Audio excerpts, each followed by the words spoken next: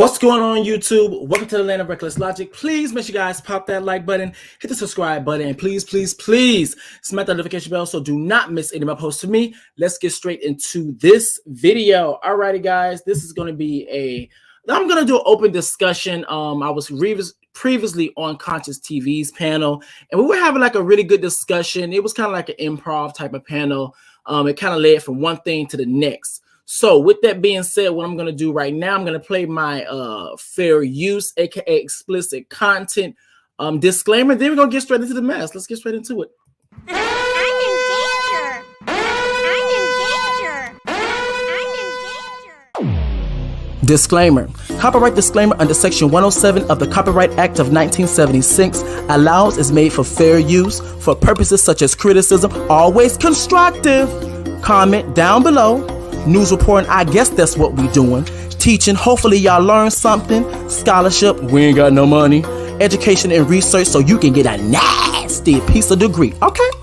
Fair use is the use permitted by copyright statute that might otherwise be infringing.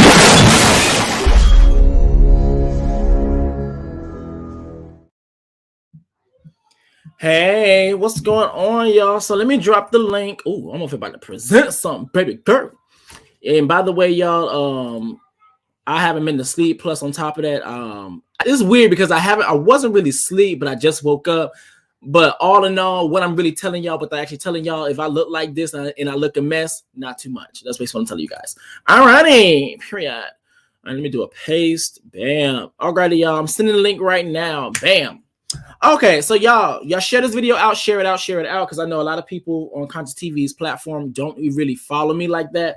But yeah, we was having a really good conversation. Thank you. Oh, that's another thing too. Thank you, guys. I finally reached 3K, girl. If y'all knew how long it took for me to even get to that point, it took forever for me to get to that point because I was being inconsistent. But this time it feels different. It feels different because it seems like I have a fire this time. I feel like I'm really on a roll. Another thing as well, I meant to say it on Conscious TV's platform, but I forgot. Thank you guys for all the people who gave me cash apps for Christmas. Actually, I'm gonna shout you guys out because I'm waiting for people to get up here. Hey, Purple Lover. Hold up. Let me see. Let me shout people out real quick. Oh, girl, what happened? Oh, I don't know. Purple Lover, where you go? Okay, so let me shout people out. All right, I'm gonna try to say the names that don't really expose your identity. So I might say your first name, I might say your last name. Okay. So Jean, thank you for your contribution. I really do appreciate it. Thank you so very much. Morton, I'm gonna say that. Thank you for your contribution. I really appreciate it. Thank you. And Dominique, thank you for your contribution. Thank you so very much. All right, I got 504 Impress, and I also have Intersex, period. Hey, and I got Retro. Hey, y'all, what's going on? Good morning. What's going on? Hey. Good morning. Happy holidays. Hey, how y'all feeling? I'm all right. I'm cooking breakfast. Yeah. Okay, so I was just about to say, where's Isaac? I'm waiting for Isaac. I just got out the phone with him. I think he's on his way. He's on his way. Yeah. He just texted me. Yeah. Okay. So we were having a conversation. Okay, let me do this because I already see it clicking already. Come on, morning time. So we were on Conscious TV's panel, and originally they were talking about and discussing kind of about hell, the idea of hell, and then they kind of got deep into that, that conversation, and then it led over to abortions, then it led over to race, patriarchy, and then feminism, etc. So, okay, so let me just ask you guys a few questions. So when it comes to, and always we talk about trans people as well. Okay, so when it comes down to abortion, are you pro-life, pro-choice? Definitely pro-choice. Pro-choice? Okay. Pro-choice. Pro-choice? Pro-choice. You pro-choice? Okay, so one of the things that we were hold on, give me 2.5 seconds. Okay, so one of the things that we were discussing is that some people, a few people on the panel just about said that they're pro-life. So what's your rebuttal or what's your response, or how do you feel about people that are actually quote unquote pro-life? Like what's your reaction to that? Well, my take on it is, why would I put restrictions on someone when God didn't put restrictions on them? Mm. Okay. You have freedom of Yeah. choice. I would say that I mean, are you gonna take the kids and raise them? You know, there's a lot of circumstances where people should be allowed to have an abortion, be it rape or incest or anything. So there's a lot of different circumstances, but even if that's not the case, the person is not ready to raise a child. Why bring one into this world and ruin anyone else's life? I mean, there's a lot to it, but definitely a lot of things to take in consideration besides life and death. Okay. Hey, purple lover. Ooh. Hi, Okay. Hey, how you doing today? I am wonderful, thanks. Okay. Well, actually, let me see. Hold up, because I need to get a few people up here for the last panel. I tried to catch people while they were going, but Conscious was kicking us up out of there like crazy. I don't know what was going on. Because we I okay, so told you He he was was there the running whole. on fumes, and he was like, "Good night to yeah, he everything was and like, good everybody." night. He slowly tried to leave. I was like, oh, yep, he getting us up out of here. Let me see. Hold up. Okay, so we also got to the conversation about race because that's the one I can actually remember like off the top of my dome. Okay, so do you guys? Okay, so question: in your opinion, or if you have the knowledge, what's the difference between mixed people and biracial people? Nothing. Nothing. I thought We're those Um, only terms were one and the same. there is only one. Is race, human race. Period. Point blank. All these other subcategories and all of that other stuff, it's irrelevant. Yes, it do play a part when you operating and maneuvering in certain cultures, and have understanding of how they operate. But other than that, it's null and void. It shouldn't even be a consideration. Other than in medicine, which we already know what they do in medicine. Mm-hmm. That's when your chemistry comes into play. But other than it doesn't play a factor, and it shouldn't even be considered. It was just created to divide us, to create conflict. Okay. Oh, come on, breaking the culture. Hey, how you doing, boo? What's going on? So IG, okay, so I can have it on record over here. Explain the difference, because you're very much more educated in this subject. Explain the difference and really get in depth about race and the distinction between the way that we quote unquote see race, as in when it comes down to black and white, compared to other nations and the way they may see their different cultures. But in addition to that, it's another question. I'm going to say this because might forget. Can you explain in depth of how identifying as black is deadly? Yes. Okay. So when it comes to most first world countries that are mostly European ran, there Mm-hmm. is a certain level of disaggregation within the community, but at the same time, it's based off of ethnicity, meaning your physical appearance. They will conflate that.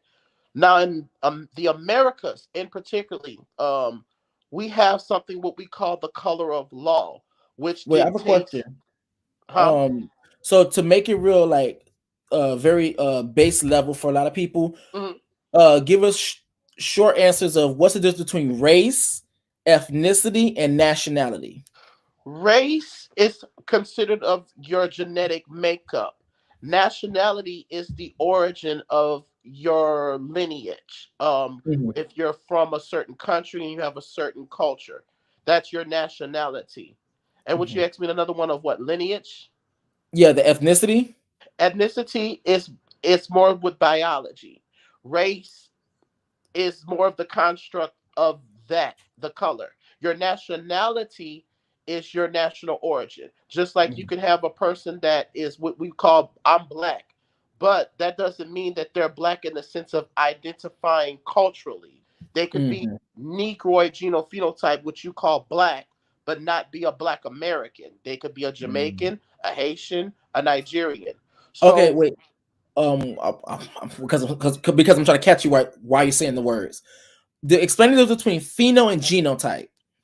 Phenotype could be the physical. Okay, let me start with genotype. Genotype is hardly your bone structures, the actual things that make your physiology body and a sense of your bones and the hard it's the base canvas. Your phenotype expresses the skin color, the Okay. differences in certain subtleties of your hair, it's different subtleties of your hair texture, your color, your curl pattern, your eye color.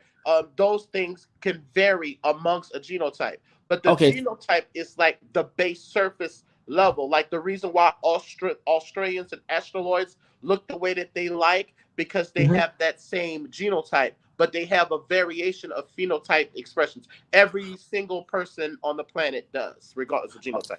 Can I Okay. ask Okay. a question?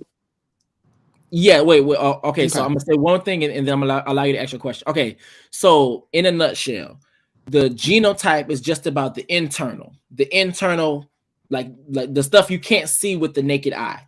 The phenotype would be the external, as in the things that you can actually see. Right? Am I Mhm. Like correct? genotype is your Okay. genes, like your DNA, right? Yeah. Yes. Okay. But here's the thing. I know that, but I know once we get into different conversations, people don't really know that. So I wanted to make it very clear because I know once we start Yeah. getting in, we start using all the different terms. I can keep up, but I know a lot of people Yeah. sometimes they come across my channel they can't. I We like can to learn, Yeah, so I ain't got to say Mongolian again and and copper for it. phenotype, and it is antiquity. It is from a white bigot named James Darwin, who came up with this category system. However, when it comes to describing people based off of physical characteristics, like I'm being very specific. When you're describing people based off of physical characteristics, that has nothing to do with your religion, that has nothing to do with your culture, that has nothing to do with your national origin. Hence, the examples I give. What happened in the Holocaust that we know with the Jews, that was all Caucasoid genophenotype people. Okay? They were all part of the similar genotype. Their phenotypes are not the same, but their genotype with most of the time is the same. So with that, yes, they would be considered as white, but there isn't a unification because of said characteristics. So when we describe people off of physical characteristics, appearances, what you see physically based off of those things, that's when the language of genophenotype and race, that construct comes into place. Okay. Okay. Now, okay, so explain to us, and I did hear somebody say they have a question, but I'm gonna have him answer this, and I'm gonna have someone that ask the question, allow them to ask their question. Now, explain to us the reason why identifying as Black specifically is a problem, or it's problematic. Well, it's problematic too because here's the thing: for most dark-skinned people, we're brown. Even physiology, no matter how rich we are, vanilla, the blue plant, it's brown. It's a rich, rich liquor. You know what I'm saying? So it erases your identity because other people who are Negro genophenotype or of color, they're not being identified by a color codex as much as they're being identified as their lineage, their heritage, their language, their culture. When you say that you are Black and it was intentionally done to us, it was to erase what is your lineage, what part of Africa, the continent you're from. What if you are not? What if you also were amalgamated on this land? So it's an erasure in a way for Negroid genophenotypes that it is not for white people. Also, in the eyes of the law, I mean, look how most first world countries depict I was called out of this darkness into the marvelous light. Everything that has been associated with being Black or dark has been intentionally equivocated to being evil. So even in the eyes of the law, when you say that you are a Black person, they know that you're really a dead person because you're dead of culture. They're viewing you as dead as national origin. So I'm not saying having Black pride in Black culture, saying that you're Black and the pride of seeing yourself in culture. That's two different things from how legally they see you as Black. because that's the color of law, while we had Negroes and coloreds who, based off of their physical appearance, had different classifications and privileges and non-so. So that's why when we go underneath the order or the color of law, when you say that you're black, you are buying into the trope of saying that you are indeed inferior, not because dark skin is inferior. The context of law, or when you say you're a minority, you're a minor, you should be spoken for. So these words have been intentionally in place to do a double entendre, and that's what mostly laws are. They are like spell works and magic.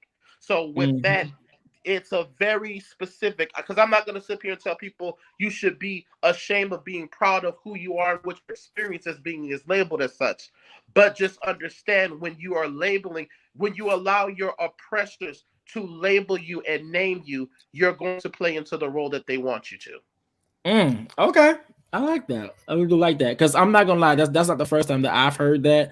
And so for me personally, I know in my videos and stuff, I kind of say black so people can get more of a context, but normally I say melanated people. I'm like, melanated people that kind of really understand the concept. Is that problematic as well too, No, or not? melanated people is fine, because Okay.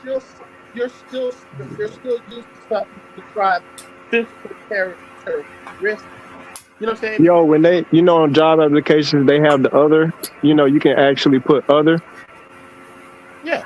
I wonder what would happen if I put melanated I do it all right the there. time. I do it all the time because I understand if I put that I'm black, that is going to give them the cue that I'm a second-class citizen, and that somebody got something in the background loud. Yeah. I don't know who it. Okay. You know what I'm saying? So when I put that I'm black on paper, not identity, I use other to get past certain barriers, because I understand that once they see that I'm black or African American, they know that that's a misnomer. Also, okay, they know that you're a black American. They know that you don't have a sense. They assume that you don't have a sense of identity and self-knowing, and they will navigate you differently with that. So you can use the other in certain categories, but still, according to the United States Department of Congress, that's why they make it completely clear Hispanic and Latino is not a race. It is a culture. But people with Hispanic cultures have a nationality and an origin even before they come here to the Americas, because they have the Spanish culture, because the white Spaniard conquistadors, the Spaniards, is the one who gave them their religion, their Spanish language. A lot of the things about the food they eat comes from that part of Southwest European. That doesn't mean, however, that every single person that has a Spanish culture is indeed Spaniard. No, the majority of them from the Caribbeans and the Central Americas are indeed Negroid genophenotype people, but they have a Spanish culture. So when they say they're Hispanic or Latino, they're identifying with the culture, not their national origin, because it comes more specific. I have a Spanish culture, but my ancestors are from the Dominican Republic. I have a Spanish culture, but my ancestors are Cuban, or they're the admixture of the enslaved Africans that went that way of passage too. So that's why it's very possible for you to have a person who looks just like me. If you grew up in New Orleans and New York, you would see this, and they come from the Caribbean and they speak nothing but French or Spanish. That's because the colonizers of that European first world nation gave them that culture and that identity. But that's a culture. That's not their national origin. Okay. Do you think it's ever too late to change what you put on your applications? Because I mean, like, like the every time you get a job, there's a W-2, a W-4, and it goes to the IRS, and you're already labeled as black. I'm labeled as black like 30 times because I had like 30 jobs. You know what I'm saying? You can. Somebody had a question, but you can change that whenever. Now, depends how socially you're going to get that. Because see, yeah, despite my daddy being mostly percent Choctaw Seminole American Indian, because of the way that the color of law has played, even with the Dawes role of letting the Spaniard hybrids who came here through the 1865 Homestead Acts, letting European descents identify as indigenous people, but they don't use indigenous people, they use the term native, because even if you're not an American Indian, notice the language. You're a native of America if you were born on the soil of America. That's not the same as someone who is indigenous or an autochthonous to the land. So despite my ancestors being attached honestly to the land, because we're of Negroid genophenotype, which they would consider black, I can't go to any reservation where the Spaniard Mongolian hybrids masqueraders are getting benefits, because the way that the color of law has played for them to be the representative based off of their blood quantum and their genophenotype. So yes, you can be a culture and have the authenticity of that culture, but how you will be represented in a first world country will depict on your race if that is accepted or not. I think you would basically identify as a American indigenous. Well, here's the Because it's thing. hard to say American. I put American Indian on my stuff, but however, the United States government are not going to recognize me as they did the 5 civilized tribes, because Right. my blood is not what they deem through the Dawes Roll Act, the Caucasoid, Spaniard, Mongolian hybrid mutts. Yeah, because that's a Mongolian. Yep. That's why it's important to know the difference of, even when you're race mixing, they know that that template based off of that, no one else who is truly autochthonous or indigenous can get in. So So they didn't even allow the Negro. Please say that word slowly so I can say it, because I keep thinking of a Cocker Spaniel, bro. oh, no problem. A Negroid genophenotype person. See, because my Negro genophenotype. daddy is darker than me, but he has wavy, straight afro hair and blue eyes. You know what I'm Yeah. saying? So my thing, despite him having certain features that you can tell he's not an African, it's even though he's dark skinned, they're still based off of the color of law of race. That's crazy. So the people, Not national origin, not culture. He and I will be navigated and looked as a black man. But that so is Shatas, that's a culture. Shata, no, you said? it's a lineage. Shata Seminola. It's a lineage and it's a culture. It's a bloodline. But again, it's a bloodline of Negroid genophenotype indigenous people here in Americas. I didn't That even know doesn't that mean at that all. Like, I thought that was a title to a movie. You know what I no. mean? Like a gang, like Not reference. Showtimes. Nah, shut up. No, it. For those of us who are from New Orleans and from Louisiana and the southeast of the Mississippi, we're familiar with those terms. But again, underneath the United States context, Right. They don't even recognize a Negro genotype as native. They right. only recognize the one that the Spaniard, mutt you Caucasoid, call. Mongolian hybrid. Yes, Yeah. correct. Yeah. Actually, That's it kind of was messed up. considered you could be killed for saying that you were native if you didn't look a certain way. Yep. If Right. if you are a black indigenous like myself, if I was to claim it back then, I could be killed for saying so. Mm. A lot of the things that you're seeing happening in the public today is because even though a lot of folks don't know who they are, the people in power do. And they recognize that you're still indigenous to this land. Part of the reason why they're so against the quote unquote blacks in the society is because most of those people are indigenous to this land, so they can't send you nowhere. Yeah. And you have a lot of different legal recourses because you are the original people of this land. And I'm not denying the Holocaust. I'm sorry, and I'm not saying that we're not an amalgamation also of the people who came through the transatlantic slave trade, right? I'm not saying that there's not a possibility of that amalgamation because our ancestors talk about that.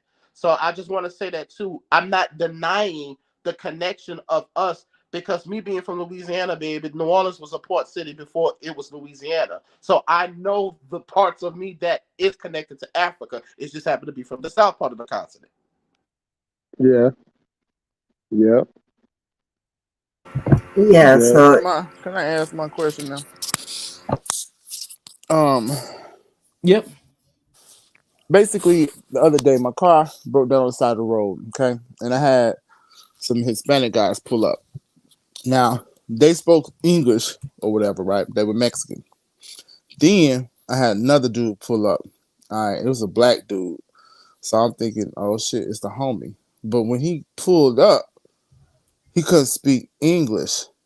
They spoke English better than he could. I mean, he could not speak English at all. He knew how to work on cars and stuff. And they actually got mad because he was like telling me how to get my car back running or fix it. And they was basically trying to get my car from up under me. All right. But we had to go through Google Translator to have the entire conversation because this man could not speak English. Dude had gold teeth and all this stuff, like LeBron's on. He looked like a whole, I hate to sound ignorant, but he looked like a whole hood nigga. You know what I'm saying? Yeah. And like I guess that's kind of where we almost identified because he was like, see me, I seen him, like, okay, I'm thinking, like I said, just the homie. And he stopped when he said that in his little Google translation. He was saying the reason I stopped is because I seen you was black. We still, and I think he might have used the wrong terms. You know, we're still African or we're still all of African descent or whatever. That's why I, stopped to help you because I knew that they were gonna try to get you because they Mm. buy cars that's broken down or whatever, and they probably tell your car broke down that it can't be fixed or that it's some absorbent amount of money worth more than the car. And I can tell you Mhm. now, bro, you can keep moving. But like I said, we went through all this. So now that is my question. With a person like him who is darker skinned than IG, but did not speak no English, and I don't think he was Mexican either. I don't So he's probably know. from the Caribbean. He most likely he was probably from the Caribbean and Central Americas. Yeah, I was But thinking him. Yeah, because they spoke the same. That like they understood his. I know there's different kinds of Spanish, but they was understanding what this man was saying. Um, but at any rate, what does that mean? Like his phenotype was looked like he was of African descent, right? But his nationality or ethnicity was of Hispanic. Is that where we're going with well, this? yes, because here's the thing: he would be considered black as his race as he's presented. However, he would be considered Hispanic or Latino in his cultural identity in the United States. Hmm. So yes, he does have a Hispanic Latino culture because of the language and the upbringing. However, his genophenotype, which is his race presented, that is his race, his national origin, right? Now, if he's an American citizen here, then he's American. But if he's here and he's not a full legal American citizen, then his nationality would be whatever if it's Dominican, Cuba, Venezuela, El Salvador, Guam, Nicaragua, etc. That would still be his nationality until he has the full citizenship.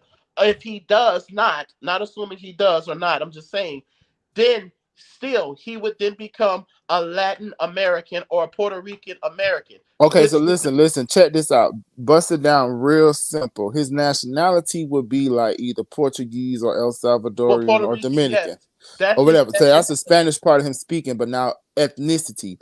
What ethnicity would he fall under? he would fall under black because because of his Negroid genophenotype features. He would be considered black. But here's the thing: it's trickier with Hispanic and Latinos. It's not a straight shot because I've done the census enumeration a few times, actually knocking on doors and asking a question and talking to people. So when I would interview him, he could either, and it's no shade out. Here's the thing: most people, regardless if they're Negro genophenotype or not, that have a Hispanic culture, identify as white because they ask the question, okay, Hispanic, they make the statement, Hispanic is not a race. Which origin of Hispanic culture do you hail from? They answer that question. Then they ask, out of these races, what do you identify? So that Hispanic, Latino, Negro, genophenotype person can then choose if he wants, despite what he presents now, he could still choose to say he's white, and it's more plausible for him to be treated as white despite being Negro genophenotype because he has the Hispanic, Latino, European anchorage culture that's already recognized. Hispanic and Latino is already recognized as a white European culture. So his Okay, so race, listen. yeah. So we would the original question that what Reckless has started with, because like what we want to do is dumb this down. Because even me, I'm kind of like ignorant on these principles. I know about Mhm. gender and sexuality and all this stuff, but I don't know that much about this. So there's race, ethnicity, and nationality. And I Yes, give me just and regionality too, because well, but we don't know about everybody ain't gonna get all into regionality. What I want to know is his race is based off of the perception of his pheno, correct? He looked black, so we're gonna think his race is black, correct? Or yes, Yeah. African. yes, Okay, African descent, whether it's African American or whatever. Okay, yes, so then we get to nationality, was bust down to what country he's from, the origin. That's why he's speaking Spanish and not English, because he might be overseas somewhere. He's foreign, so he's And the they foreign. kind of pulling they kind of showing their card, right? Because when you look at Chinese and Japanese, they don't have a white, black, and then a Hispanic. Or a black person can check Hispanic. You get what I'm saying? Because a lot of black people are native to the land, so we know that the Japanese and the other cultures aren't native to this land, so they don't have a Hispanic to check. You get what I'm saying? Like Right. that guy, he would be black and he would check Hispanic. I would check non-Hispanic. But okay, so here's the thing. So this is what I'm trying to get to. We got the nationality as far as the origin of the country. He looked black, so we're gonna go with black for the race. But now ethnicity, is that Latino or is that what we Hispanic. It'd be the Hispanic? culture. The So culture. yeah, it'd be the culture. mhm. His So, but ethnicity is Hispanic. Well, that's what well, I'm thinking. yeah, Yeah. his Or is it yes, Latino? his Latin. his ethnicity would be his. Well, see, that's the thing. It would be part of his race because when you're saying ethnicity, what Ethnic ethnic group. group do you belong to? So ethnicity and Hmm. race they're somewhat interchangeable. Ethnicity has more to do with the nationality and the origin of where you stand from that place and your origin there. The race comes into place of the how you present in color. So the race is the presentation of that ethnicity, if that makes sense. The race is the presentation of that culture. So, like you said, the brother who only spoke Spanish, yes, he has a Spanish Latino ethnicity and culture. His race, however, would be presented as black Or Negroid, right? or Or Negro whatever. genophenotype. Well, they don't. Nobody uses that term for Negro genophenotype in political terms. I just use those terms because not to That differentiate makes sense. people that when you're talking about black people or people who have these type of features of different colors, they're not just they're not going to just identify or resonate with you as saying we're all black.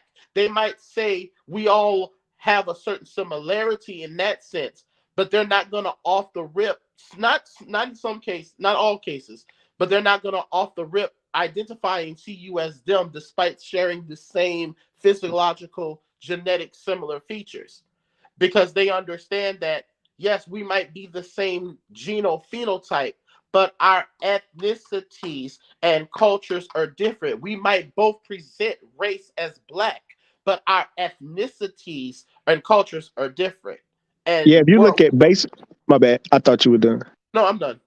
If you look at baseball, like look at the Braves. Like I'm in Atlanta, so like when I look at the Braves, I see a lot of dark skin, like people from that are Latin. You know what I mean? Like most of our black players, except for like I think one, they're from South America.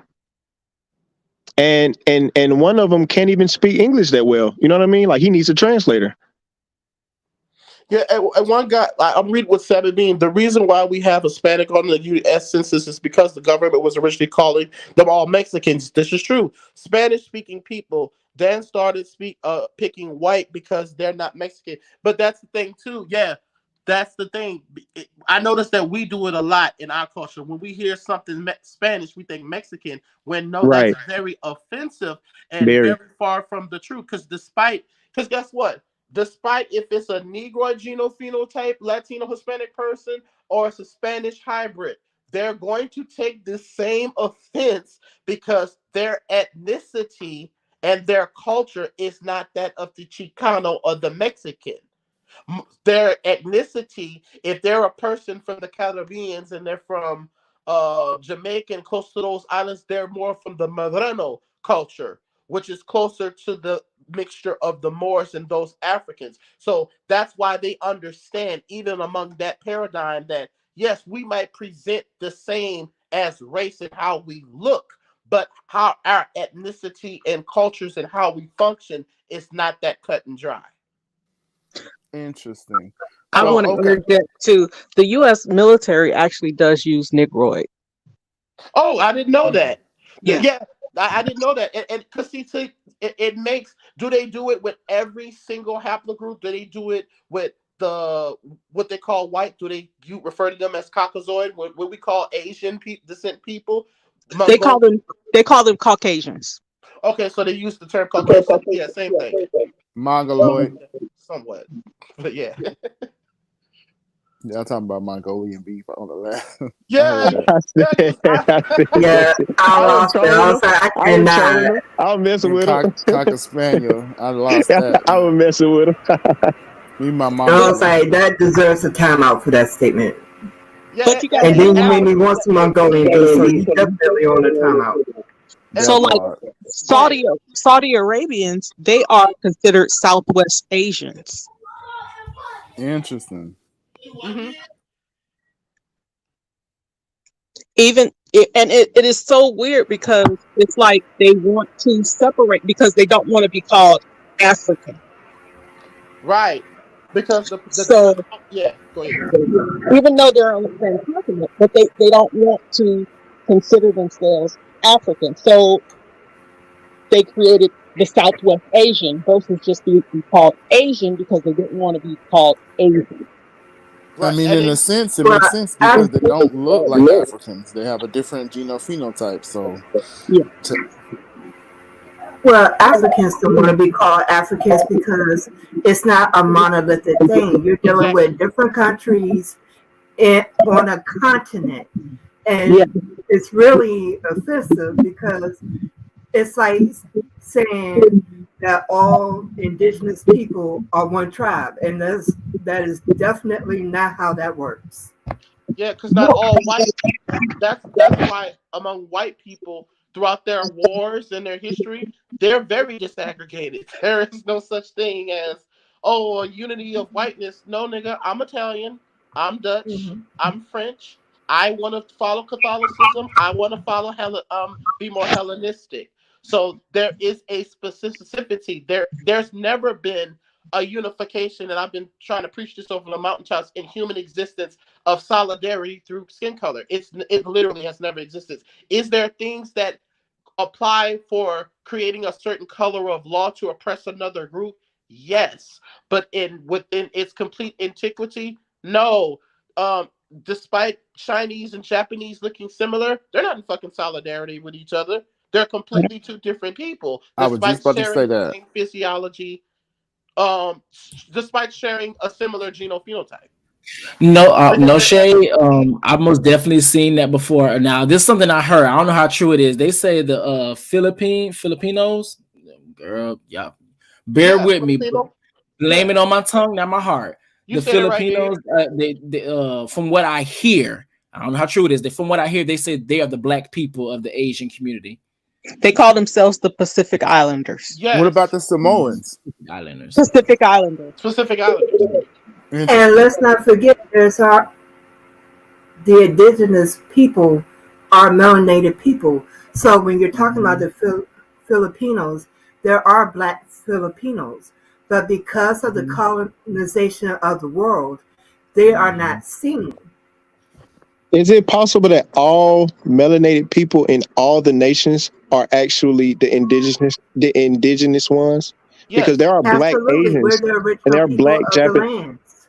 Right, yes, they're black Asians, they're black. Every nationality has melanated people, right. Hmm. and they Because I think look I think it boils back down to that whole Pangea thing, right. where I think there were people who are melanated in every continent prior to that whole thing, and then it just mhm, kind of displays itself. mhm, Because you got to remember, the non-melanated people are the youngest people on the planet. They have their their establishment has not been here as long as the melanated Yep, folks. yep. And I think as far as I got back was the Iron Age. That's the far I could go with like the Caucasian people. You But you know, guys it don't was realize it's all of this is set up to divide and conquer. Yeah, correct. the amazing part is the colonizer kind of depicts cavemen and all these things as white people. I don't know if anyone remember that from school, but when I was young, I didn't imagine cave people and the indigenous people, quote unquote, being black. But in all actuality, these were black people that they're depicting as white. Yeah, the Eskimos, all of those things. Yes, what you would consider black people. Because even then, the thing when we deal with Asians, right?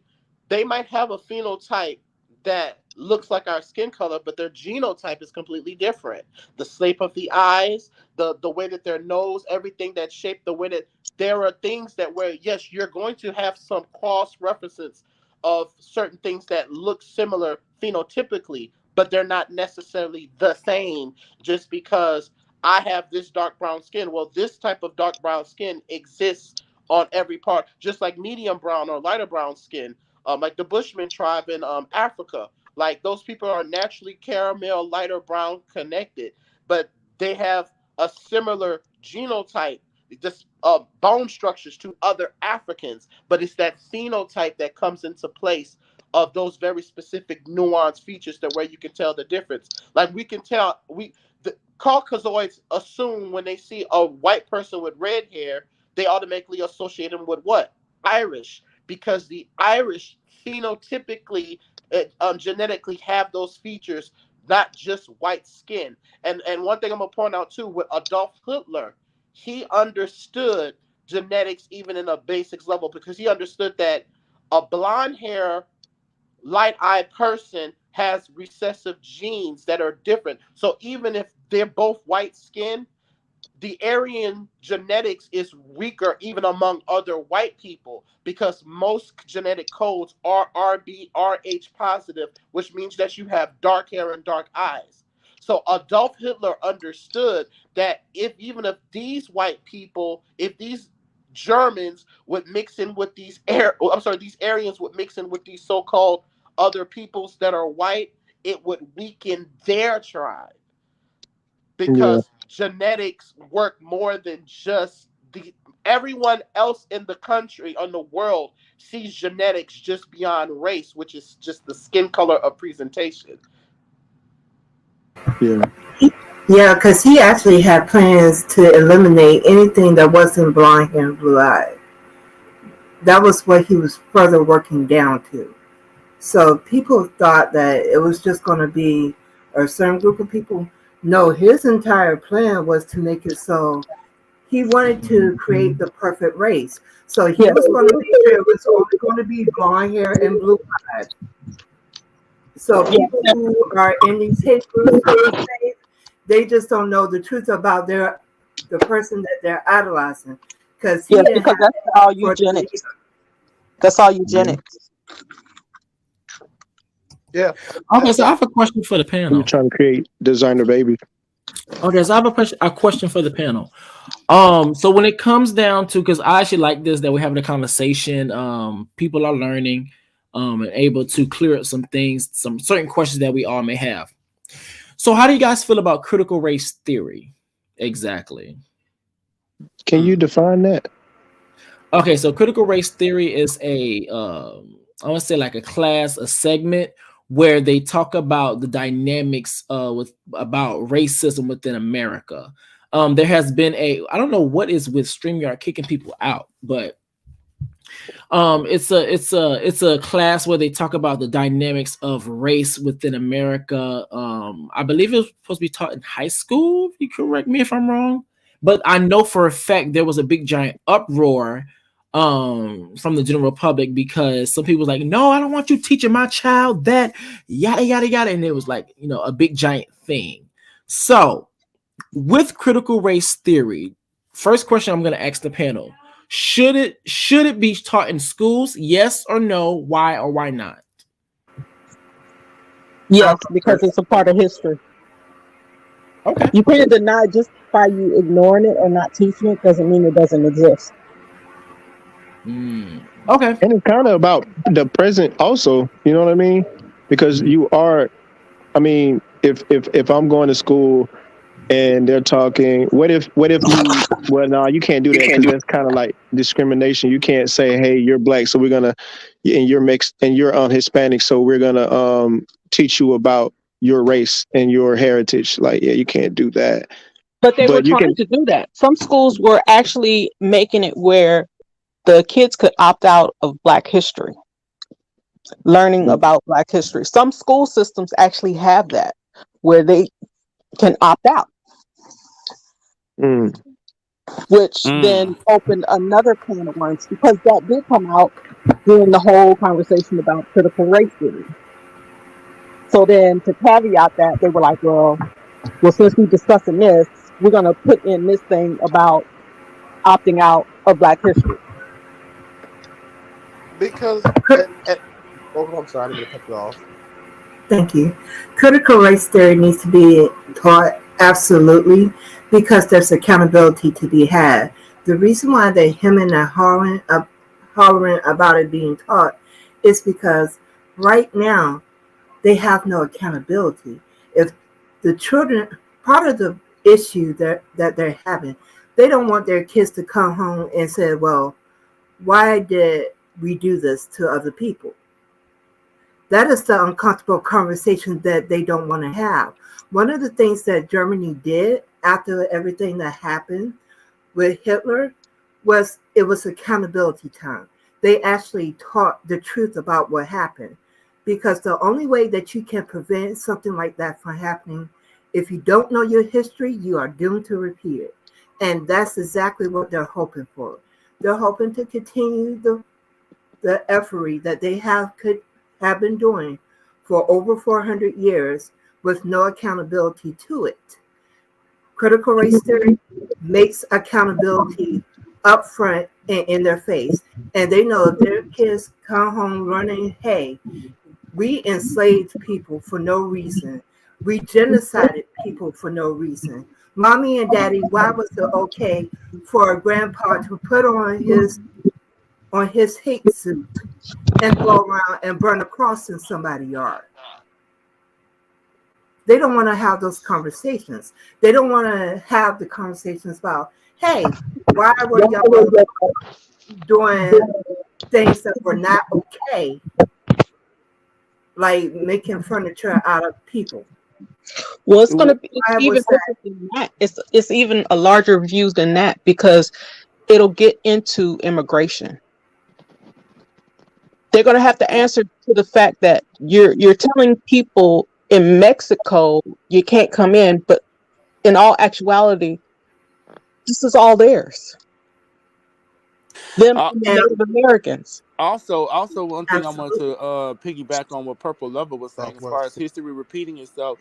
Not only history repeating itself, but just staying at this stagnant state where I think the Black community has kind of lost its grasp on the importance of legislature and voting and how to push the push the fight forward. I think at one point we knew a lot more about it because it was so close. But then once we were disarrayed or distracted with drugs and hip hop and all these other things, the hood life, and how they gentrified and segregated us and redlined us, we became so fixated on that culture, which I understand affects the entire world, but now it's become like exploited and used to glamorize the downfall of our community rather than bringing focus onto what was most important and what we took so many political leaps and bounds with, even as far as civil rights and things.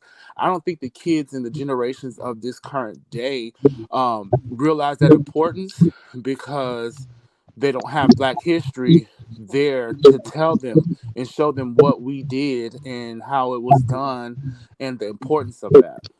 And Hey, also, Empress, just to let you know, you get a feedback when other panelists are talking.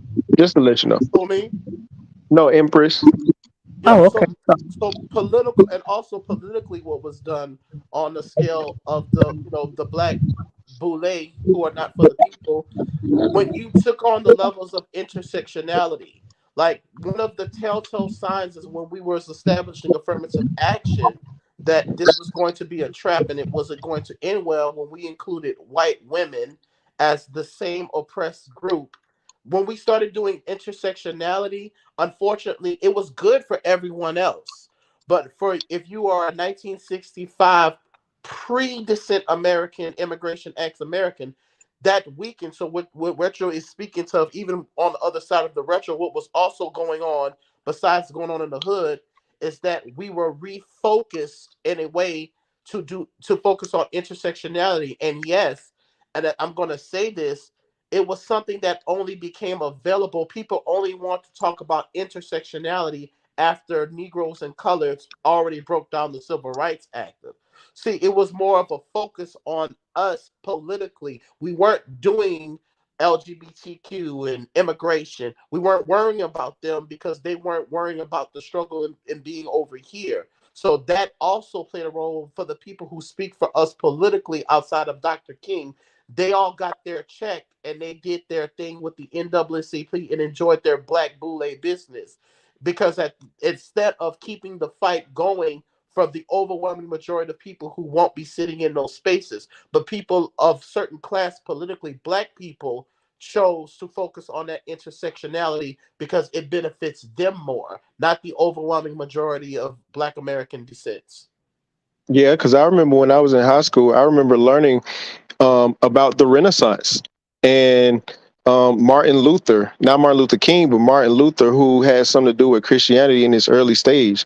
So, like, we've been, like you said, intercritical race theory has always been there, but it wasn't a big deal until they added the Black History Month in a good way, not even necessarily in a bad way, because we always learned about slavery and how the Atlantic slave trade and stuff like that. But once we started talking about Martin Luther King, Rosa Parks, Frederick Politics. Douglass, and all of these good figures, that's when it becomes a problem.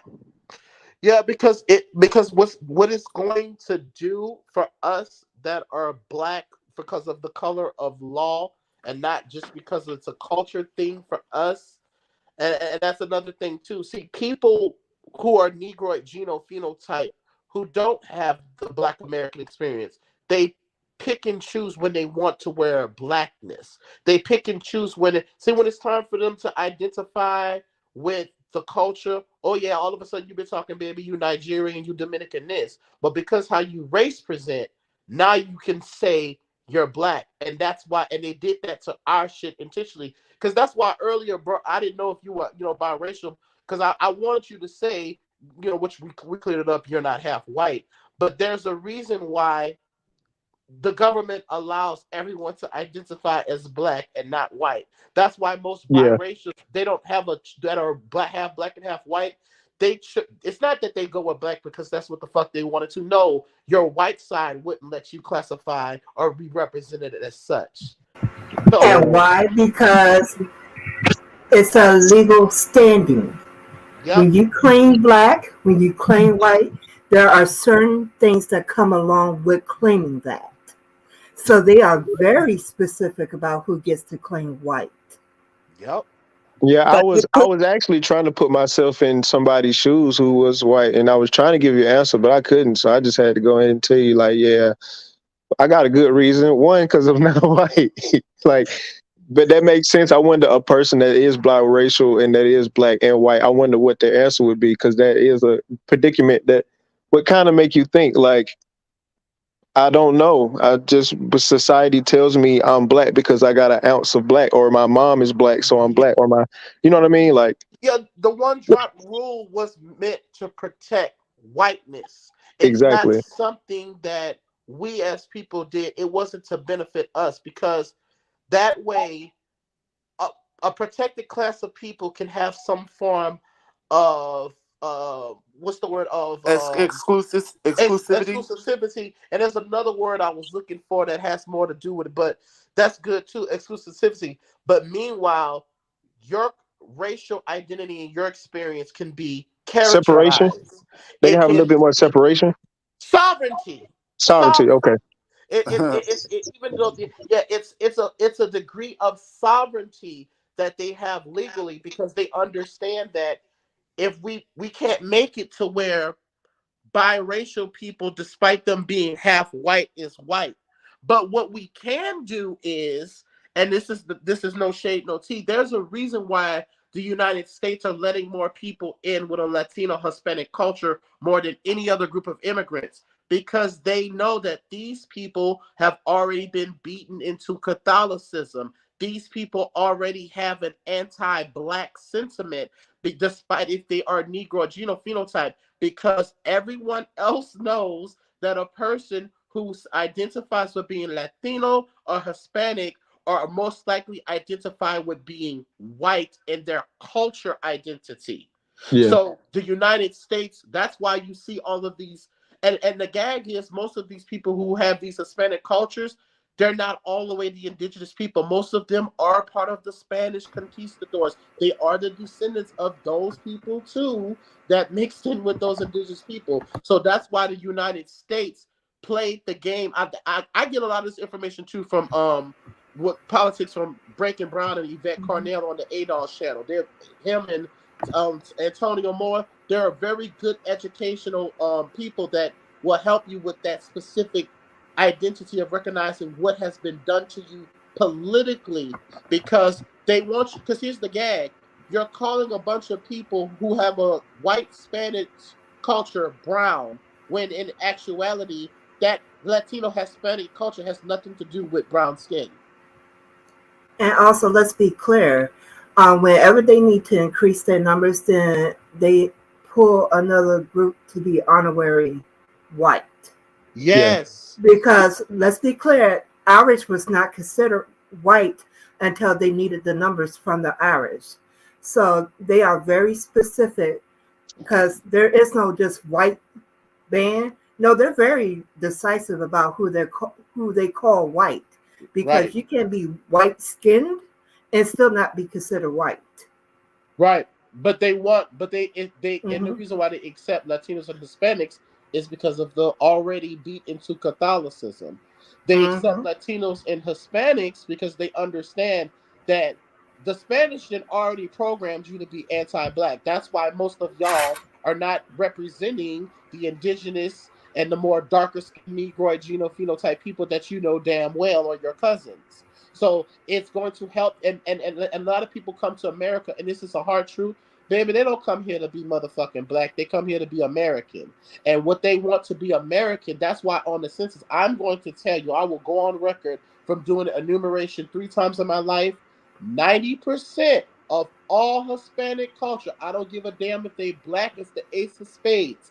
90% of them are going to identify as white because Check the they back chat. understand. Everybody check the back chat. I put a article that I just saw up there, and it's a good one. It shows that the white, and then underneath it has white Hispanic. Well, it just says non-Hispanic, and then the next one is black, and then the next one is non-Hispanic. Yeah. So it's like, so you got white, and then the non-Hispanic whites is more non-Hispanic whites than there are black people. Mm-hmm. And Yeah. another trend that's happening now, because Black people are realizing that they are Black indigenous, that has been changing too. They have made comments about the fact that more people are identifying as indigenous now, because a lot of people are realizing that, hey, my family is indigenous to this land. They want Because everybody they're that's black to think they came over here with the slave trade. Exactly. Yeah. And there are of some that course. did, and there are some that did, but here's the thing, and they because the dangerous part for them in us realizing that is that you're because see the thing they know that most of our ancestors here, even from America, especially from down south, you how many in the chat heard your grandma, your great grandpa? They didn't mention no tribe of Africa from you. No, they told you that your folks was Somali, Choctaw, Cherokee. You didn't hear about your folks saying, oh, we are part of this tribe in Africa. So all of your grandmother and grandparents and your mothers and fathers, they can't all just be saying that. And you notice, speaking of the fear, because yes, the 1926 Racial Integrity Act has a lot to do with that as to why a person could be biracial, but they would not dare identify as white. The only way they would do that is if they were something we call peste bleu, meaning that you could pass for white in New Orleans and French. So that plays a bigger role as to why we don't identify during those times. Because, like one of the sisters said, you could be killed for identifying, despite if you spoke the languages, despite if you kept the practices, you could be persecuted for identifying and saying such public. So that's why most of your ancestors, when they talk to you, it was almost like some secret meeting type of shit, what the fuck they was talking to you about, because that trauma has been passed down to them for what they had to endure. And this was all legal and institutionalized. I'm going to be quiet. It's crazy how we are the minor. Like, we've been here so long, and we are 12% of the population. It's crazy. And another thing I wanted to say, Allegedly 12%. I'm sorry. no problem.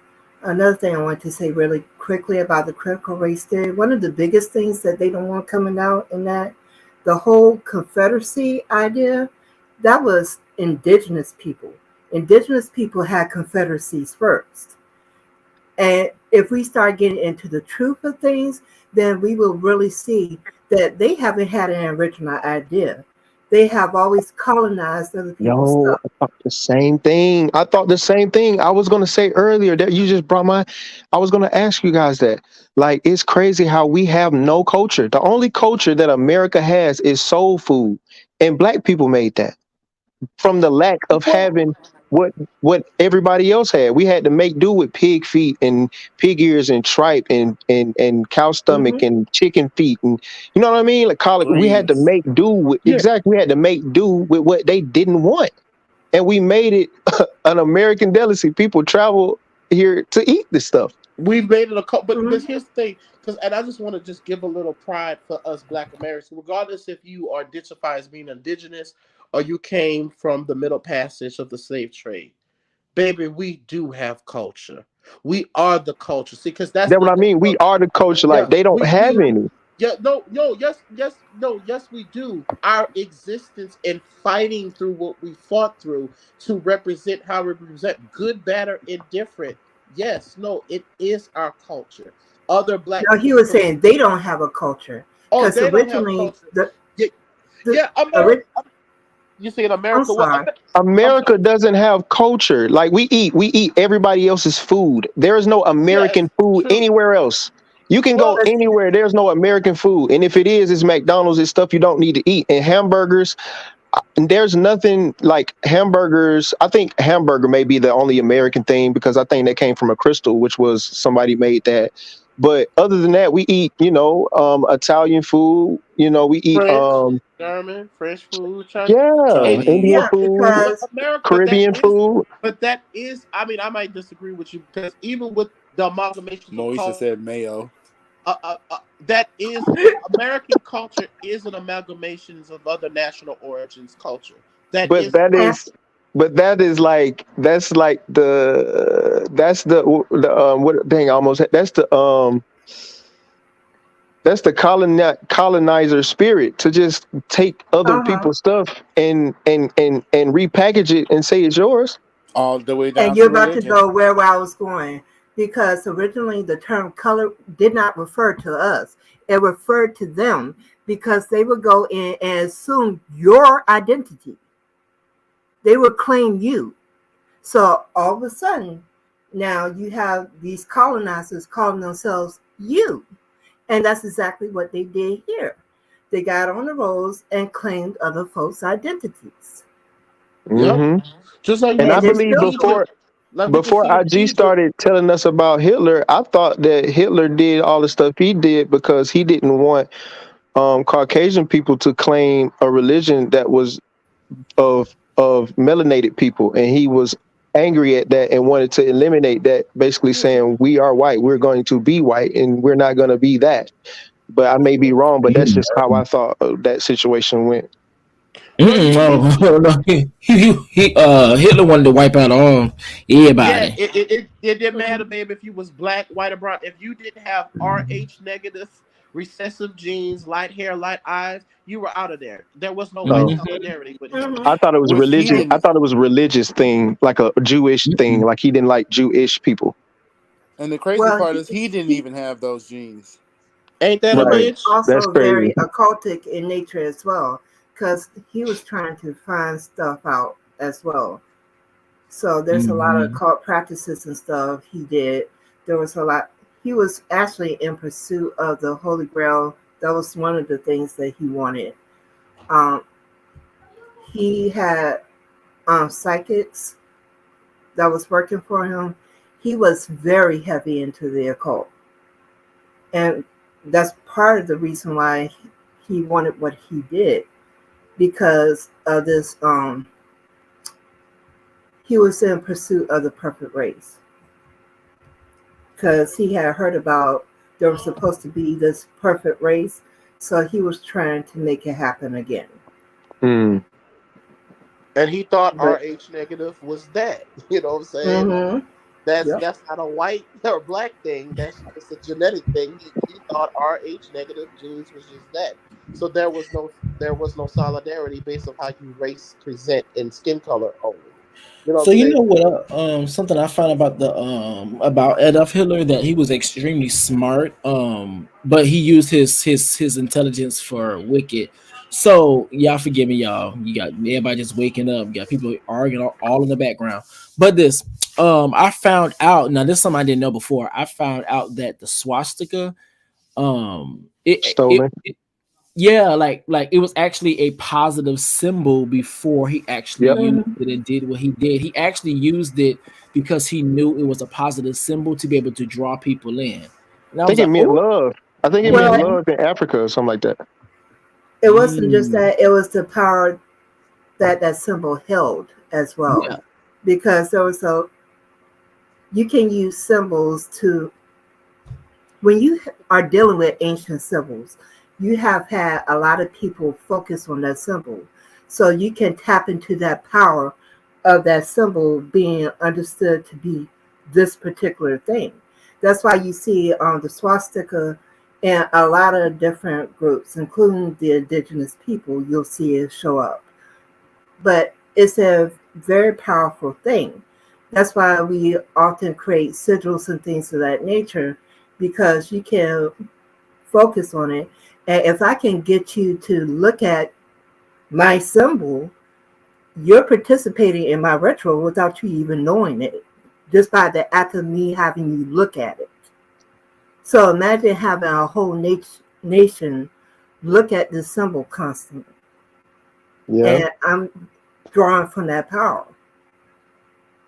I see here it And says the Buddhist. It was a Buddhist symbol of peace. mm-hmm, but it has shown up in many different cultures, Yeah, it including the did. indigenous. Even in the prehistoric times, I saw some in the Ice Mhm. Age. Not Ice Age, but the Stone Age wait. So also. intersex. Are you still with me? Yes, I'm here. Okay, because before you had 2 pages up, I had to get rid of one of them. I was hoping that I got rid of the right one, but I was right. All righty, so you had some questions you wanted to ask from the previous panel while we were talking about the trans topic, because at some point on conscious panel you weren't actually on the panel to address those things. So what were some things you Yes. wanted to address? Okay, the first thing Hey was Google, if light a off. trans woman stopped taking if a trans woman stopped taking hormones for a week, that is not going to give them the strength of a man. That's number one. Number two, I don't know how I'm gonna say this, but they're still perfecting uh, for trans women that are SRS, meaning they had bottom surgery to be able to carry a Oh child. yeah, I'm gonna just go ahead and mute myself real quick Oh, why you mean? so I can gather my thoughts and speak with some type of Okay, coherent sentences. okay, please do that.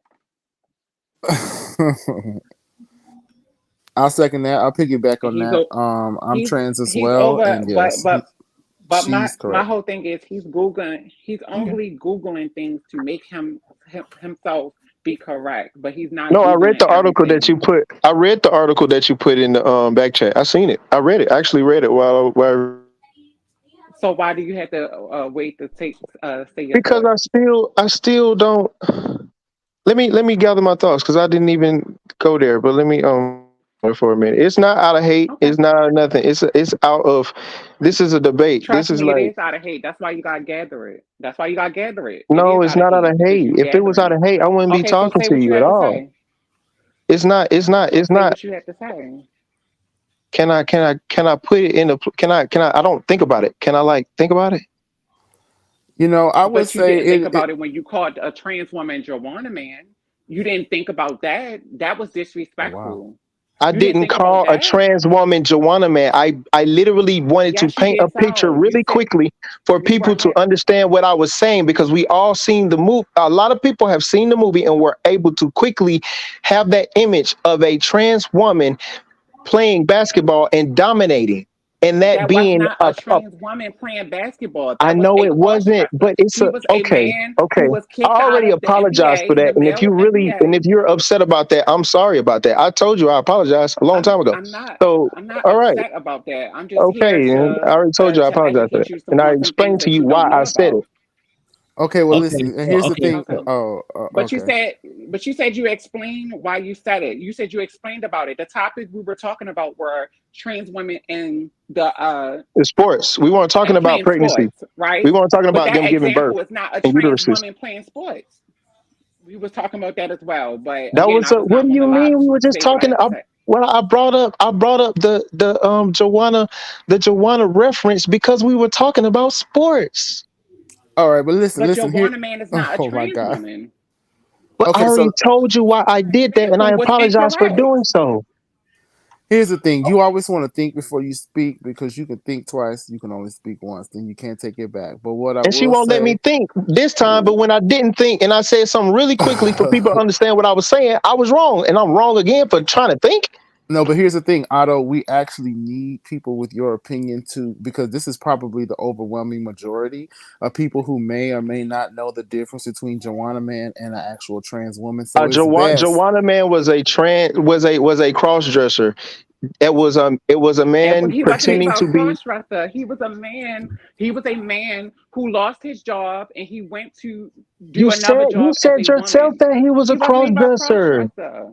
You said that Okay. though. At any rate, this person was Do not you a know the trans difference? woman, Do but you the know the Okay, key difference? so is. I'm not in a place to tell what Joanna Man was. So I'm gonna listen to her tell me because she told me before that he was uh that he was a cross dresser, not a trans. Okay. So I'm So gonna just okay. So listen now. so let me step in here for 2.5 seconds. Okay. So intersex. Can you Yes. state to me, because right now I'm gonna try to make this all clear as possible so we can kind of get to resolution and we can all be harmonized. All right. So explain, or at least make it very clear right now. What are some things that was said that disturbed you, bothered you, and make it very clear. Mm-hmm. Very clear. If a trans woman who had Mm-hmm. played sports, they would have to had been in transition for more than 2 years. If you were Yeah. in transition for more than 2 years, after you take hormones for a week, your male hormones, your testosterone, it's not going to come back. He Okay. spoke about that. Another thing. Oh my god, that was it. Everything else I had already said. Oh, I'm just waiting for him to answer my question. well, because you did put in the back chat, I just remember the trans Oh, people not okay. able to have children, something like that. Yes, that as well. Yes. All right. So do So you think it's fair? So do you think that, okay, if I'm at a club and I meet a trans female who is now transitioned to a female and her birth certificate says female, her ID says female, and she has had a surgery to have a uterus. Is it is it wrong for me to want to know that information before we get serious? I'm gonna just say get serious. well, Yes, You said it's wrong for me to I shouldn't know that information, or that information shouldn't be privy to me. yes, that it should. Okay, I have no problem. What's your point? My point is it's not fair. The we were just talking about race, right? And how races have to have the sovereignty to differentiate themselves by their heritage, ethnicity, and their race. So like it's we have you can't remove that when it comes to sex, the biological action of reproducing and that action of it. You can't just like confuse and throw everything in a pot and You know what I Americanize it. hate about that? You know what I hate What do you about hate that? about that? That where you're taking about it because men can come and spoke and speak and get to know a woman and not share everything that he went through or not share everything that makes him a man. Huh? How can I not share everything that makes me a man? You would over time start to witness characteristics of me being a provider, um, uh, uh, Sometimes a or woman a protector, recognize that and when it's too late. if you will see the protector and the provider in me if I'm a man, and if you don't, then that's just not the man you should be with.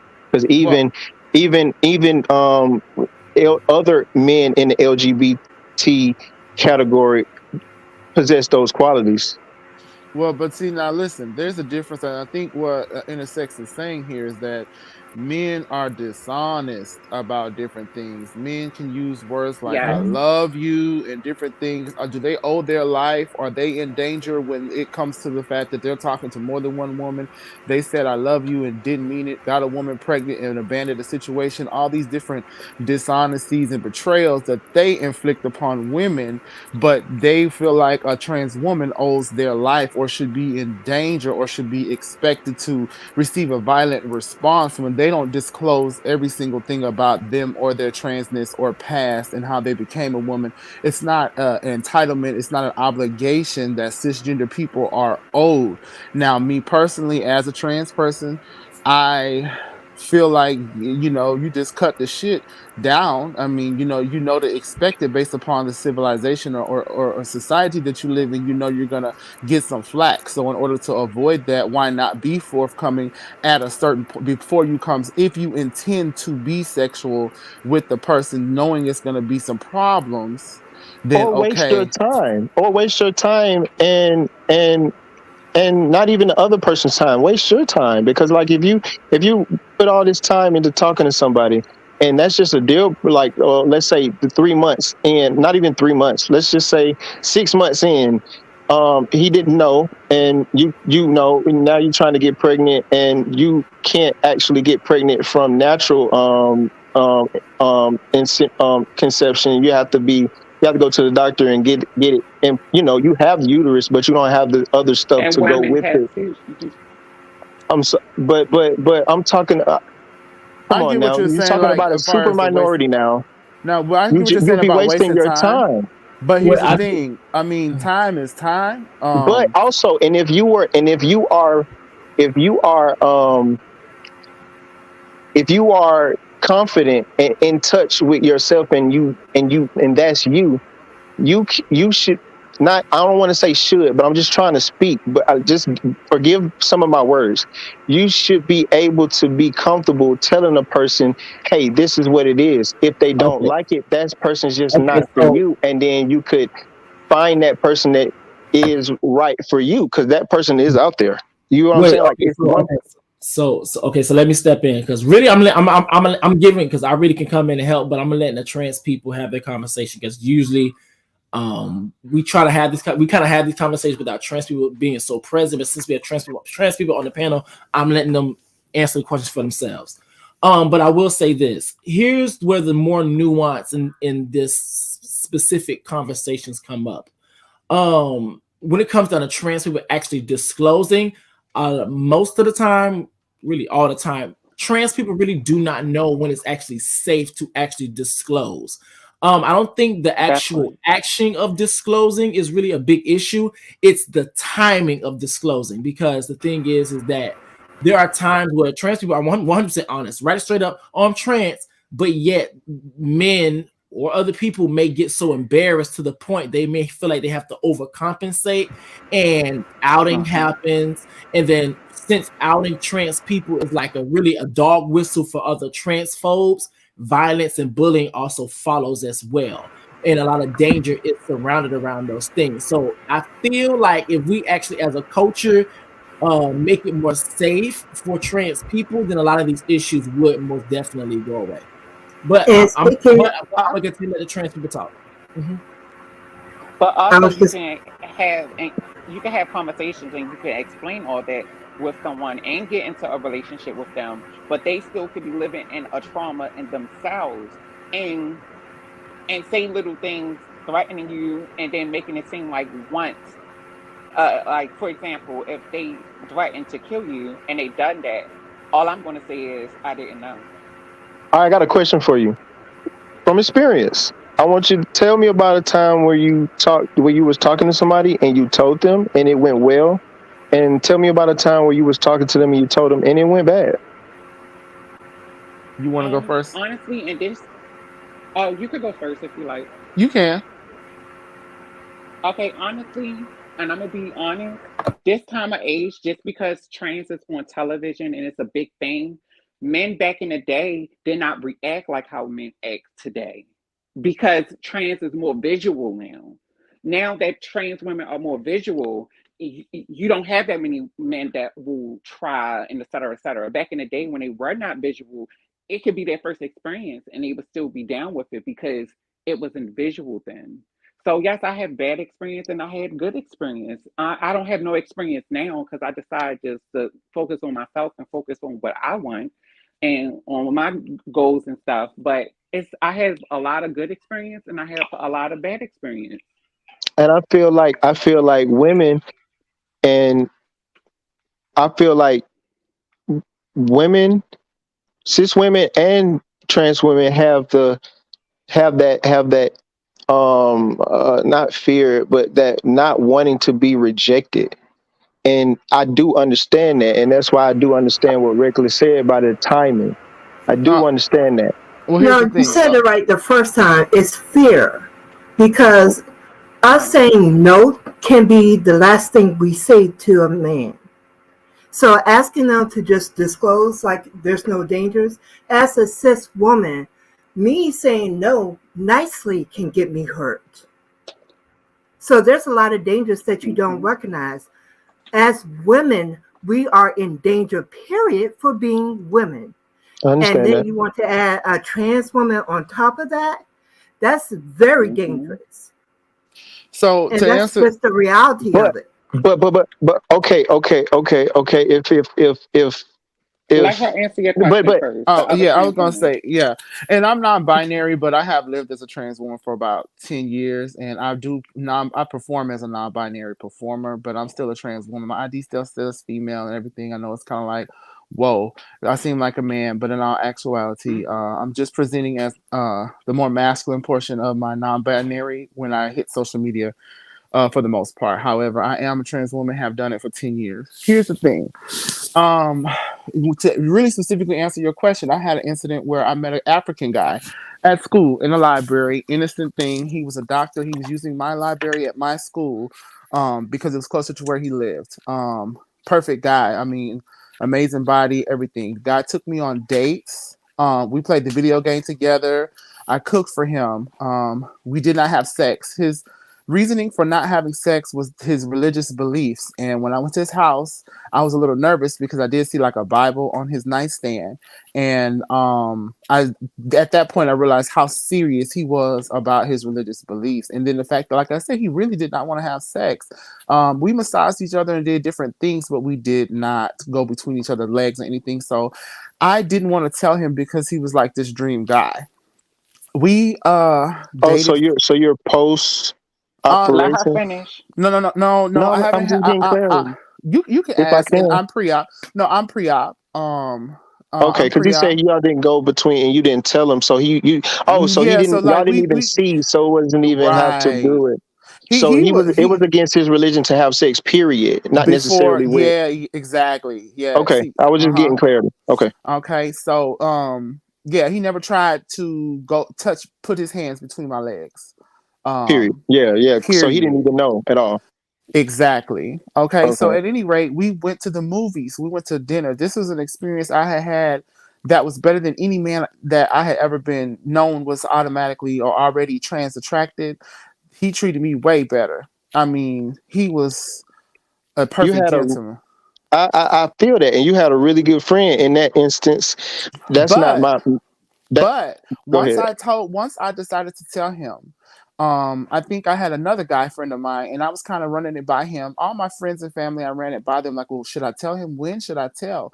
And he said, well, check this out, baby. If you ride with him somewhere one day and he takes you by his family or something, they may be willing to fight you, rip your clothes off, or do anything to prove to him that you're a trans woman. And you might be in a situation where he'll turn on you too. So you need to really think it through, baby, before you play with people or not tell them. That's how dangerous it can be. So once he said that, I thought about it and I said, I'm gonna meet this guy one more time and I'm gonna tell him. I told him through WhatsApp chat. And mind you, he was an African dude. Mind you, You he know how Africans are. exactly. And that's Hmm. why I didn't tell him in person. And since he was very religious, do you know he snapped? He went off. He said, oh, I cannot believe you mean to tell me I have been fondling a man in the bed. Oh, this is a curse And from that's my the danger part, though. The longer you waited, it made no, him but feel. listen, what Purple and Intersex are also explaining is that you could be at a bar the first night or at Walmart the first time you meet a guy. He could be in front of his friends or family. You never know who it is, and once they find out, they feel like they need to punch or slap you or shoot you or do anything to you Mm-hmm. on the first time that you meet. I mean, there could be people setting you up in a bar. Girls can see a trans woman getting all the men's attention and send a drunk guy over there to go home with. He could kill her in the parking lot once they get to the house because she didn't tell him, or once she did. I had a homegirl who got punched dead up in her face in the parking lot because she told the guy the first time that they met, he punched her straight in her face. He was drunk, but I think people sent him to her to kind of burst her bubble because she looked so good and all the guys were on her. So they sent her. So the danger reveals itself at a lot of different times. But that's one experience where it didn't work. Any other time that I have dealt with a guy and I told him I was trans and he was still with it, he knew I was trans beforehand. Right. So I Yeah. just want Right. to answer your question I because was that's a really good one. okay. I was Um. searching for a good example, and I found it. Okay, I was talking to this guy. We were chatting for a month. I think I told him. Let me see. 2 weeks. 2 weeks in that month. Like 2 weeks after we talked for 2 weeks, I told them we were talking for a month, et cetera, et cetera. The guy really liked me. We had good conversation, et cetera, et cetera. I think this is before we met in person. we continued talking for let's say 5 6 months. Long story short, we went on dates, and the dates was fine. Everything was good, etc., etc. The guy wanted me to meet his mama. I was like, I don't want to meet your mother. He like, no, I want you to meet my mother. Da da da da da. So I'm like, okay, so how is this going to work? How are we going? So we agreed that I was going to explain it to his mother, right? So mind you, his mother is a lesbian. She's married to a woman. Okay. It was New Year's. Whew, that is so triggering. It was New Year's, and I was supposed to be with my family, but he wanted me to meet his mother. So because of our conversations, I'm like, okay, I felt protected. If something went wrong, that he would protect me, right? So I went and met his mother. That went well. I was nervous as hell. I spent the night at his house. His mother, his sister, his mother-in-law, his mother wife, all of them was nice to me, etc., etc. Okay, I think maybe July the 13th, maybe even July the 20th. That's when I felt like his mother was figuring me out. And out of nowhere, I think I went out of town for a fashion show, and when I came back, my number was blocked. I never talked to him ever since. I feel Wow. like that was a good. That was the. That's like maybe an ideal way for it to just, maybe that wasn't it. Sometimes when you fish, you lose the fish off the hook. 'Cause it happens to dudes too. Like I'm talking to a girl, and I think everything But going good, and the thing about it is, I was honest up front, but he was not honest to me. I still don't know why he blocked my number. he I can blocked your number assume all because day I think his long, mom figured you out, and his mom disapproved of it. Her But being a I think, lesbian and then but I herself, that's think mind you. no, but But I but think but I know, but she might not want that for her son though. no, Well, but I think hypocrite. the thing of what intersex is saying is that if the honesty, especially if people harp on transgender or People ghost non-binary, every, etc., people people ghost. to be no, but the thing is that people harp on transgender people specifically on disclosure and being honest and being upfront, and then you don't have the decency to be honest and upfront for why the hell you want to cut this off because I was honest and upfront about the reason why and who I am. I'm introducing myself to you so we can get it on. And now that we didn't get it on and we on a roll, now all of a sudden when you want to get it off, you're not giving me that same decency of wondering what happened. So And you're excluded from that reality that people ghost people when they want to not talk to them anymore. So you want to be excluded from that how could because you you how but could you even then, no, how could wait. you go someone after you introduced them to their mother without explaining it? I've ghosted plenty of chicks I brought home to my house. But They met my even then, parents and then they was gone. I ain't never seen but them again. even then, what you're literally saying is basically you're talking about something that's called parental narcissism, and that's the fucking problem. Is What because the hell your is that, son, man? whether or not if you liked it or not, your Look son it up. liked intersex. Like your son liked her. But the thing about it is that like you disapproved of it since you But that's disapproved a of it. whole Now you're nother problem. We're talking about Mhm. okay, here we go. I hear you. I hear your story. Mhm. So that I'm gonna go incident back on you. Mhm. has has has made it harder for you to disclose that information before it makes you want to like give more than 2 weeks to try to maybe increase. If it's basically what I'm saying is it wasn't the fact that he didn't have feelings for you or he didn't like you. he No, he honest didn't he have feelings obviously for me. did He because didn't have he feelings. wanted you to meet his Okay, so why mother. couldn't he just tell me the situation? Because people First of do all, that. he People forced ghost. me to meet his mother. Well, listen. People are Okay, hold on. Let me Have expound you a little never bit on my. ghosted somebody before? Let me expound on that Me? because listen now, I think it's the reason why. to I know what she have. intersex what to play I haven't. devil's advocate with Otto.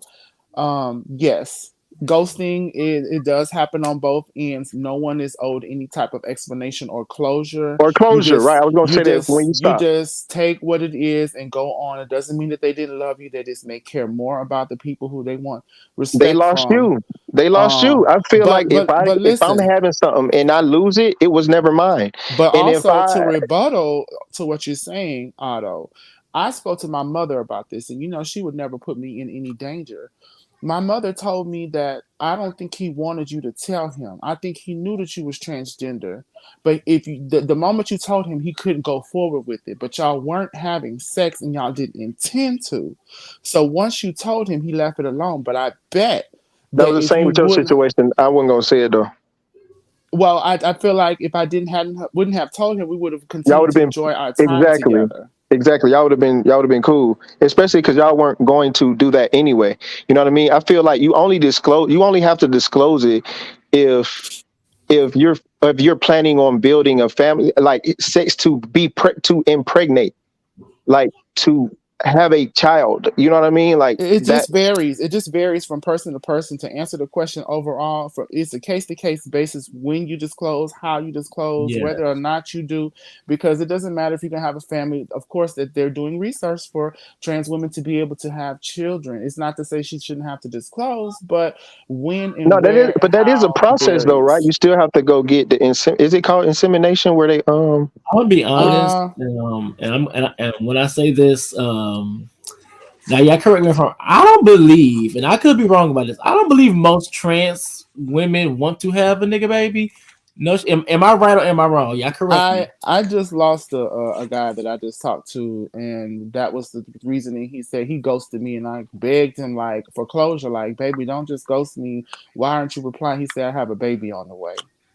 So now that I do like empathize with that because I've been ghosted. I hate the shit. Like it sucks. You know what I mean? Like that sucks, and it sucks that it happens a lot more to the trans um Can I say women. something?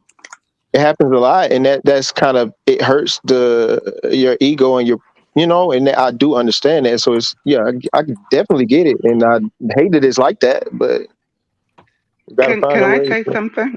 Yes. Can I say something? Hi everyone. I'm TST. I'm a transsexual. I've been transsexual for probably 3 decades, close to 3 decades. Um, I think when men are attracted to us, they're not attracted to what's in between our legs. They're attracted to us because of our physical appearance. And that's what initially draw them to us. It's not what's between our legs. It's not anything specially we're doing.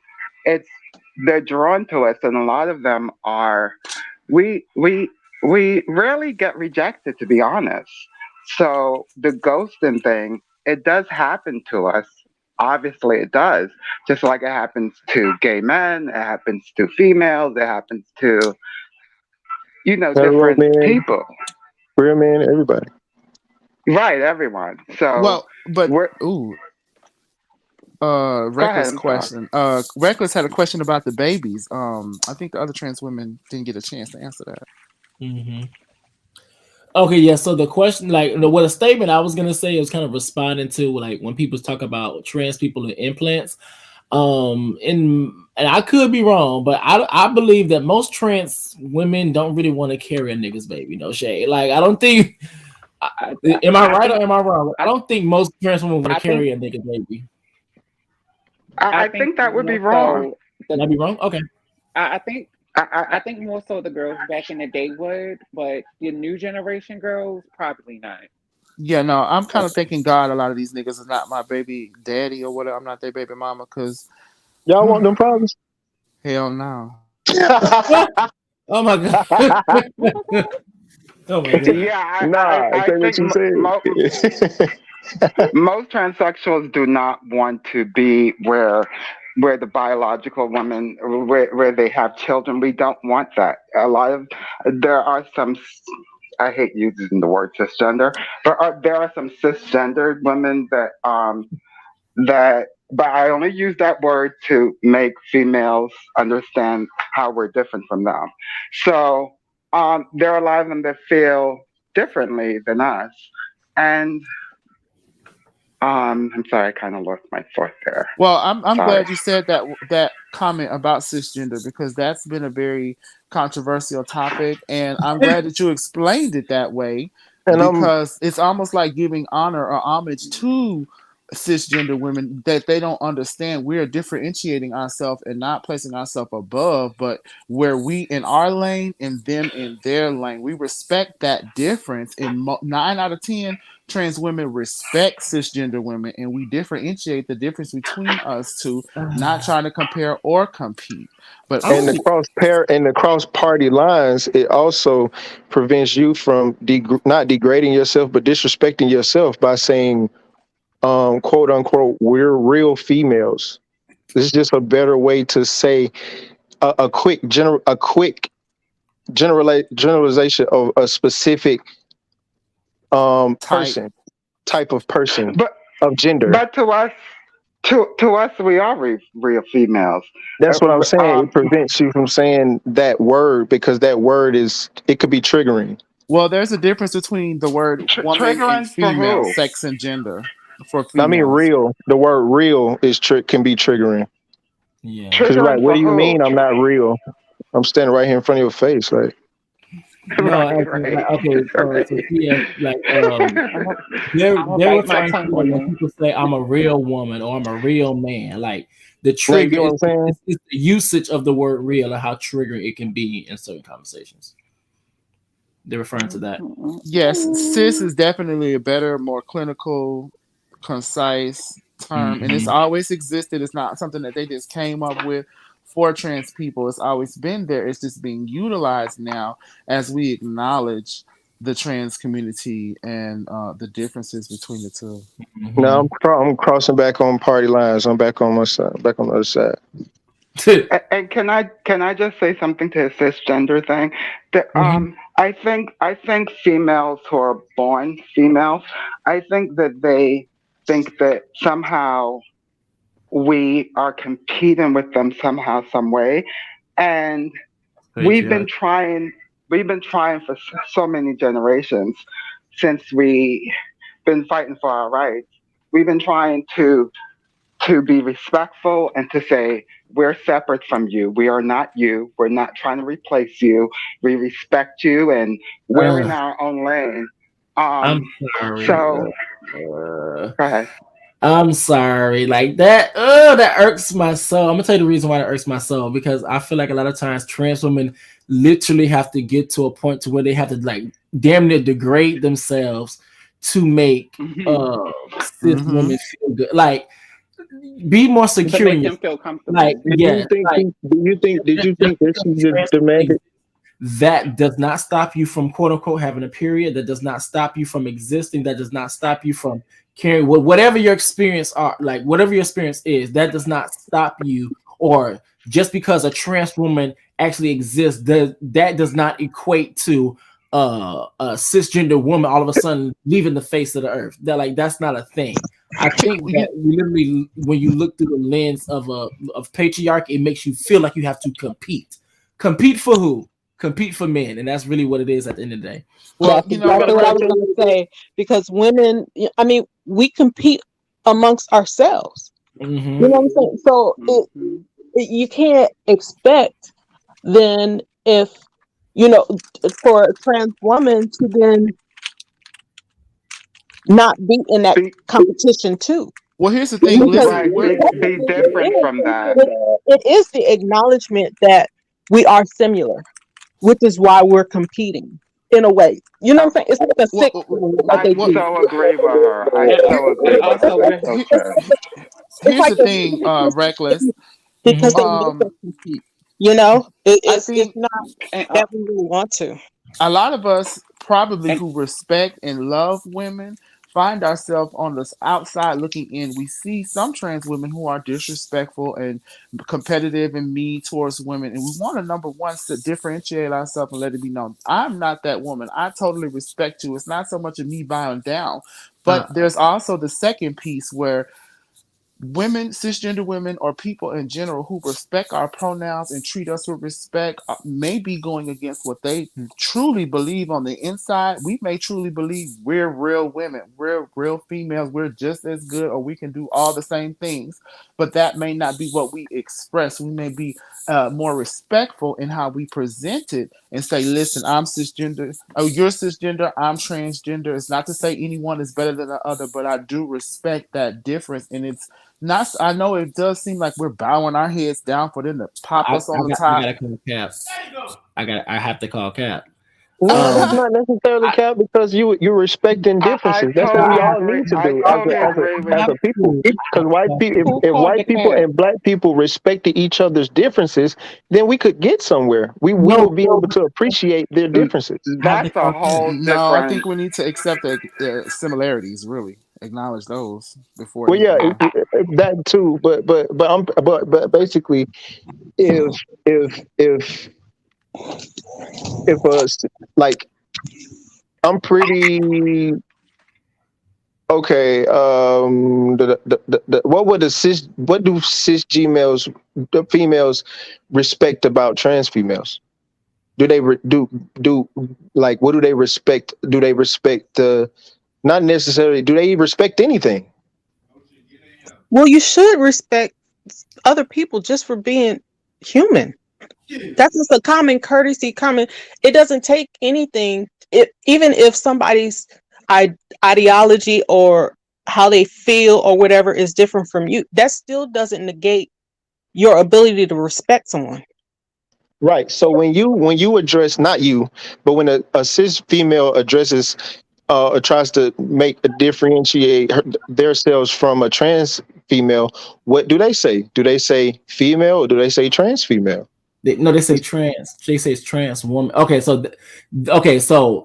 they're It all should go both claiming ways. womanhood. Wait, because I want to make this clear. They're all claiming womanhood. You have cis woman and trans woman. Right. Trans and cis, though, are just, I believe those are called adjectives, girl. Y'all forgive me, I'm Right. lack of sleep.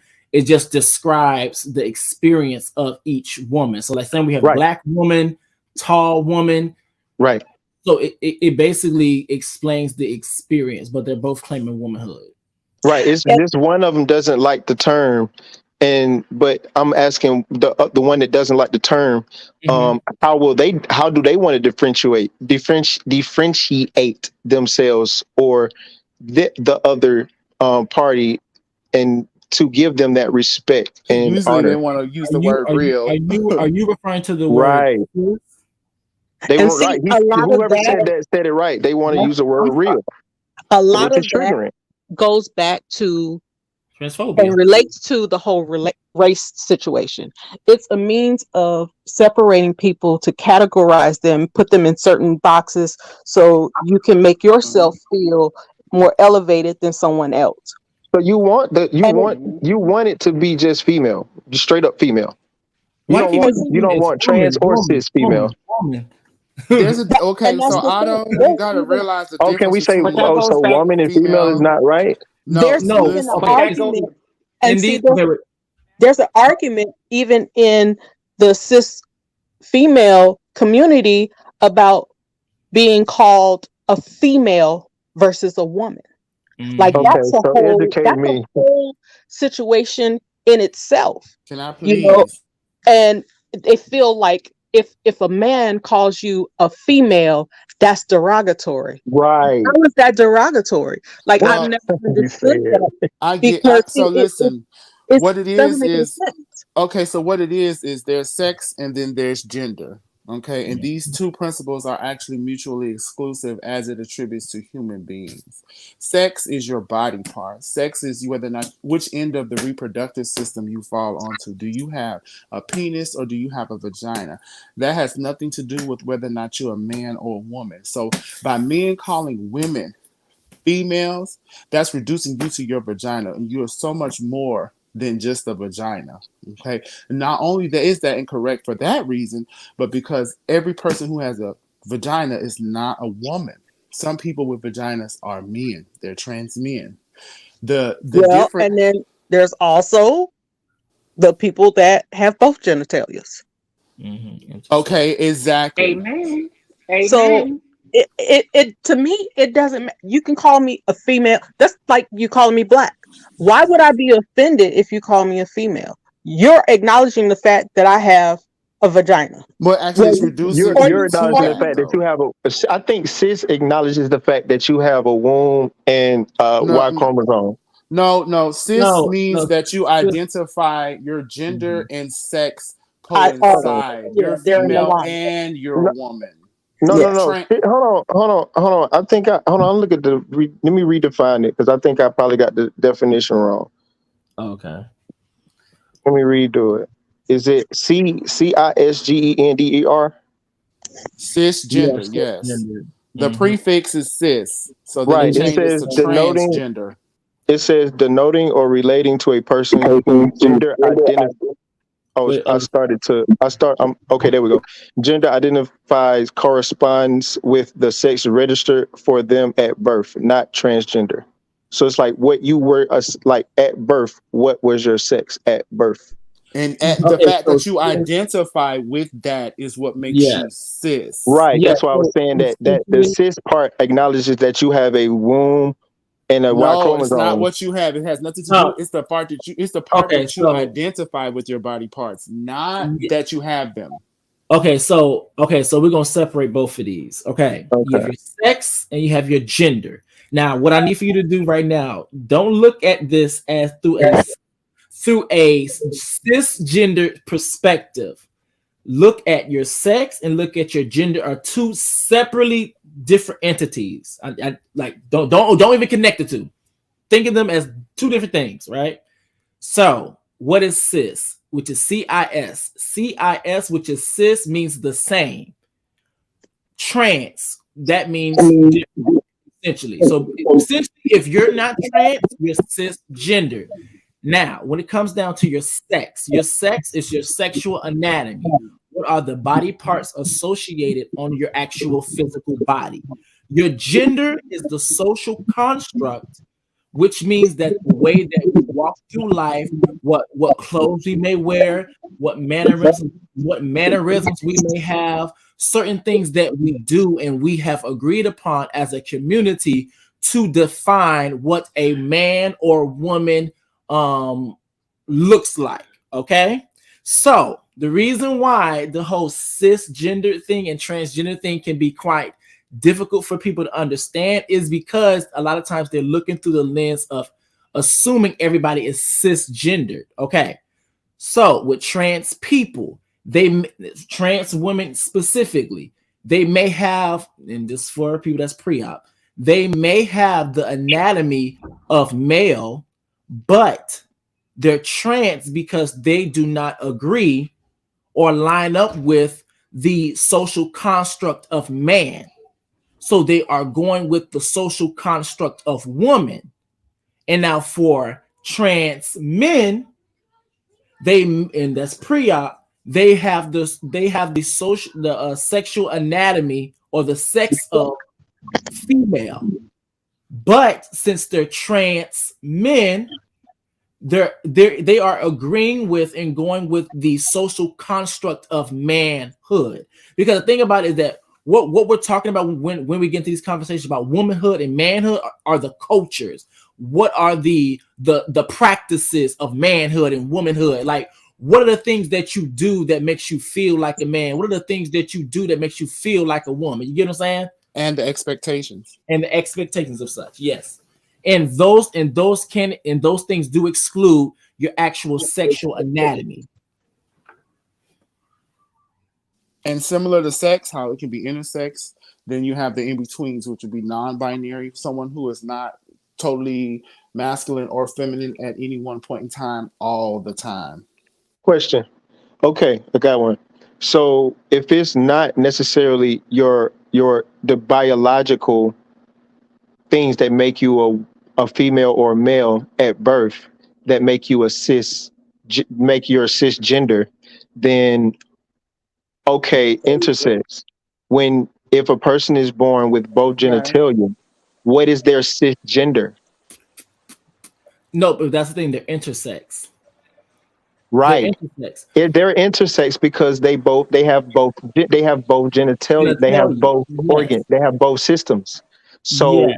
the fact that a cis female or a cis male that baby is born, that is they don't know what they identify as right now. And the doctor can't identify them as a woman if they But have male systems. but that's They the can't do thing that. though. But So once again, wait, but I want to catch you before you do it.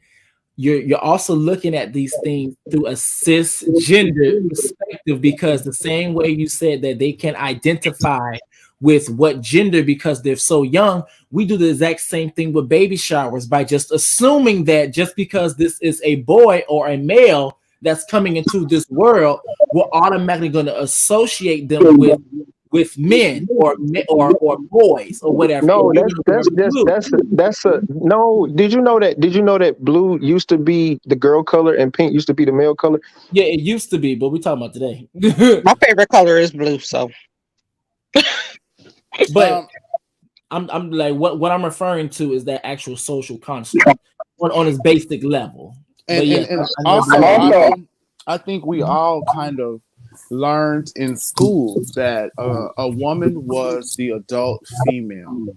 So that kind of brainwashes you or kind of creates cognitive dissonance, and it's hard to understand something that challenges everything that you thought you knew about a female and a woman equivocating to the same thing, when in all actuality it does not. And if you are into continued education in sociology, that's where you learn the difference between sex and gender more Mhm. thoroughly, and how they are actually mutually exclusive principles, although there's a small portion of the population that displays that difference.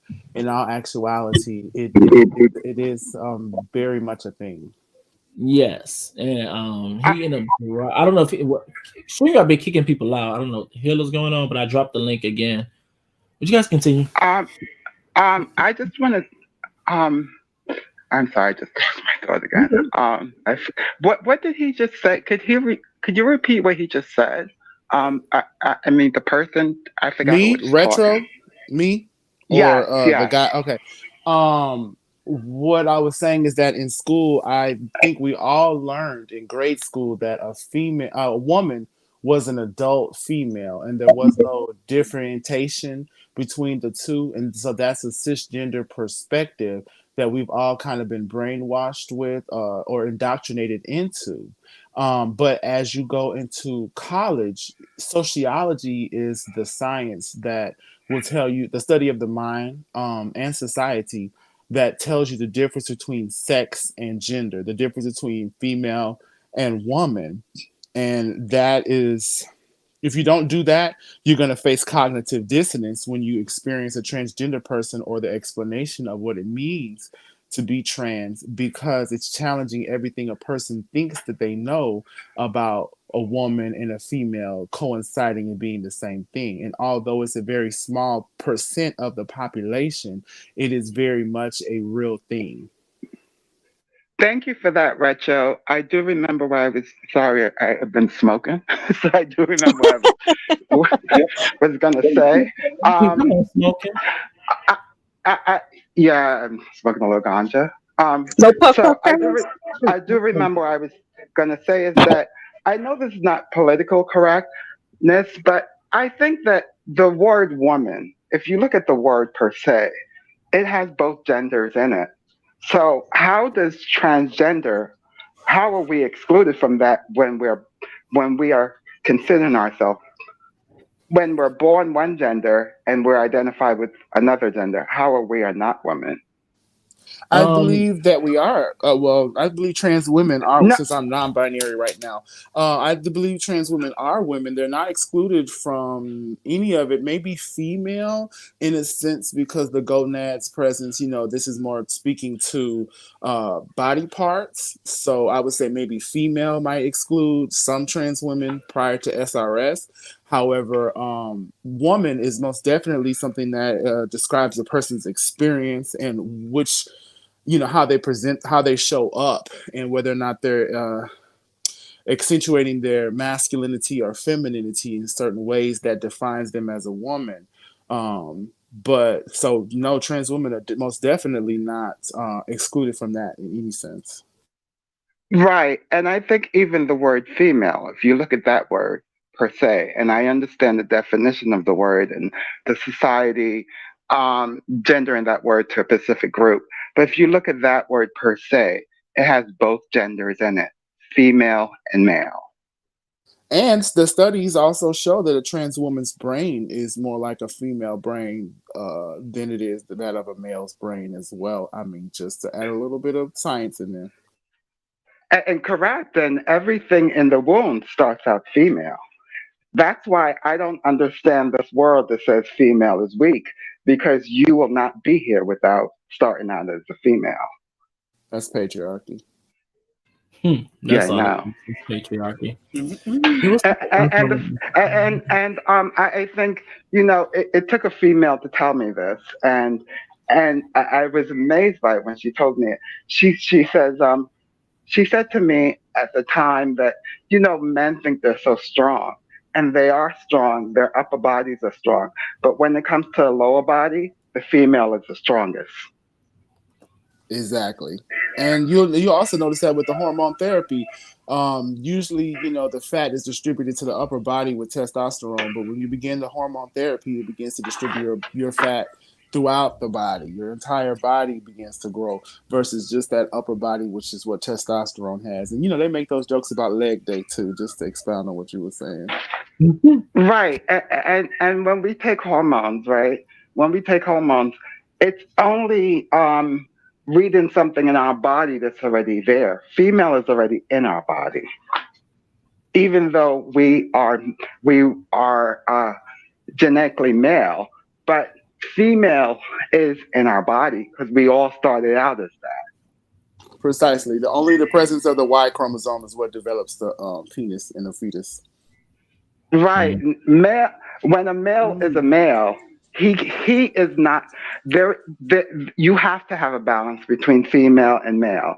You can't just be one thing. Most definitely not. Those gender binary perspectives are all a result of patriarchy and the Western society, Roman Catholicism, and all of those influences. But when you think about it, the Roman Empire, the Egyptians, the Greeks, all of them accepted genders when it came to third genders, the Indians. It's only America.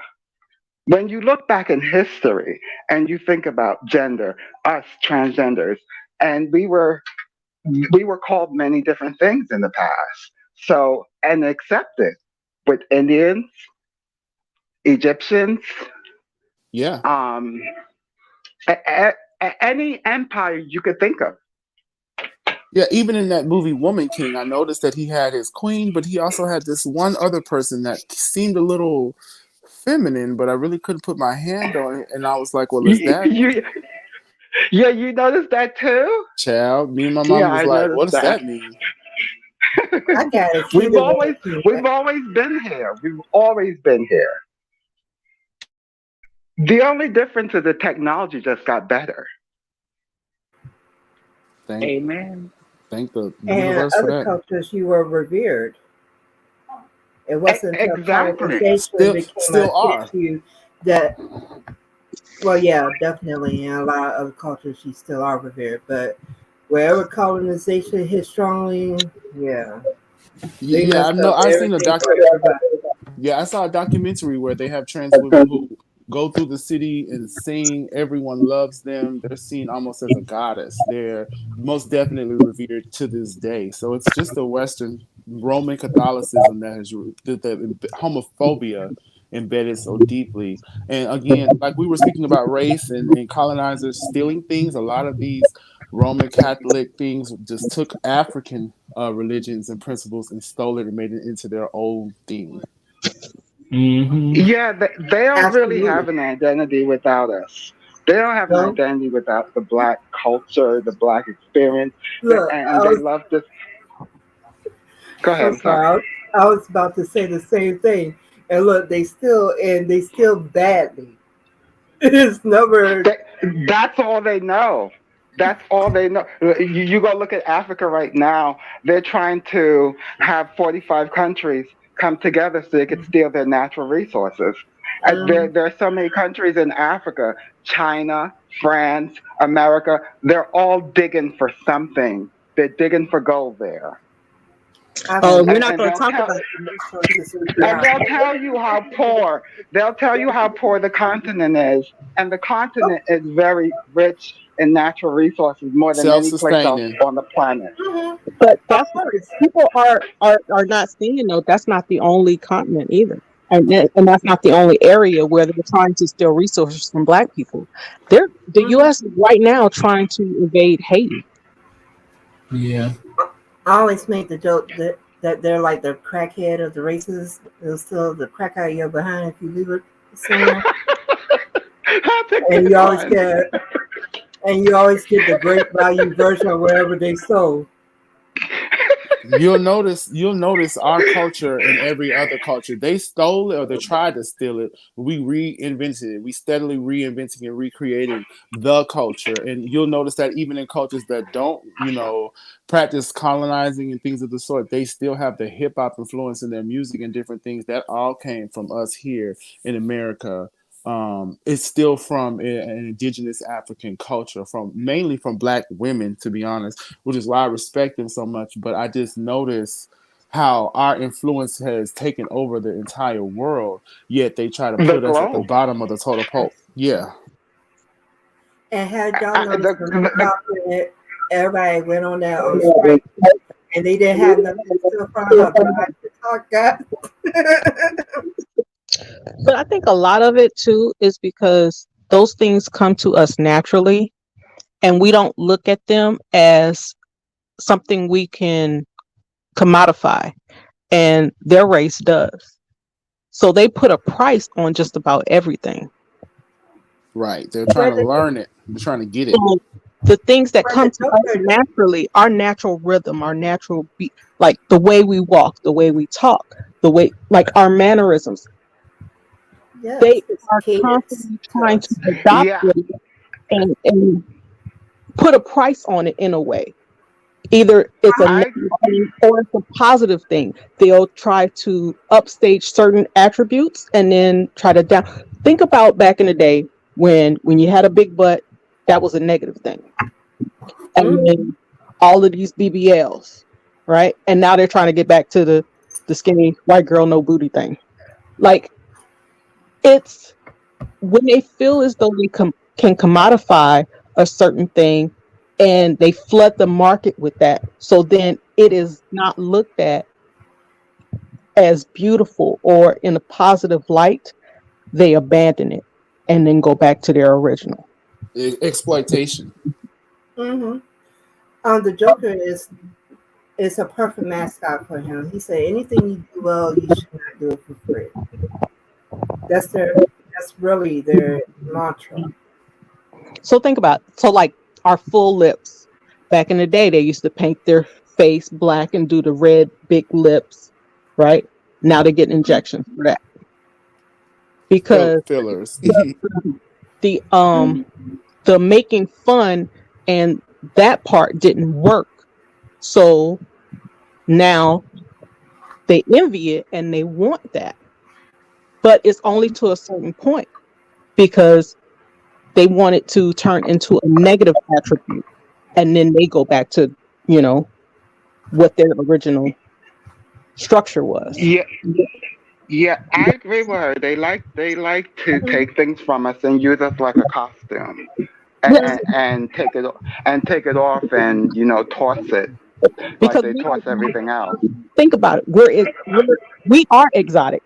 People say, "Oh, I'm gonna get me a foreign," and all of this. We are the natural foreign. If you think about it, we are the natural. We are the foreigners, but that's where the clown came from. but they were making fun of Black people being homeless. And that's where the clown that so many people recognize today came from. Because see, one of the most dangerous things you can do is allow jokes to go unchecked. because Jim Crow started off as a joke. Mm-hmm. And they will turn things into jokes, and soon that joke becomes a law. And this has been their MO.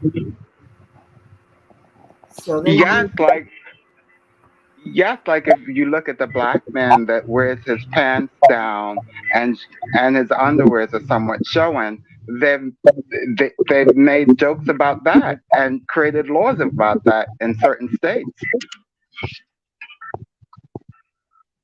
Yes. But they well did a they lot of are a form of control. it is control and a lot of it is jealousy.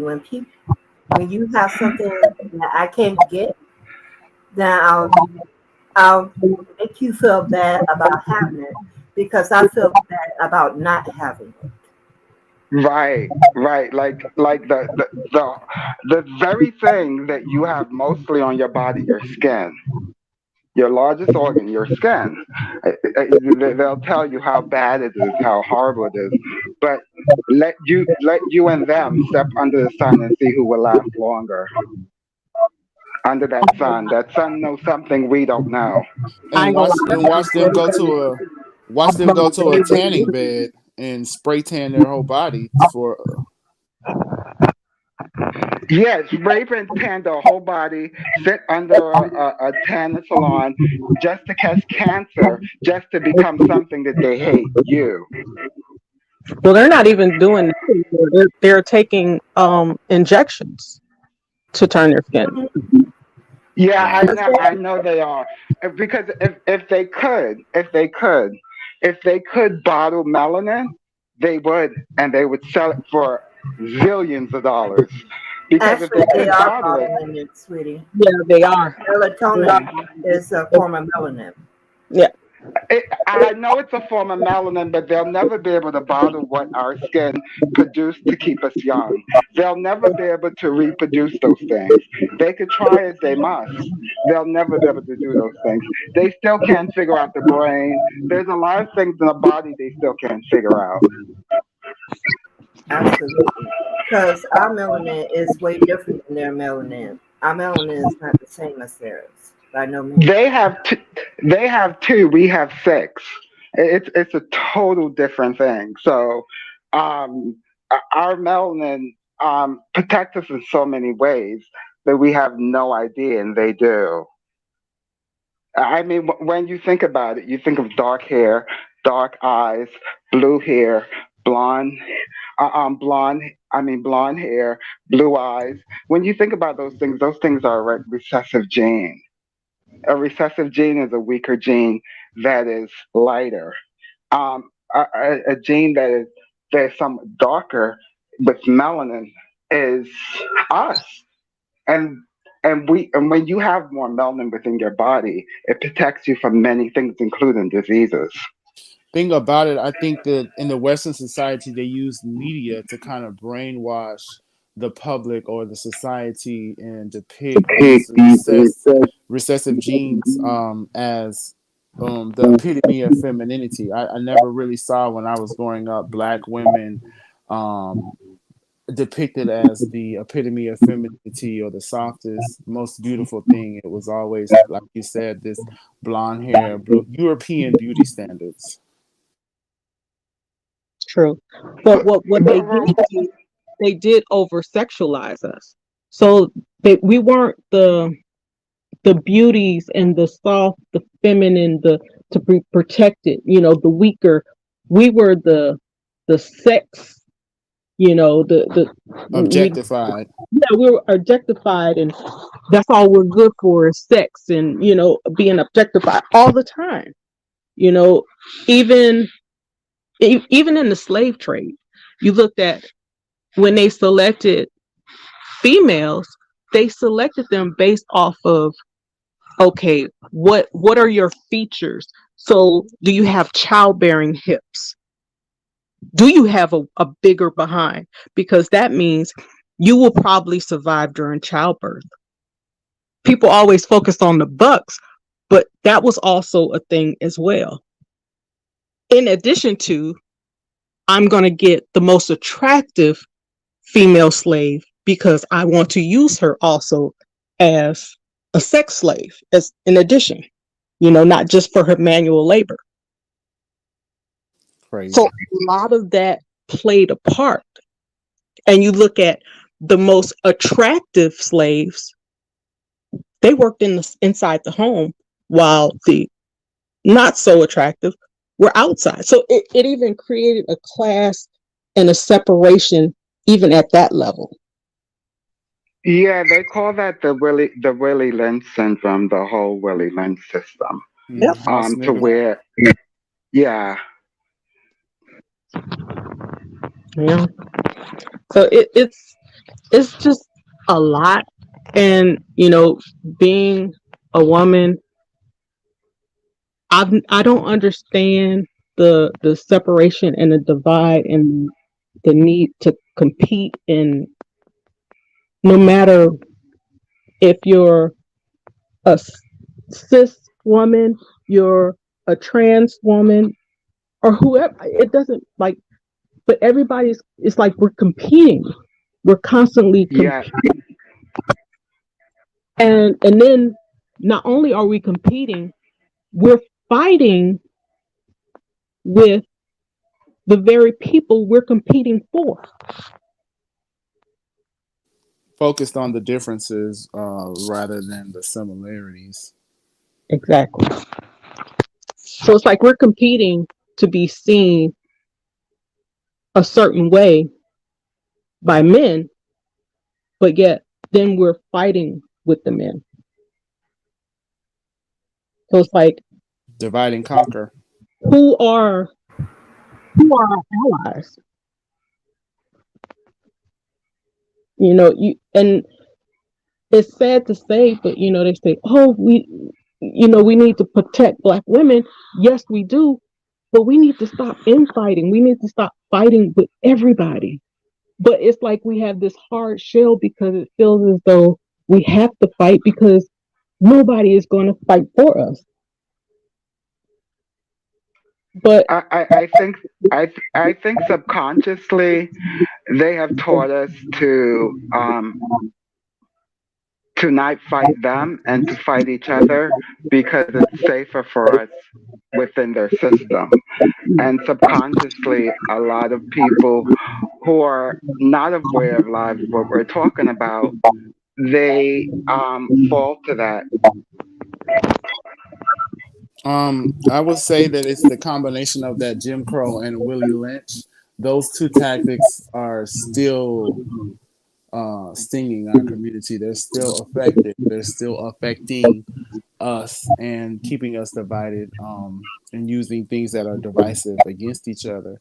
And well, I think once we realize that, which is kind of really brings it full circle to what Reckless was saying about that critical race theory being taught, because then when you learn about those perspectives, you realize where we're kind of messing up, and why we can't get ahead.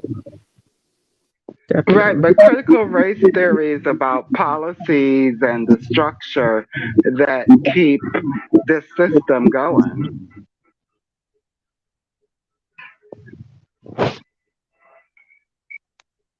yeah, The laws and the policies and different things that kind of keep racism and the system going to where they could lock up a large group of Black men, where they could lock up a, where the largest group of Black men in America. If you took the men that were the amount of men that are locked up in America could form probably two countries.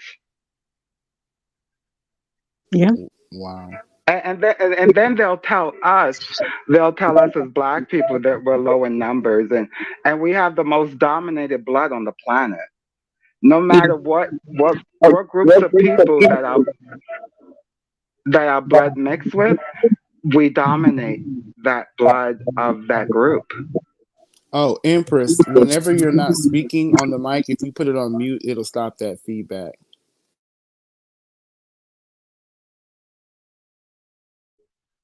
FYI.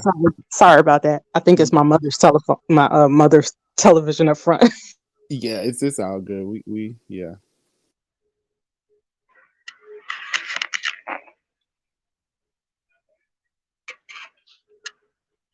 Well, it's got pretty What's quiet now, Becca.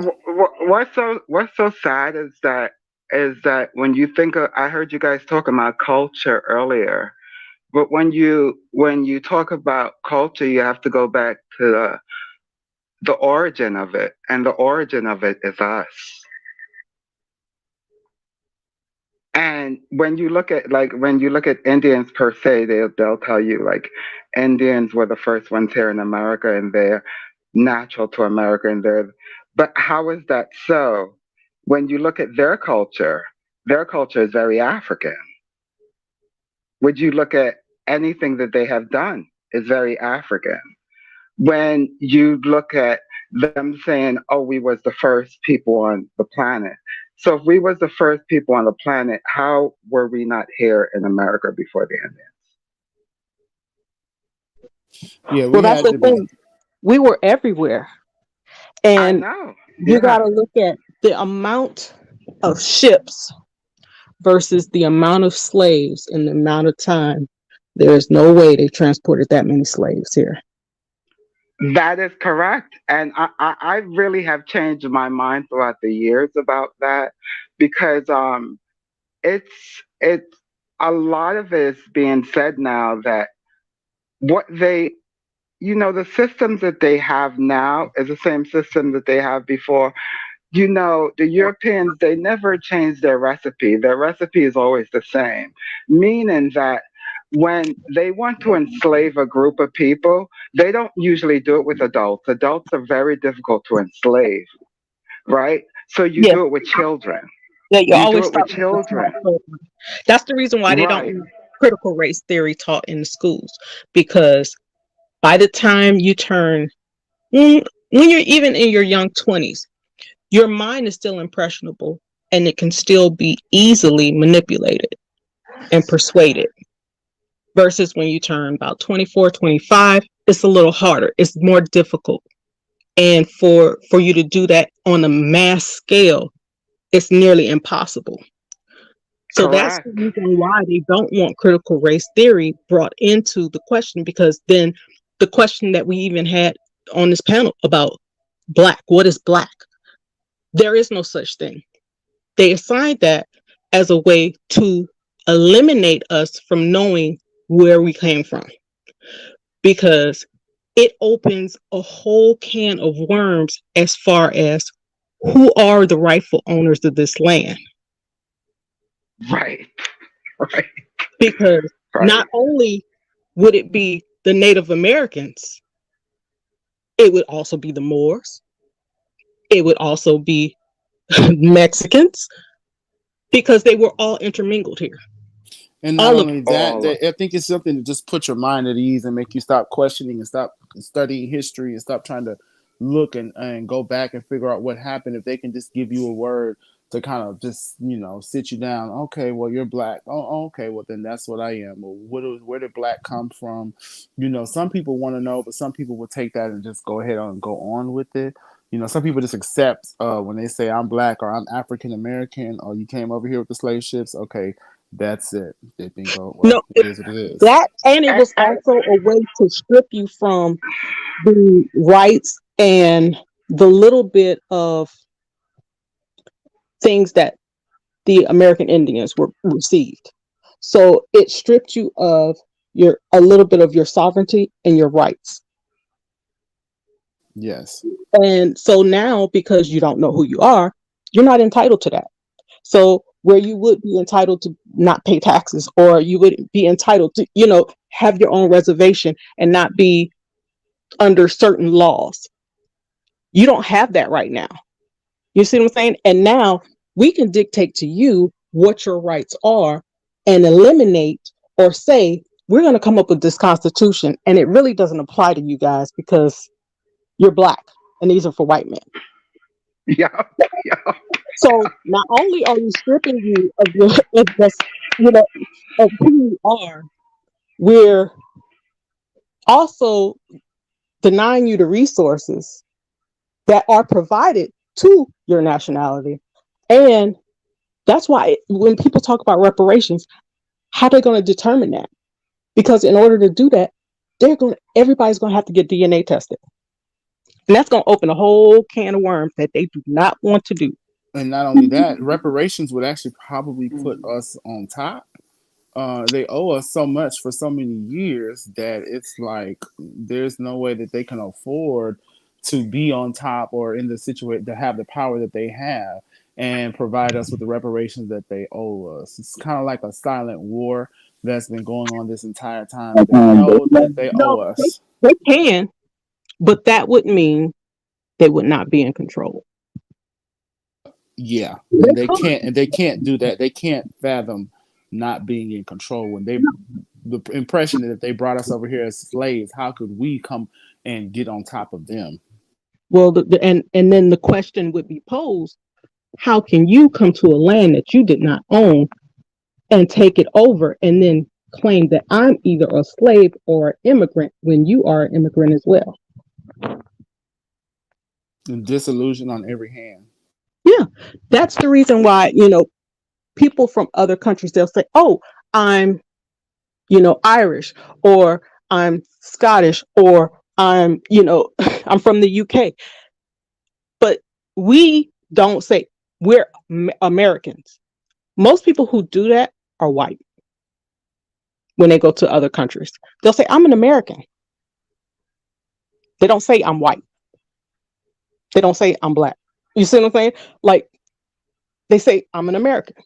But then what does that actually mean?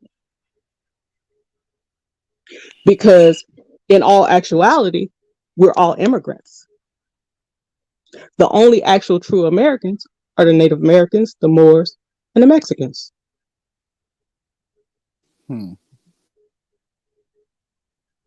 see, and then it goes into this vicious cycle again, because now they're going to have to admit that now we're trying to come up with legislation to restrict people from coming in that actually have all rights to it. Right, just to keep things the way that they are. On top of, we're not going to talk about the Indians, we're going to limit them to a little reservation. And now provide them with real resources, funded schools, any of that. You're on your own pretty much. Since you want to be, you're on your own. And hello, then they're also still destroying those people's land, doing that fracking. Exactly. They're still destroying it. They're constantly stealing it. They're constantly stealing the oil on their reservations by drilling under it.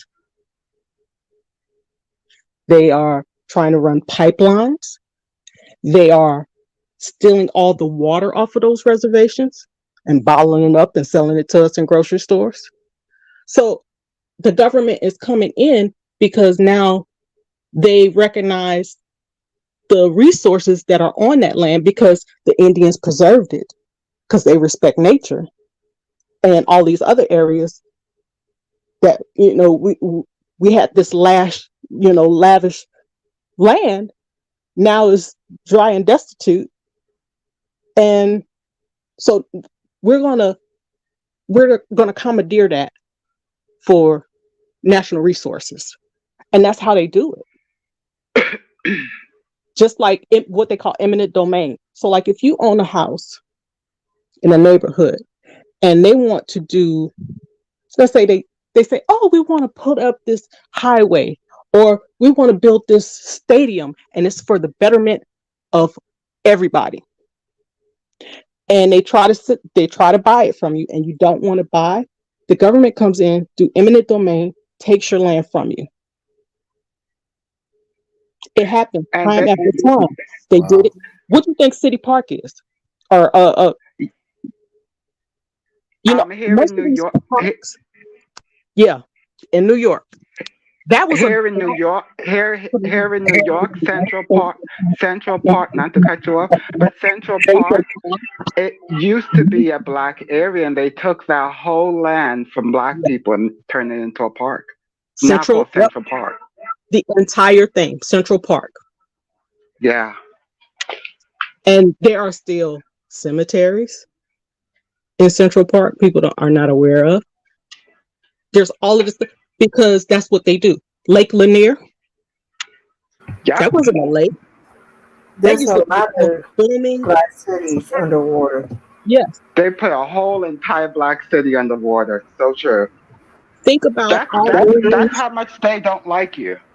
Think about the beachfront property that they stole from black communities. They just robbed them of it because, ooh, I realized the importance of or how I can commodify this.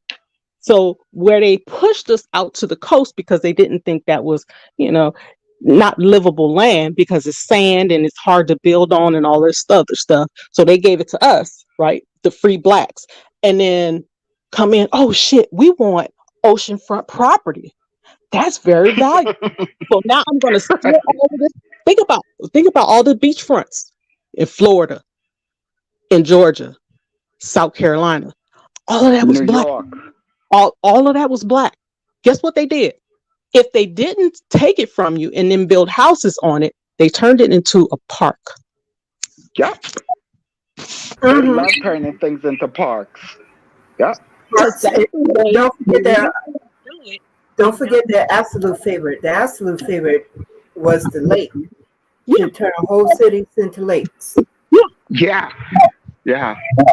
But and what's crazy is, so I don't know if you guys know, but here recently there was I don't know how many acres of oceanfront property in California that they have returned back to a black community that they stole it from. But you know why? Because it's no longer valuable. That's not a place. Wow. That's not in the area that's, viable and where a lot of people want to live. So you know what? We took this beach from you. You can have it back. We done polluted it and did all this other stuff, and the beach is eroded. So you can have all of that back.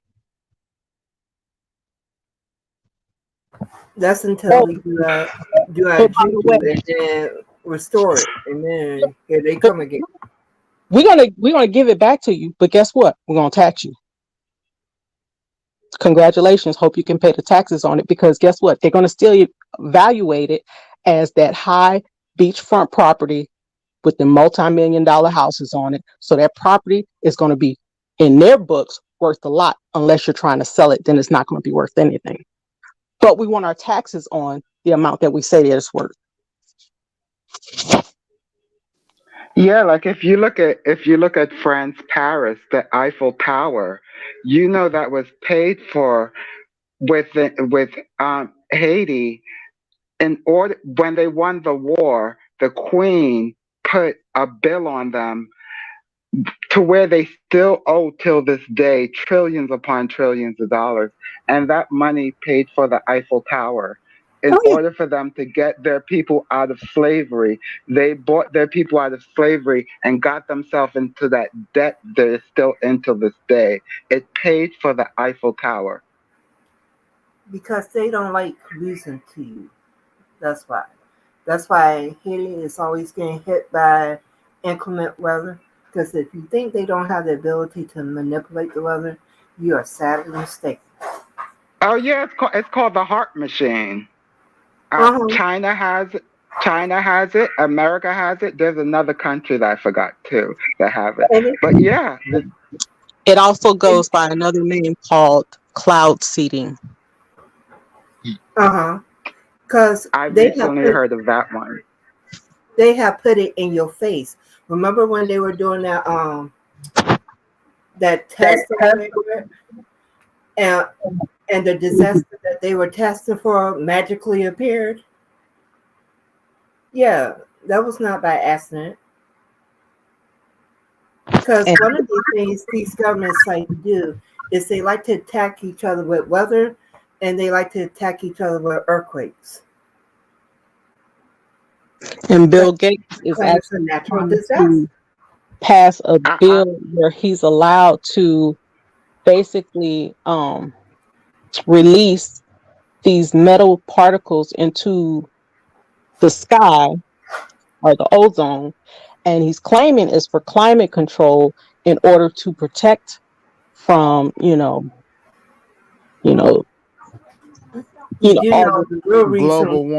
global warming and all of that stuff. But in actuality, What it's actually to do, because they know solar vehicles are about to come out, is to prevent that from being popular and from catching on, because they can't figure out how to charge for it. So whatever it is that they feel like they can't, Lexi, stop. Whatever they feel like they can't charge for, they delay She it agrees. or prevent it. Not only that, there's supposed to be a second sun developing. They can't handle the first one. Can you imagine them dealing with a second sun coming in? There's already one. China launched it. No, but there's going to be a natural second sun that's coming in. But China already launched an artificial one. Really? Wow. Yes, about 8 months ago. Wow. Yeah, you can look it up on the news. Yeah, Google it. China's artificial sun. I definitely will be doing that. Wow. So think about it. So if solar is going to be popular, and a lot of people with all of these crises think about, we just had this freeze, and they were threatening how, if you use the power, you overpower the grid, and this, that, and the other. They were cutting people's power, right? In the middle of the storm, cutting people's power, saying the power grid went down. Well, because they were doing that, and they have been doing that. I mean, even here in New Orleans, certain areas, if you live in an apartment building, I suggest you move, because a lot of apartment buildings are being tested now, and they're doing scheduled outages, power outages. So they'll tell you between this time and this time, there will be no power. So a lot of people are turning to solar, right? They putting solar panels on there, and there's even a program you can get free solar panels put on your house. That's what that's to prevent, because they can't commodify it.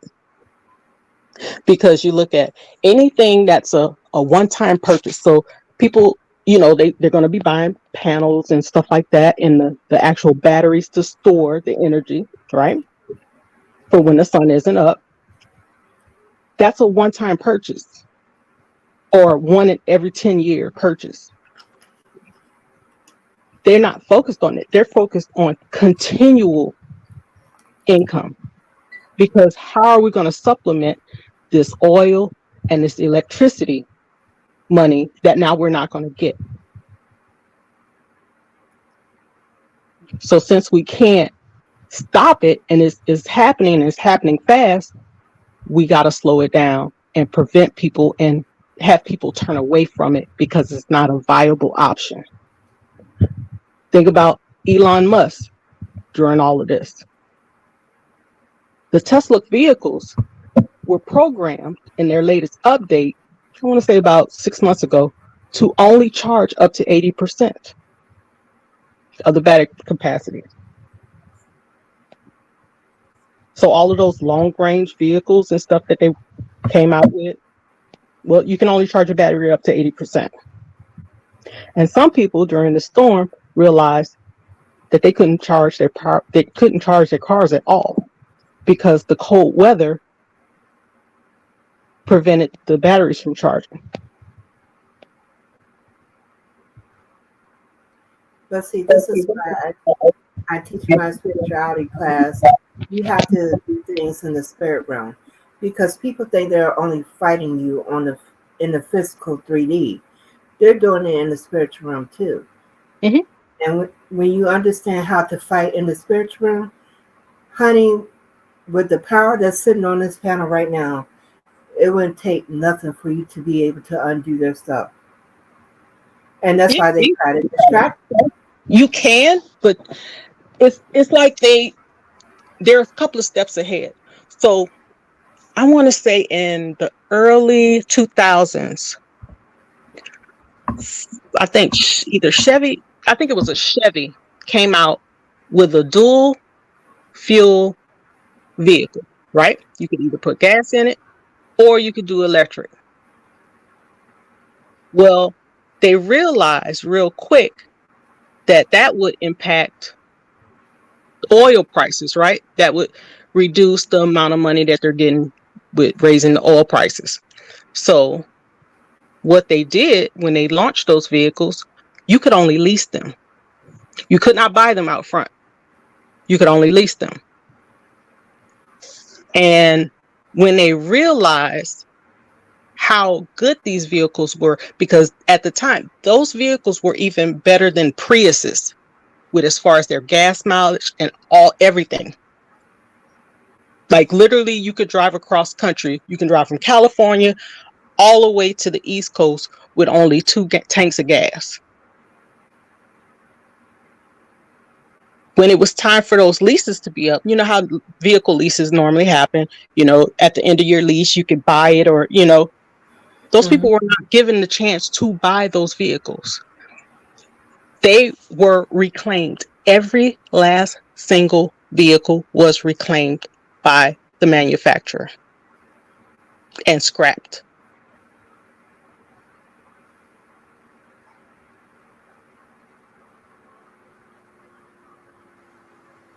Every last single one of them. Yeah, I think a lot of things that you own today, they're trying to put a monthly tag on it. Most things now, they want you to pay a monthly subscription. Yes, they want to reduce ownership because they realize ownership is freedom. Right. So they want to have it where you rent your vehicles. They even have little pilot programs in DC, and I want to say certain parts of Seattle, and then in California. And they have these vehicles, and they're saying, "Oh, look, it's so much cheaper. You don't have to pay insurance and all of this other stuff." And that's to get people to rely on it because guess what? The gas prices are too high. You can't afford it. Oh, your car insurance is too high. You can't afford it. They're also doing that with the homes. Not only in Florida, in Louisiana, it's to the point where we've had several insurance companies fold and go out of business to the point where it's hard to even get homeowners insurance in those 2 states. And the ones that do get homeowners insurance, good luck next year when you get your bill, because some people have gotten their bills and it's 80% increase. 80% increase. Because insurance really don't want to give you nothing back. Exactly. They just want to take. And for years, they have been doing that. And people have caught on, all these hurricanes and stuff like that, and they were not paying. They were paying certain people off, but others not. So, of course, Black community, we're not going to pay you anything. Yeah, red line and sorry, buddy, you're out of luck. Right. All of those houses in New Orleans during Katrina. I think Katrina, I believe that they used the heart machine for that. I really do. I've always did. They didn't use the heart, but they did blow the levees, which is strange because I want to say 8 months. No, I want to say about a year before Katrina happened, they had just admitted and started doing the process of paying off a class action lawsuit for blowing the levees during Hurricane Camille, which was like in the 60s. They had just admitted doing it then. And the same to that, and the same because to them there's nothing funnier than seeing Black people floating in water. Well, it wasn't even that sinister. It was more of they blew the levees because the way the levee system is built, it pumps out the water in like the uptown area where the big mansions, where the streetcar, that St. Charles Avenue, that area, which is where a lot of affluent, rich white people live, and Canal Street, the tourist parts. It pumps all the water out of those areas into those levees. So when it gets to the point that those areas are starting to flood, they break the levee to flood out the low income areas to prevent the high income areas from flooding. But didn't they also take back some of that land from Black people and gave it over to whites? And then raise the prices so they could price them out? Of course. No, what they did, let me tell you what they did. They stole the land. My mother had a house in the lower ninth ward. They gave my mother $40,000 on that Oh my house. God. Oh my God. 40,000. What house are you going to buy with $40,000? None. And she had Not. a duplex. Wow. So it wiped out a lot of the middle income wealth completely. It wiped it out. On top of, they did not pay, the insurance companies played this cat and mouse. Oh no, it was the water. No, it was the wind. Oh no, it was the water. It was both. But neither one wanted to pay. Only certain insurance companies paid out, and they did not pay what they should have. Because what they did was they undervalued all the houses. Of course. And they have been doing it for years, which is why when they announced that, oh yeah, you know what, we did bust those levees, back in the 60s, we admitted, who's still alive, we can give you a little payout. And then a year later, the same shit happens. But this time they were smarter, because all of that time, all of that property was undervalued. That's the same thing they do with the people about like the class action lawsuits they have on TV. If you suffer from asbestos, or it'd be like 100 years later, them folks dead and gone. Ain't nobody else. That's the other kicker, because some people have caught on to that, and they started suing the insurance companies, forcing them to actually pay, because you can't turn around and say that property wasn't worth that amount of money and then give these people these $40,000 checks and then turn around and sell that same house that has not been renovated, still damaged from Katrina, and sell it for $80,000. So no one thought about a class action lawsuit? They did. It's still in the process. And it's going to stay in the process. I feel like they just admitted a year before that of doing it in the 60s. Katrina happened in 2000. Was it 2009? No, it was a little bit before that. It was I was in middle 2005. school. Yeah, 5. Yeah, it was somewhere around 2005. It was 2005. They had just admitted in 2004 of doing that in the 60s. Wow. You see what I'm saying? So that's going to be a long time coming. They're hoping everybody that was involved in that either moved away, they can't get in contact, or they did. And that's why I say their recipes never change, because like when you think about it, what Magic, I think his name is Magic, was saying earlier, they'll tell you, oh, are you suffering with this from 10 years ago? And next thing you know, they'll pay you out, they'll do this. I think that's going to be happening with COVID. Oh, definitely it's going to be happening with COVID, because for one, the unlawful terminations. And they have already backtracked on the fact that they went from it's a 100%, it'll help, then they went to it's not 100%, then they just flat out said it won't do nothing. Yeah, Pfizer actually testified in Congress and said they never told the government that it would do anything for COVID at all. And you think we can sue the government? Wow, I just know it was coming. For the government to then turn around and make a mandate when it was not approved, well, it was approved for emergency use, but it did not do what they said it was supposed to do, right? Which is what so the requirement was for the mandate. Perjury. And I believe when you have the COVID shot somehow, the spread of it is even more so. Yes, because the people any shot weakens your immune system for a few days, because your body is trying to fight something foreign. You know, Um, you know they put a no, weaker version of sir. it. They And that's You said actually no, sir. found out that getting these vaccines actually weaken your immune system for years. yes. Okay, yeah, but they do weaken your immune system. Yeah, they do. On top of it affects your fertility. On top of it's causing clotting issues with small children. Not to mention the lead poisoning because the lead content is way higher than what's recommended. Exactly. On top of The they sad, never did the testing to give it to children, but they're trying to push it and make it mandatory.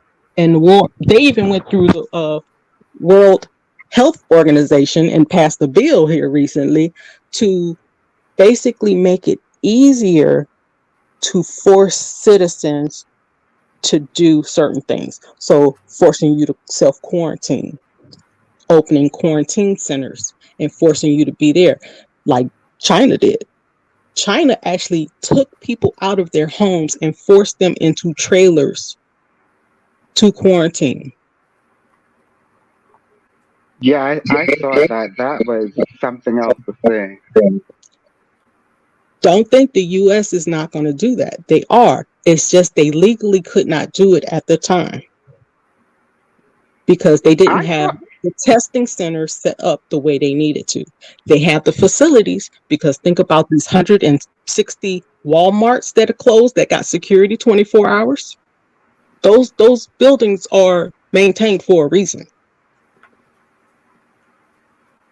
There was 160 Walmarts that have closed. The buildings are still being maintained that have security. Some of them are even gated.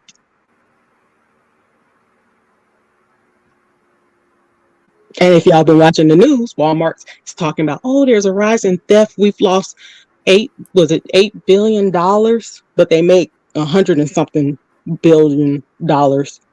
But they're threatening to close more stores because of it. That's just the I've excuse on never, the outside. I've never seen so many corporations hustle the government and just get away with it. I Because they mean, in on it. They want after, because they know we can't sue the government. So they like, we'll take that. That's another thing of who you gonna tell, who you gonna run to. right, Like, who you right. like? What you gonna This do about it? this government is ran by corporation. This is actually the U.S. Oh government yeah, is I a know. corporation. It is actually a Yeah, corporation. It's a There's business and the it goes under private. It will go under private and tell you it's a private business.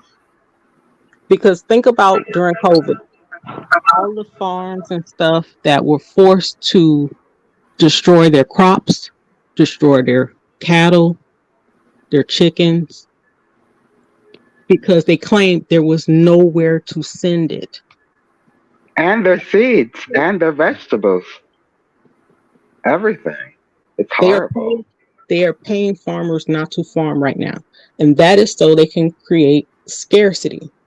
All of these food processing plants that have mysterious accidents, there's over 20 something this year, since the beginning of the year, that has happened at food facilities, food processing facilities. There's either a plane crashed into it, it just exploded. Oh, there was a fire. Over 20 food processing plants in the US have had mysterious incidents this year And and are Bill no Gates longer. about And they ran their little test with the baby food. You remember what happened a couple of months with the baby food? The baby What happened formula? with the baby food? You oh remember the yeah, baby the formula baby. with the huge Mm-hmm. shortage? And Oh, the shortage. It Yeah, was the a shortage. shortage. Yeah. we were getting baby formula from other countries and stuff. Yeah, because they know that our community aren't breastfeeding like their community is. That's because we can't. Because how are you going to breastfeed when you're working? You don't even have Mhm. maternity leave in order to establish your milk properly. Yeah, the Wow. diet, the proper diet. That's what you said. Well, no, you don't have the proper maternity leave to Oh, get your proper milk maternity established. leave. Yeah, yeah, you'll be Think pumping about on the forklift. it. Especially low income. Guess what? Some women don't get no maternity leave at all, because guess what? We'll give you maternity leave, but it's unpaid. Now, what mother that just gave birth to a baby that's single, that's barely making it as she is, that's working at a job that does not give paid maternity leave, how is she going to afford to take the even 2 weeks off? It's gonna be a cashier pumping. To get exactly, and who's going to give her the time off to pump? Because that's every 3 hours. Damn. At the beginning, yeah, that's every 3 hours. Yeah, A newborn baby the sad feeds part. that often. Greed ass. Damn, nigga. Greedy as fuck. On top of, guess what? They're gonna automatically give your baby formula when you're at the hospital. So good luck trying to get your baby to latch on, because now they're kind of getting used to the nipple. It's actually not greedy.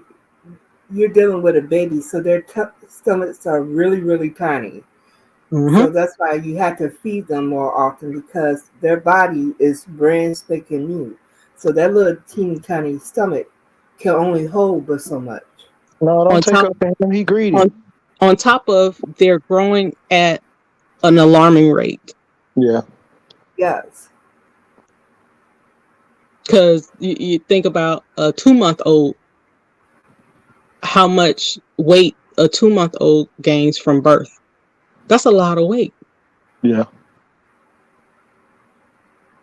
So it's set up that way.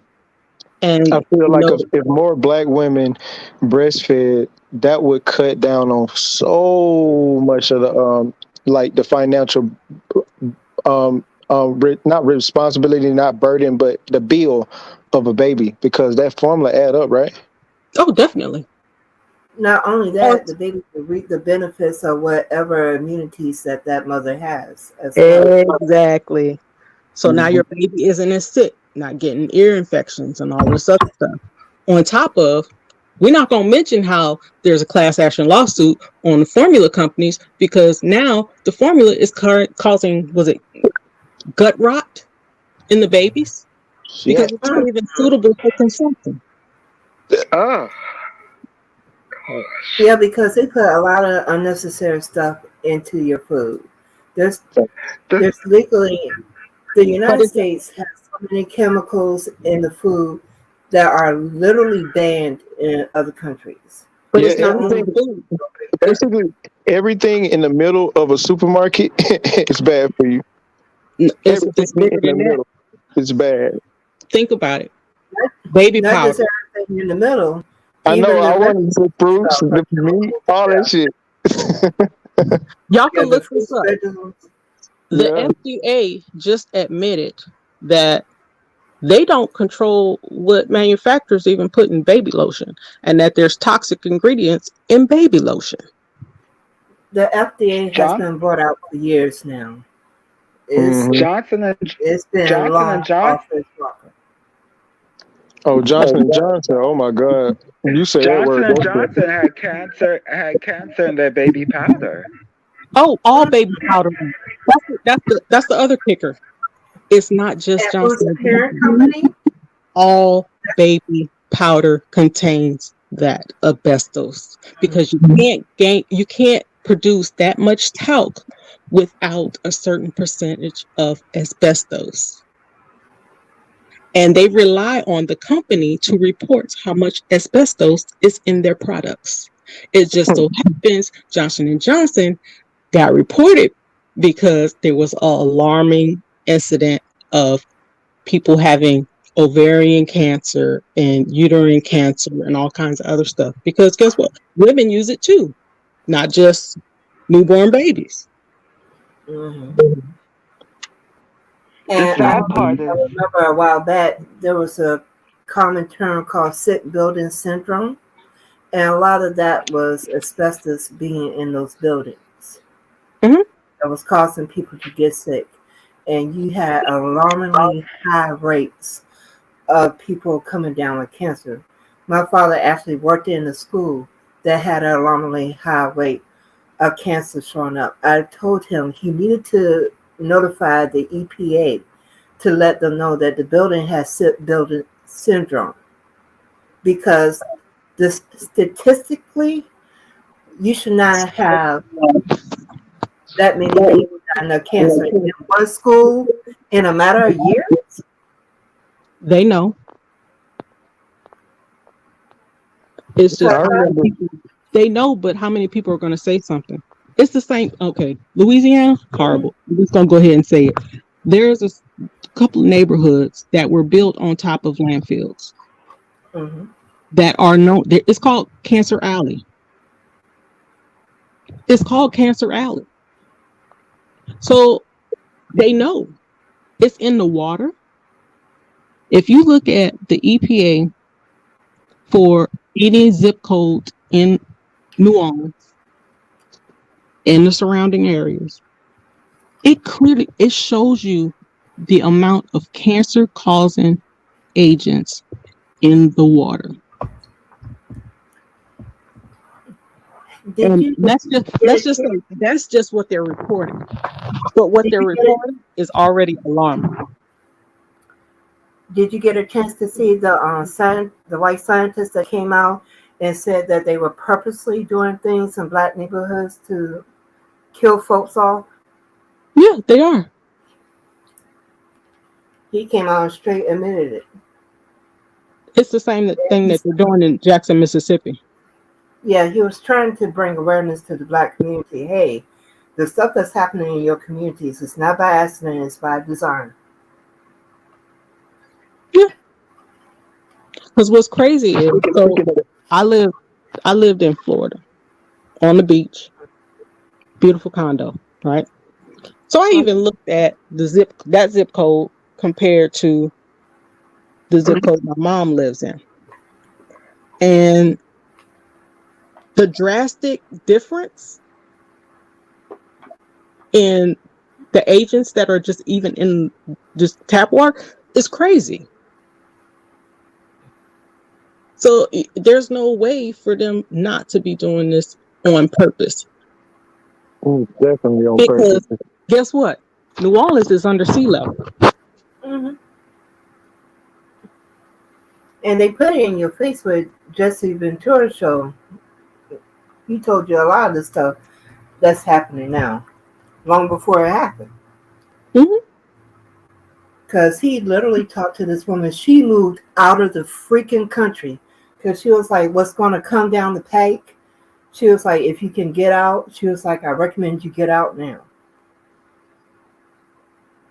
She flew into the U.S. for the interview, and as soon as it was over, she flew right back out. That's how serious she was about not being here. Because the EPA and all of those people, the legislation that is passed is funded by the corporations that are doing the pollution. Yep. Of course. And guess what? Not only that, the people that are actually in the government, the EPA, they were former employees of those same companies. Yeah. Because like the EPA, like the FDA, free range chicken. Like, when they put free range chicken, on the packaging, make it look all cool, make you think you're getting some natural. All they have to do is think about a patio. Think about a patio to an apartment. If they have a patio to an apartment and the chickens are able to go outside into that patio, no matter how big the warehouse is, that's a free range chicken. That chicken could be in the back of the warehouse, nowhere near that patio. But the fact that warehouse has a patio, that's them free range birds right there. Or have access to get on the patio. Allegedly.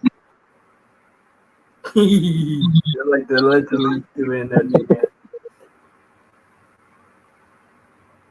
But that's why I always tell people, you need to start learning how to use your own power that's within you. Because they don't want you to be able to stop and focus on going inward. Because, like I said, I know you said they're ahead, but anything that can be seen can be changed in an instant. Facts. But how many people are looking? Because most people are in survival mode. Right, but you don't need everybody to look. Like CTV said earlier, you only need a small amount. I really believe, and I halfway tested this before. Like, if you really wanted to change the vibe, let's say you live in an apartment complex. If you wanted to change the vibe of that apartment complex, I truly believe one person can do it Oh, you with definitely. spirit work. One person can change the whole vibe of an apartment complex. That's just on. I think one person can go up to a whole city, like, and that's just Think one bigger. person. Think bigger. Yeah, I know. I, I really believe that. Like, That's with why they try to keep everybody distracted because they know it can only take one person who knows their ish to undo everything. So they try to keep everybody distracted for that reason. Because if you sit down and say, you know what, I know for a fact that I can do this, that's all it takes. I don't know. It takes more than that. Because look, believe try this. Try a the small thing. people, Try to, the because I people, remember. the people that you are going to greatly impact. Do you think they're going to allow that and they're not going to take you out and you're not going to mysteriously have an accident? You're acting like Yeah, but we they're can all always powerful. we can always be afraid of what they're gonna do and what I'm they not could do. I'm not going to 'Cause live my life in fear. No. because I'm not saying be in fear, but it's going to take more than one person.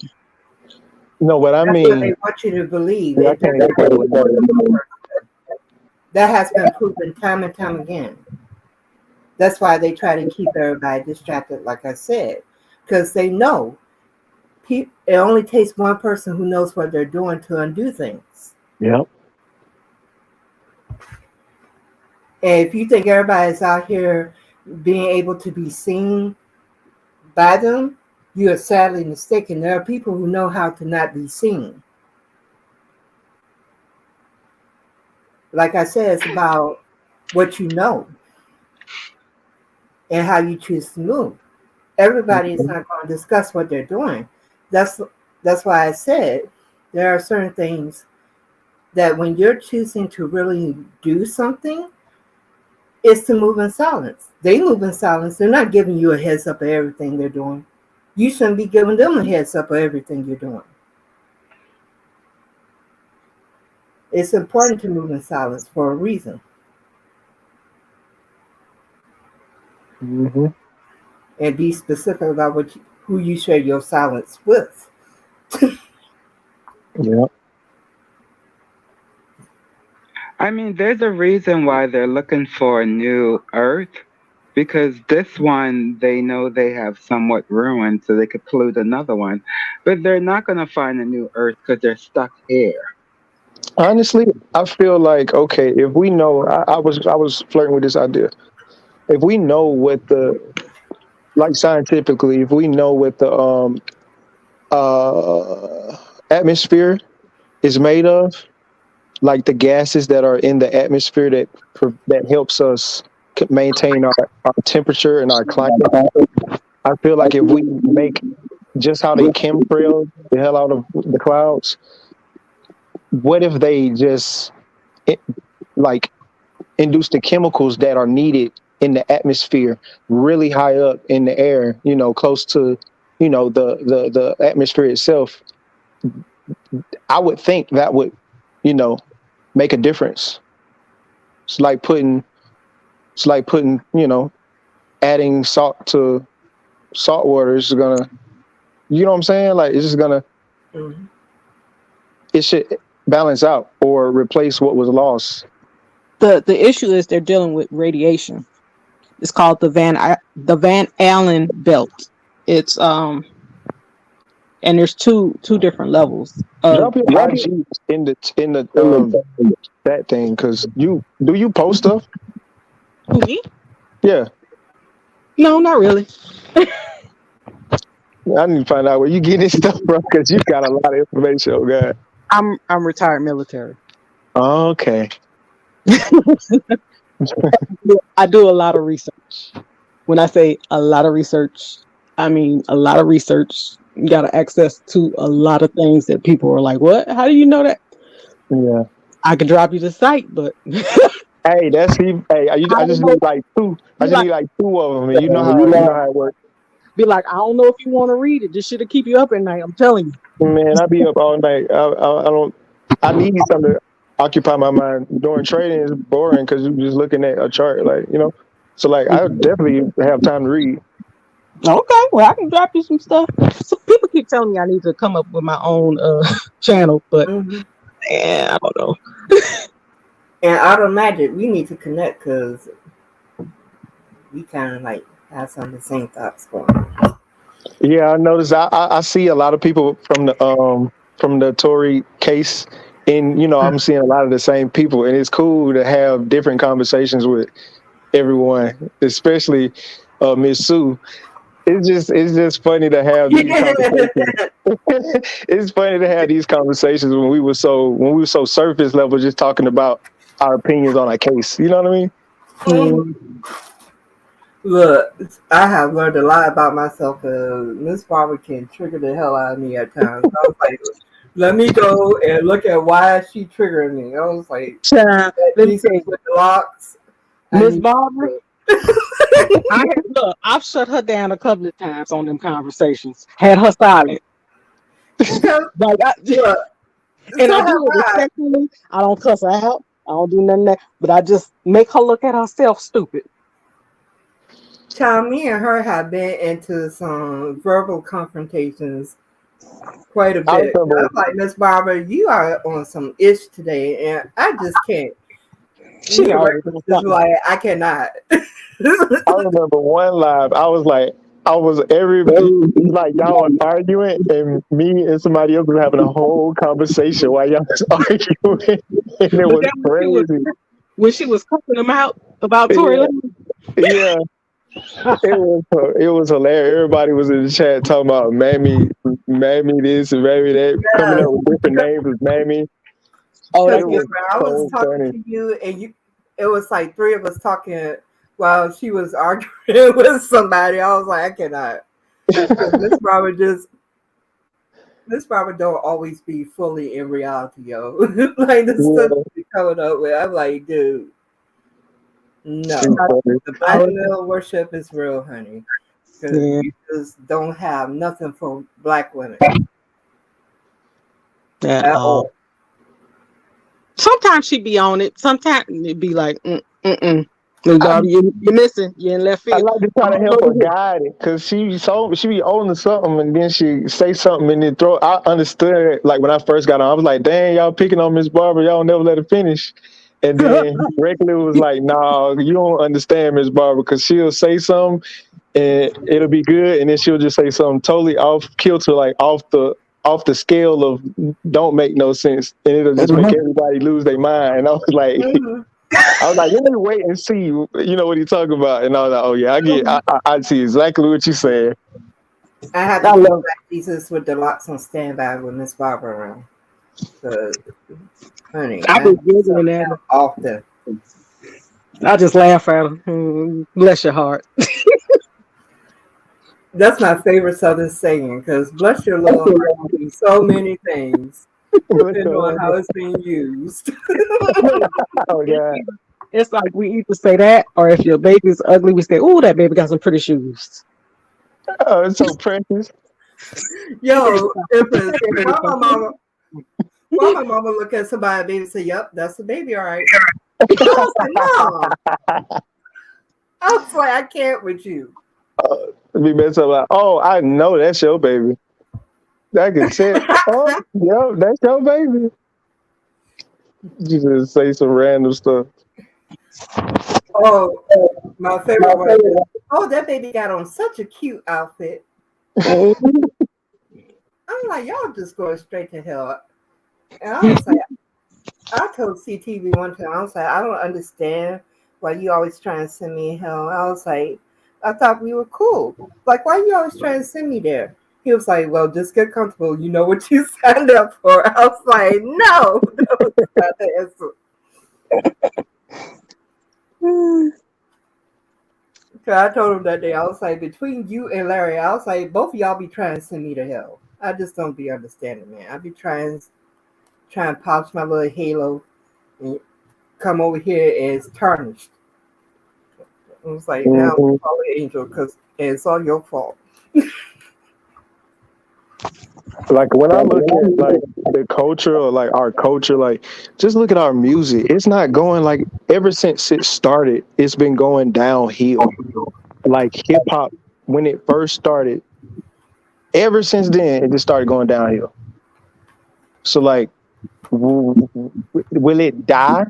Do you think it will die before we change it, or will it be like second, like like adult R&B, like a channel? It's like an off channel contemporary R&B. You know what I mean? Like, what do you think will ultimately happen with rap music? Or will we change it? Will we learn from it? What? Because I don't listen to it. I think it could change, but only if the like us we stop giving it money. We stop going to the concerts. We stop listening to it on the radio. Make the profits go down. Because guess That's what? It's exactly what I said. the music industry. So these Mhm. artists are actually being paid to produce that kind of music. Because You're taking away. Yep. Go they are ahead. like the music that a lot of artists, like real artists that are want to be positive and all of that, they're not allowed to release those records. Hmm. They're not Yep. allowed. Like, The ones that are, guess what? A lot of times they're independent. So they're yep. not getting that funding, that backing, that promotion, none of that. So they stay local artists. They Yep. don't promote it.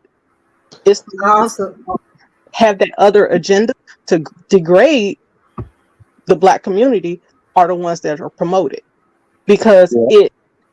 it validates their biases against us. So I not said the same thing. yeah, it validates their bias and they're making billions from it. Yeah, I said it'll hurt the artists if we stop consuming it, but it'll only hurt them for a while. Because like if we stop consuming music for 6 months, that's 2 quarters. Industry will lose so much money. They be panicking. They be like, we need to find what works. We need to find what works. And then at that same time of us boycotting the music industry, we're hurting the artists. So the artist now has to, if they want to continue to make music and make money from music, they have to find out what does the consumer want, and that'll force them to try different things. And when they finally get on the subjects that we want to hear or the vibes that we want to hear, and we start back buying, then you know they have changed, and a lot of them want to change anyway. You know what I mean? So like NBA YoungBoy talking about he don't want to talk about killing no more. He don't want to talk about having ops. He don't want to talk about. He don't even want to rap no more for real. You But know what think I mean? about this. Will the record companies get behind that because it doesn't have that two-pronged agenda? If they going broke, they will. well, the record companies is already dying off because different social medias have made it so that you really don't need a record company anymore if you want to do music. You need them for you need them to get to that level where you're gonna make money. Because artists now, like, okay, if you're just a regular artist, the bulk of your money, not even a quarter of your money is coming from streaming or record sales, because records don't even sell no more. It's all streaming, right? Yep. So your money is literally coming from your tours and Mm-hmm. your performances and your guest appearances and your endorsements and your people you advertise for. Like when Kim Kardashian put up posts, she makes millions. Like she might make $1 million on a post talking about some facial wash. You know what I mean? Or Or either, or doing either something on the features. show. Like they So make money from features, when they right, feature, a lot of right. times they don't get the residual, they get Right, they get that They money don't up get the front. back end. Yeah. Exactly. Or they'll do, if they like them, they'll do verse for verse, and that's Hmm. really just helping the label out and helping them increase their visibility so that they can get on another tour with another artist and make more money. Like Well, just they actually, trying to keep it's not. touring. It's actually not helping the label out. It's actually helping the artists because a lot of them are trapped in these 360 deals that. Ooh, that was the worst thing ever. That Modern day slavery 2.0. have them on, like, you have to produce a certain amount of So, tracks yeah, you before you gotta can do it. even be released, Yeah. from this contract. And some people, it's like they're still going to get paid, like residually and everything. Like artists used to, do like little appearances and stuff like that was done through their manager. Now it's through the record company. So Mm-hmm. not only is where it used to be just the manager getting his percentage, now it's the manager, the record company, and everybody else. And the lawyer So that cut the deal, that's present, that the labels give you assigned to they're the ones that getting a portion of your money. Same thing that happened in sports. yep. Like the sports agents, like it's hard for, like Lamar Jackson right now. He negotiating his own deal, so he cutting out that extra, what, probably 10 to 15% off the top Hmm. of his money. He's just keeping that, and it seemed like it's kind of hard for him to land that big deal because something's blocking it. You know what I mean? It is And because you don't have that negotiation power. So hmm a lot of times agents, they work for one company, right? You might have multiple agents. They got their own players, each individual agent got their own players. Sometimes they have it where it's a bunch of agents, but all of the players are represented by the company themselves. And like the agent might get a little bit, like there's several different platforms on how they operate. oh yeah, So if you just work for an individual agent, you're going to have a harder time. It's going to almost be like you being your own agent, but you still going to have to pay that other person. Versus hmm if you fall under the umbrella of an actual company, they have multiple players that they swap out and they trade. They like, okay, if you take this player, yep. then we're going to give you this guy, and then okay, so what the numbers are. They run numbers. It's moving money. It's kind of like, it's not necessarily money laundering, but it's moving money. It's moving wealth That's all it is. to the middleman, basically. Like for another example, like I really believe another. Well, there's a thought out there that, okay, Tory Lanez. This what happened with Tory Lanez. He left his label pretty much, and well, he fulfilled the contract, Mm-hmm. and he was basically a free agent. And it was kind of like he wanted to go independent, and it seemed like all the artists, not necessarily the artists cut him off, but the labels cut him off. So the artist can't do music. You can do music all you want, but it ain't coming out. Yeah. So what he did was this was around the time where NFTs were really popular, right? This was like when they first started getting popular, and he released his album through NFT, and he sold 1 million copies at $1 in like less than, I really think it was less than like 5 minutes. Like he literally sold 1 million copies in like 5 minutes, some crazy shit. And he was really excited. Like, I just cracked it. I just cracked the industry, because now you can take that same NFT that you bought, and if you bought 15 of them, you can sell that. You bought it for $1, so you can sell that for. He said it was people selling that NFT for $10,000, $30,000, and people were buying it because they Mm-hmm. missed the first wave. Just Mm-hmm. like the little monkey things that people was buying for hundreds of thousands of dollars. And You know? let me hip you to this. Kanye was coming out with a streaming platform for music. Who, Kanye? Mm-hmm. I believe it. But all of that got ixed. You know who picked it up? Who did? Think about what came out right after he said he was going to do that.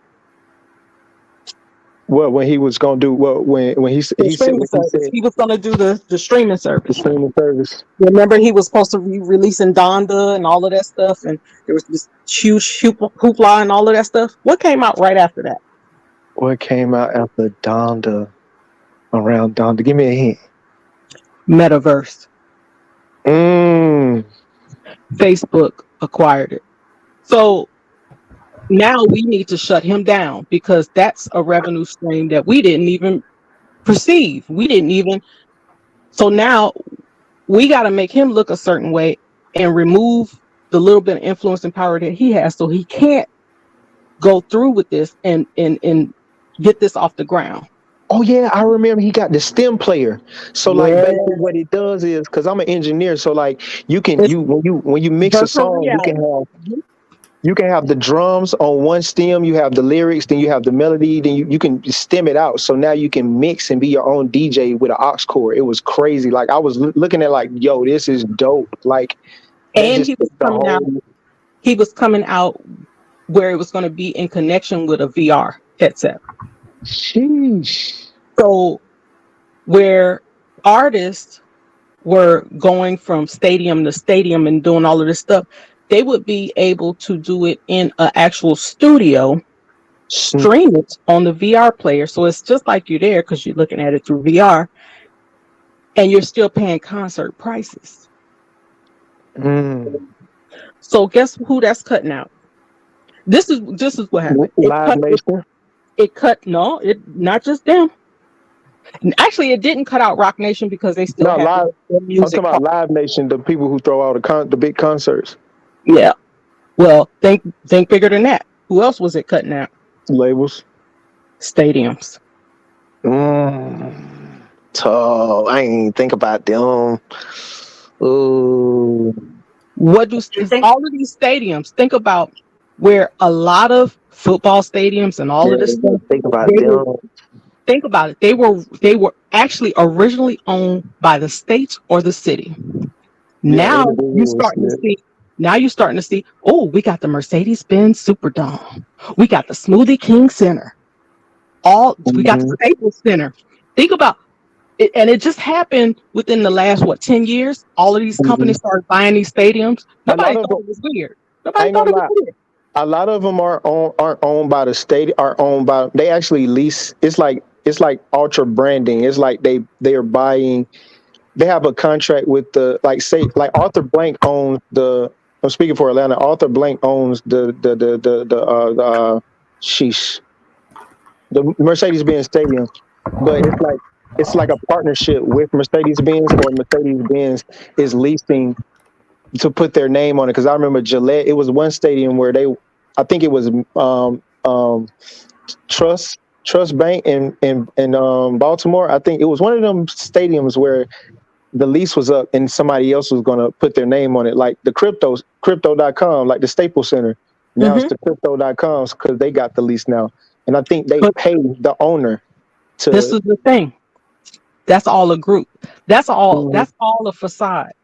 Right. Because it's all one big group, and all they do is they do like a little magic shuffle with their names.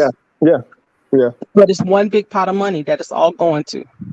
Yeah. So it's like, oh, Mercedes, we're gonna put your name on this, and like all the games, all the concerts, everything, you get a percentage of, because they're not just selling like trademark, like you have a trademark license, so you can use the name, like Donald Trump did.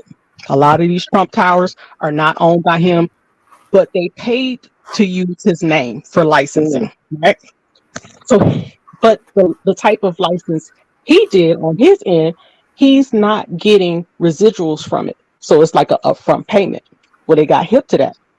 Right. I don't want an upfront payment. Like franchising. Exactly. So what they do is, so how Mercedes came into the Superdome right after Katrina, guess what? You need to revamp this. You need to revitalize it. So we're going to put the money down up front, because we're going to get kickbacks and all this other stuff through the state. Because guess what? They just paid us anyway to renovate it, because that's FEMA money. So we're not actually coming out of pocket with anything, because we just applied for a FEMA loan. That guess what? We don't have to pay that. Mm-hmm. You see how? Another thing. I got another one. You remember when that label signed that AI artist, that artificial artist? Yep. You know who did a song with that artificial artist first? Who? Gunna. I believe it. You know, like it was. I really think that was their plan. I really think like the whole AI artist thing was their plan, because the what do you call it? The graphic designer, they were close. Guess what? It ain't just started. They've been Oh yeah, the doing gorillas. that in our face. Yeah, they've been. Think Yeah, about the it. gorillas was a thing like that. Yeah. They've been talking about holograms. Think about when they did the Tupac hologram. Remember that? Yeah. But they So also ripped off the artist that was the voice of the AI too. He was a exactly. white guy. Mm-hmm. On top of this is the kicker.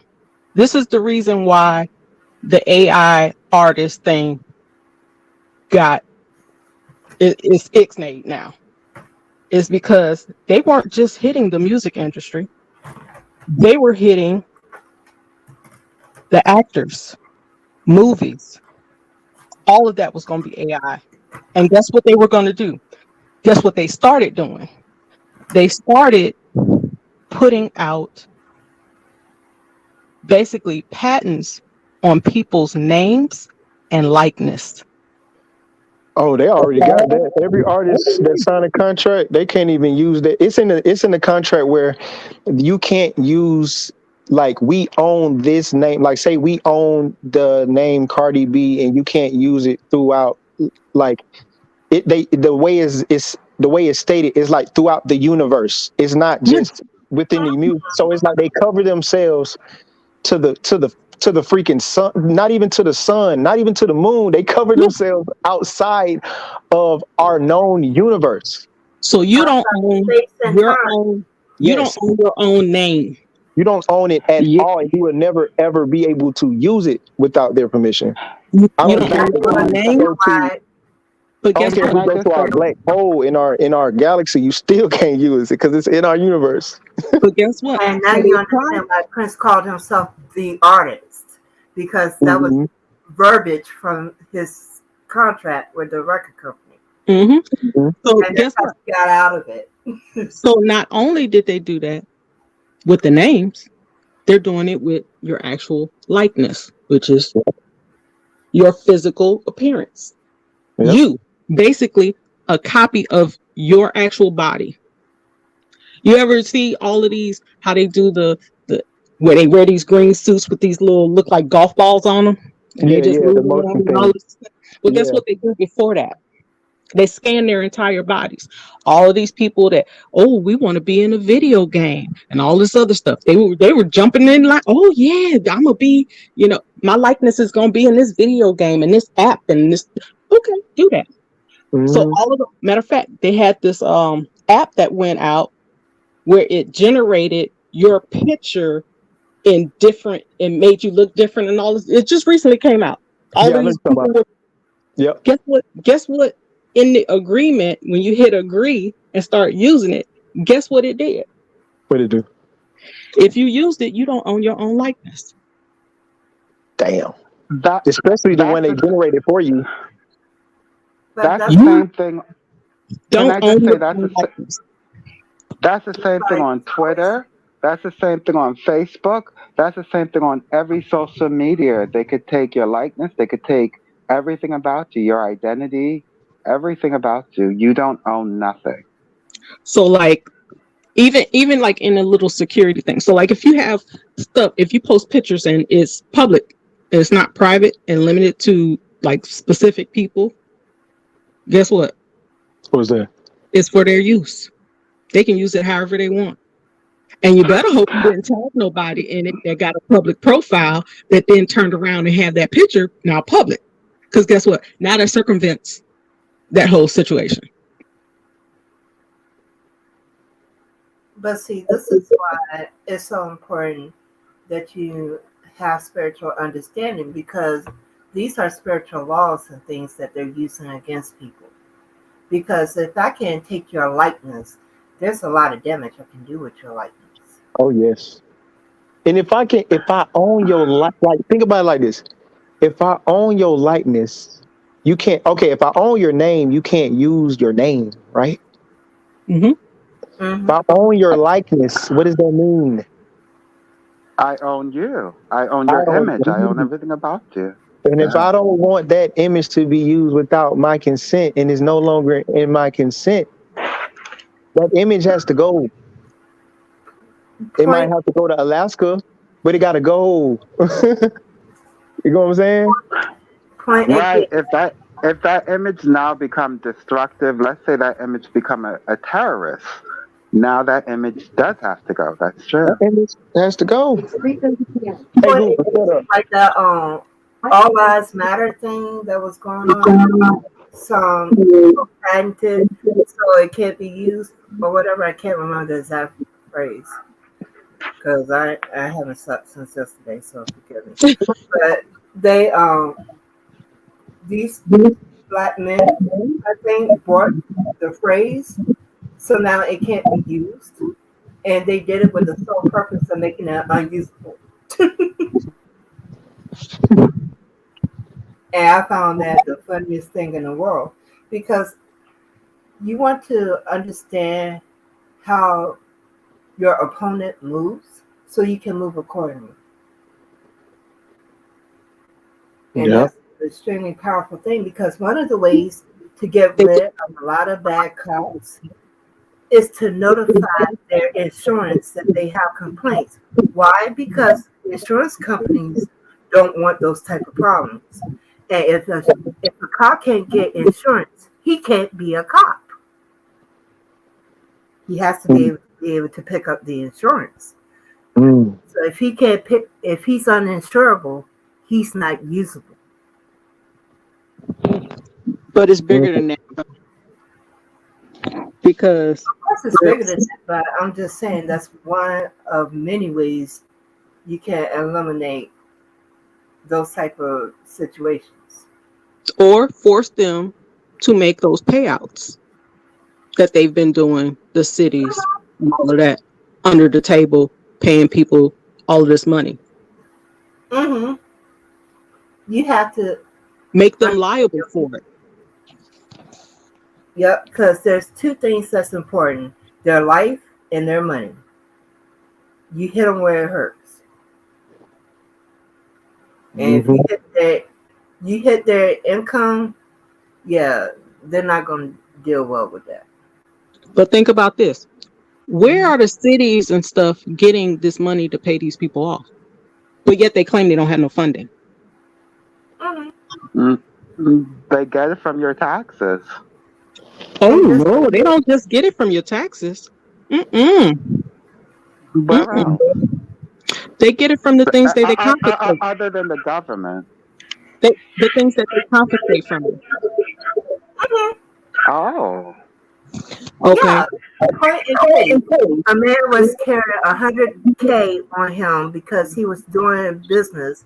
He was taking his money out of his account to transfer it to another business. He got stopped on the way while doing that. Guess what happened to that money? They took it. And he only got a small portion of that money back. But it's bigger than that too. So a lot of black people that's been trying to get into the marijuana industry and all of that stuff. Mm-hmm. That's a joke. $2 million. And not even them, even poor white people trying to get into the industry, right? Mm-hmm. So what they allow people do to buy a license in order to grow and stuff like that. But the caveat is you have to be up to code with all of these laws and regulations. Oh, and by the way, they change without you knowing. Just randomly, they just changed 2 days ago. You get inspected. Oops, you're in violation with this law that you didn't know just happened. They automatically confiscate all your personal property, everything. Everything. When I say everything, I mean everything. TVs off your wall, furniture, Playing. vehicles, your vehicles, everything. Guess what they do with that? They Auction it off. exactly Yeah. auction it off and take the money. Not only are they taking the harvest, but they're taking everything else too. Exactly. You got to restart from scratch on that. And you know one thing with the marijuana law where they're saying, oh, if you're black and you was arrested and you could now start this business, well, guess what? You need about $2 million to start that business. Mm-hmm. The average black person don't have $2 million to start a business. And I seen this guy. He was talking about. I think it was a white guy or a black guy, but he was talking about how a lot of people think that you can just go. He was talking about the gang culture and how they think they can just go like tax the dispensaries and the farms like the mafia would do to businesses. And he was like, good luck with that, because all the farmers, they are either ex-police or law enforcement. So good luck trying to like muscle them into paying you any kind of like tax. He was like, yeah, they just gonna tell you, hey, I would just give a call to the attorney and see how they feel about actually to give you tax. And they just gonna leave it. And they're protected by the government. The government will protect them. Guess what? No. It's even deeper than that. Because guess what? The money that you make, even with dispensaries or anything like that, you can't put it in the bank. You sure can. That sounds like untraceable money. You can't put it in the bank for real? No, you cannot. It's still federally illegal. And guess what? The federal government will allow you. All banks are covered by the FDC. You are so right. Yeah, FDC. Yeah. So guess what? No, can't do it. You know why? 2 reasons. Well, they want it to be untraceable, for one, and 2, they already know these banks ain't got money anyway, and they don't want to be liable if an influx of money start coming into these banks, because guess what? The federal government now has to insure a certain percentage of that, and they don't have the money to cover it. That's why all them law enforcement people are pretty much doing it, because that makes a lot of sense. Damn, you break things down. That makes a lot of sense. You know what I'm saying? Like a regular person, I wouldn't be able to really protect myself if I had a farm because I have to have all my money in cash. Like, I can't put it in a bank. You know what I mean? So like, it would take somebody who has some type of connections with like law and government enforcement to really stay focused on the finances. Yeah, because where are you going to keep it? You're going to keep it in the safe on the premises? I knew it didn't make sense when Ms. Barber was like, we got to give it to Venezuela. That ain't going to happen. Like, we can't even, like, no. Like, we can't run that stuff. We have no, if anything, it'll be the administration, the whatever it is. Drug administration. Mm-hmm. Like the people who do the pharmaceuticals, they'll be the ones that, if anybody would do it, control it, it'd be them. The pharmaceuticals is not. They're not going to control it, and the reason why they're not going to control it is because if you ever get a seed, you could grow it yourself, and you don't need them. They want to be needed. No, but they regulate grow it without. Exactly, and that's if they don't genetically modify it and then patent it. Because once they patent it, then they own it, and it's illegal for you to grow it unless you got the license to grow it. They already have patent seeds already where they're doing that. Who all in here smoked before like 2010 and compare that gas to what's being smoked now? Oh, it's a difference. It's a big comparison. It is a huge difference. I can't even touch the stuff that's like, I cannot touch it. So I want to say about 3 years ago, Vice, it's this basically like TV news type station that. program. Yeah. Yeah. They had a whole episode about these white guys that were going from country to country, getting every strain of marijuana, and we're just collecting it. They did this, I want to say over 3 years ago. I think it's still on Vice. You could probably look it up. But that's what they were doing. They were collecting every strain on Earth. And they even say we're collecting every strain on Earth, so that way we can supply, have the quality product and all this stuff. That's not what they were doing. They were collecting all of those strains so they can get the seeds, so they can patent it. Yeah. Right. Yeah. Because it's just like with the soybeans, it's just like with the corn and all of that stuff.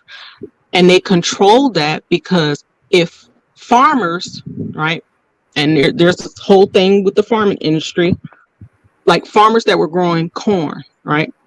If you didn't buy the patented GMO seeds, right, and you farmed next to this other farm that did, they would come out and claim that some of the crops on it was from the GMO seeds, and you must have stolen. So they confiscate your whole entire crop, right? And sue destroy everything.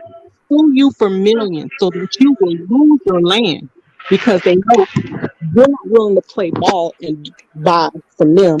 You know what I'm saying? So, and that's how they wipe out the ones that are not using the GMO seeds, because they'll say, "Oh, well, some of the seeds must have blown into your field," and they're like, "Okay, how is that my problem?" Well, it's illegal for you to grow it on your land, so we're confiscating all of it. Oh, and let's not forget the Chiquita Banana situation, or what Chiquita Banana did to those folks, and how they just completely destroyed the economy of where they were. They have really messed people up. You want to talk about a modern day slavery situation? That's definitely one of them. Well, they do it with chocolate as well, cocoa, the cacao. They do it with palm oil as well. They do it with soybean oil. If you notice, soybean and palm oil is in just about everything.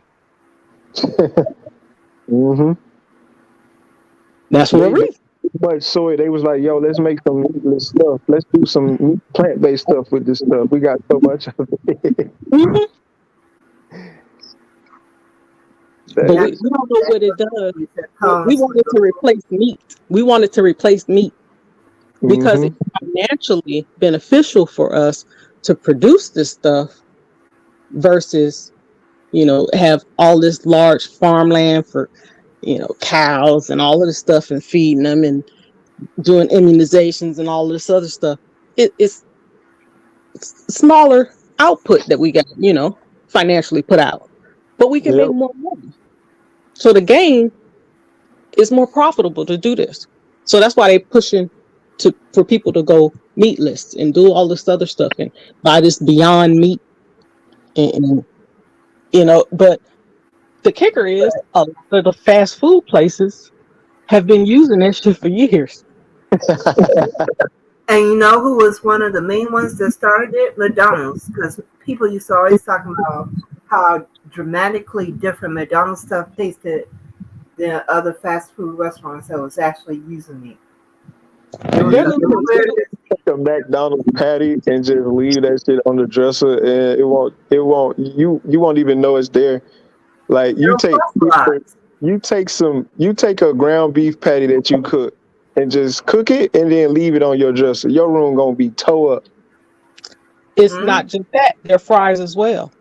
Because the fries have to be a certain quality and they have to be gassed to the point where when they gather these potatoes, they have to put them in a facility and nobody can be around them because it releases this toxic gas.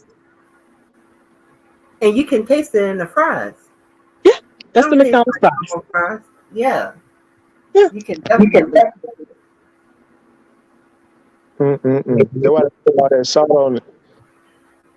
You try to mask the taste. Oh, and let's not talk about Subway uh tuna fish that ain't got no tuna fish in it. Oh God. See, welcome to the world of food. It don't have no tuna in it. She's right. Let me get one of them tuna. Tuna like sustenance. The tuna But like. so they've been feeding it to us. Like I said, they've been feeding it to us for years, but they're trying to convince the few remaining people that are cooking, still buying stuff in the grocery stores because they haven't been able to make it where, well, some stuff they have, like the plastic cabbage and the plastic rice and all that stuff, and the eggs. They've been able to manufacture those to look like the real thing and taste like the real thing, but the meat, they haven't quite figured it out completely. Like, they've been doing things where they've been using this meat glue to make it look like fat, but it's really not. It's different cuts of meat put together, and what you think is fat is actually the glue. There's documentaries about all of this stuff, and I'm telling y'all. And you can The sad part is all that stuff make your immune system weak. Tuna zero. It makes it extremely weak. not Now, only does it make only, it weak, it actually changes your DNA. because food and Mm. the body communicate. They have conversations with each other. Yeah. And now you introduce a foreign substance that your body doesn't recognize. And doesn't know how to dispose of or how to process it, which then causes other issues like male breast, prostate cancer, ovarian cancer, all kinds of stuff.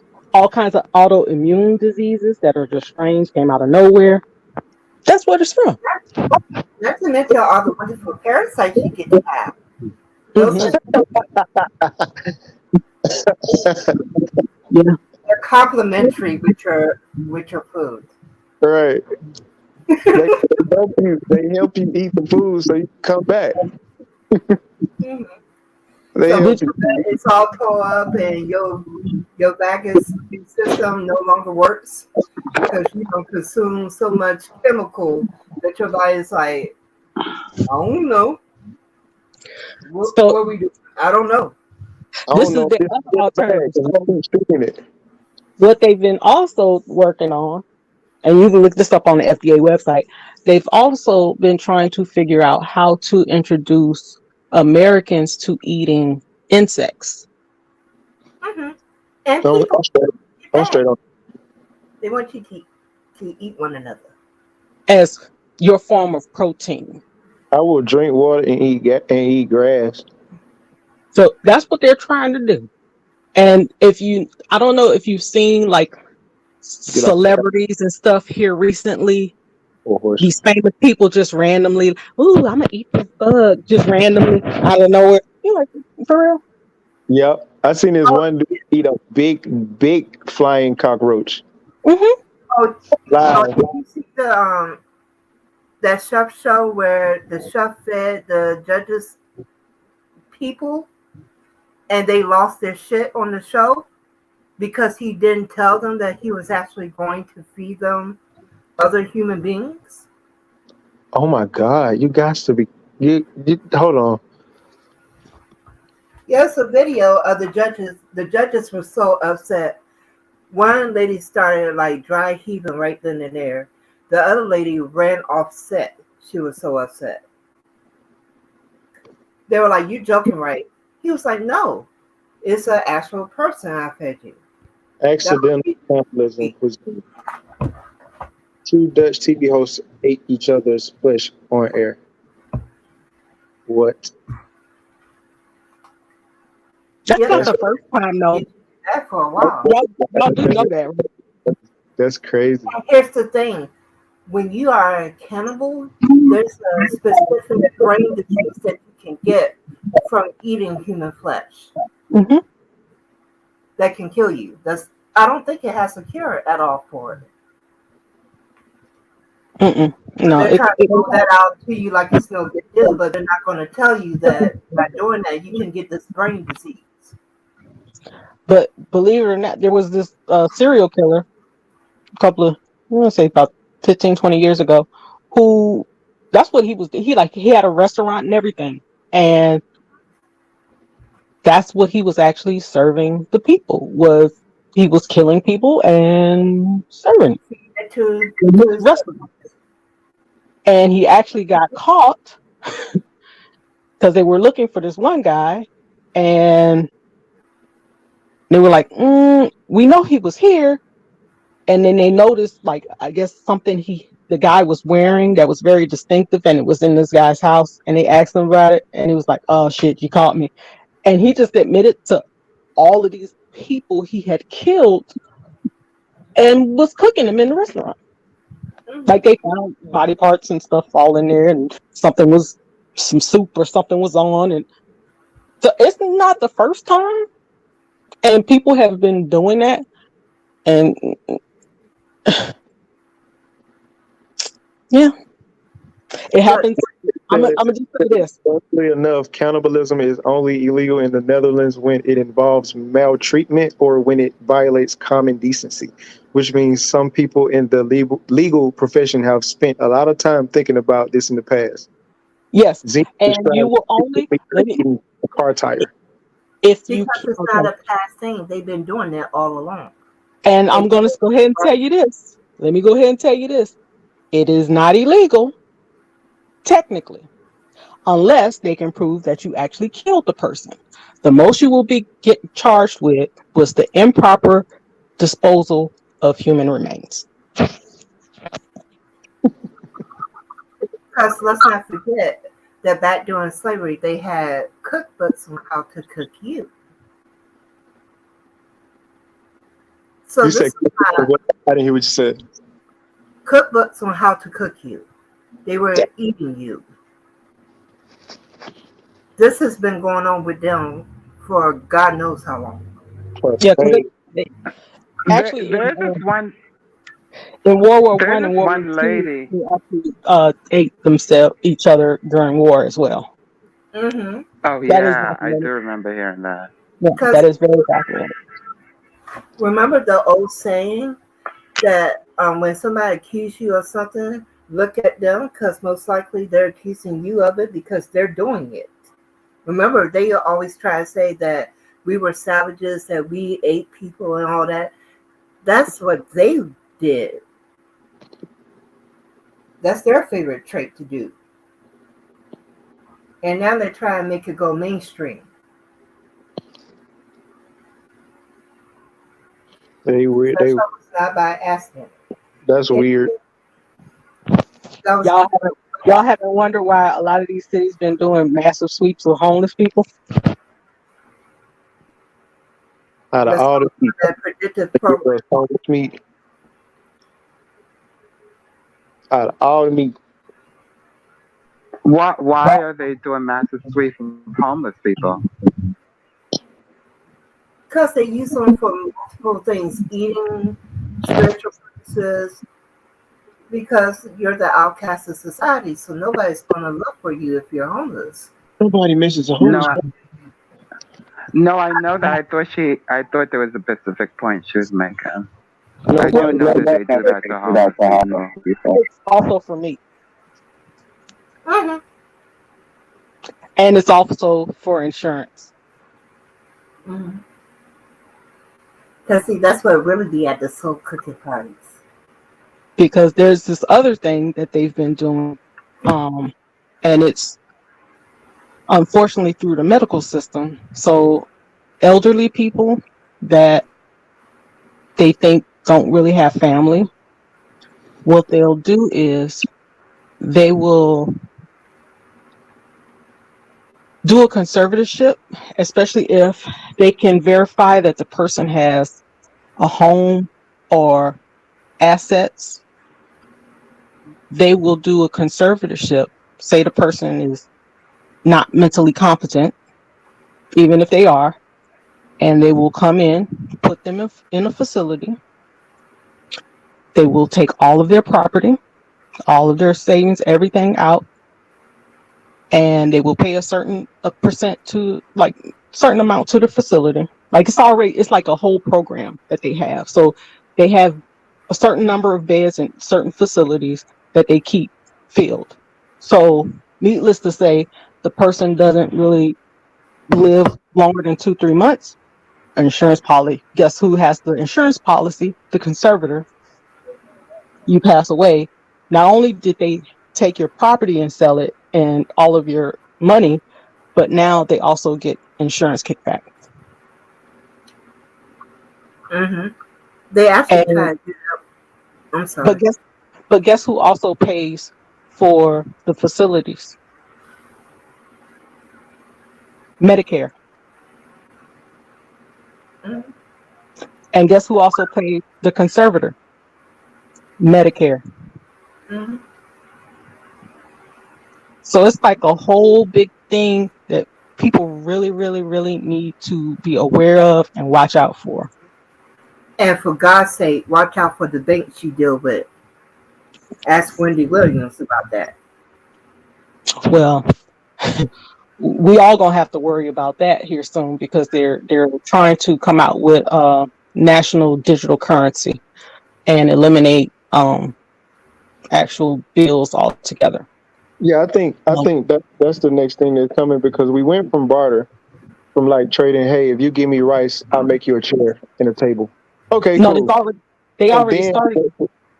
They right, started it 6 months ago. There's like Bank of America, I want to say Chase, and like one other bank. They've already started the pilot program 6 months ago, and it's yeah, they are. been shown as successful. And they're trying to implement it at all the other banks. So what they're doing is they're unfortunately, like if you have a certain amount of money in the bank that's not covered by FDIC, like because FDIC only covers a certain amount per account per bank. The 200K, I think.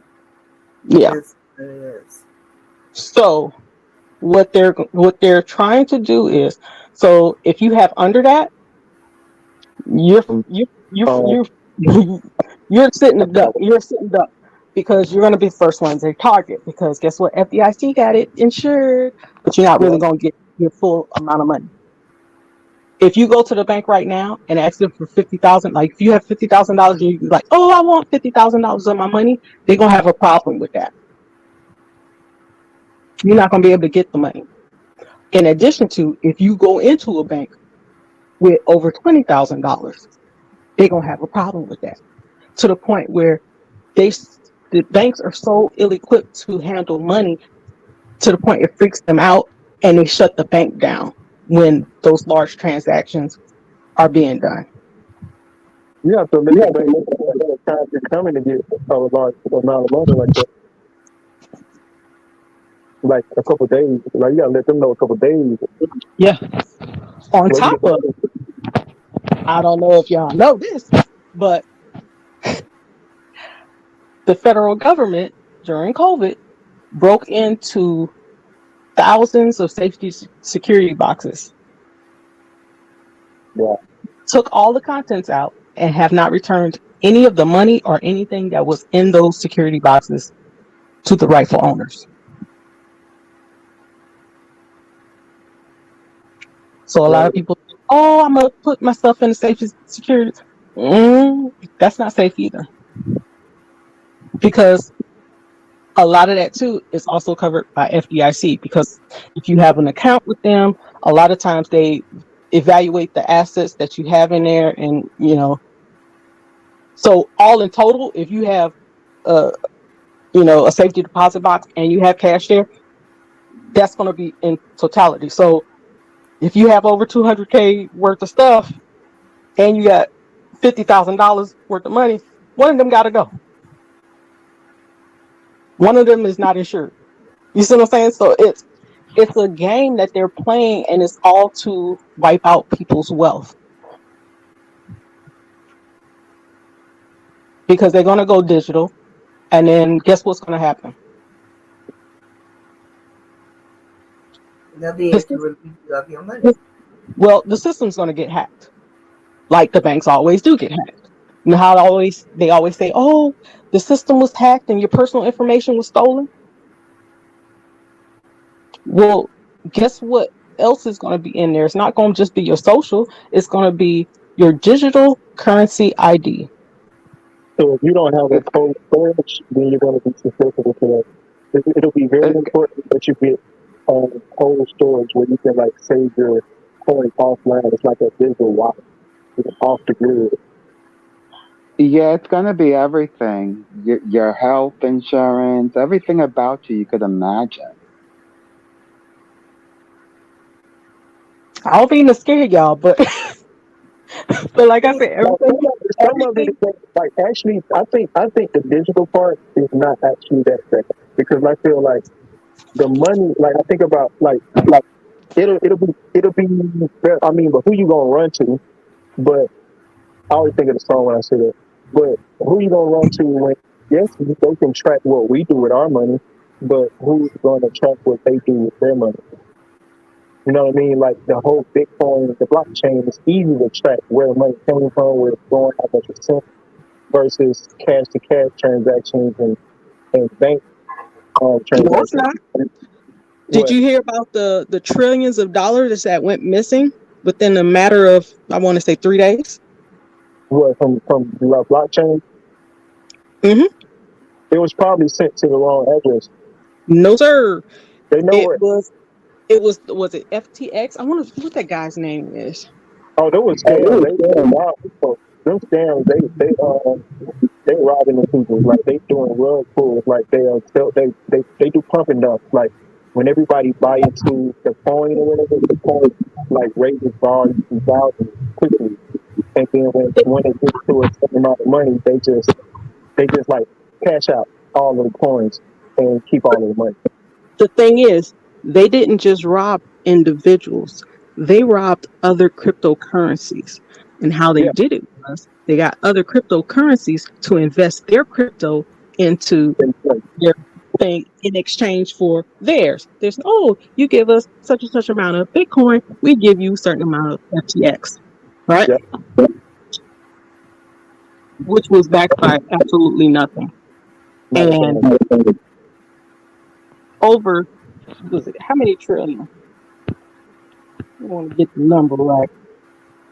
While you get the number, I think what's going to happen is Bitcoin is going to miraculously. I think we're going to go through a recession. Bitcoin is going to recover just like the stock market will recover right before it just crashes out of nowhere because of some random news that everybody is banning it because it's so bad for the planet and the power consumption of it is so bad that everybody is counting Bitcoin.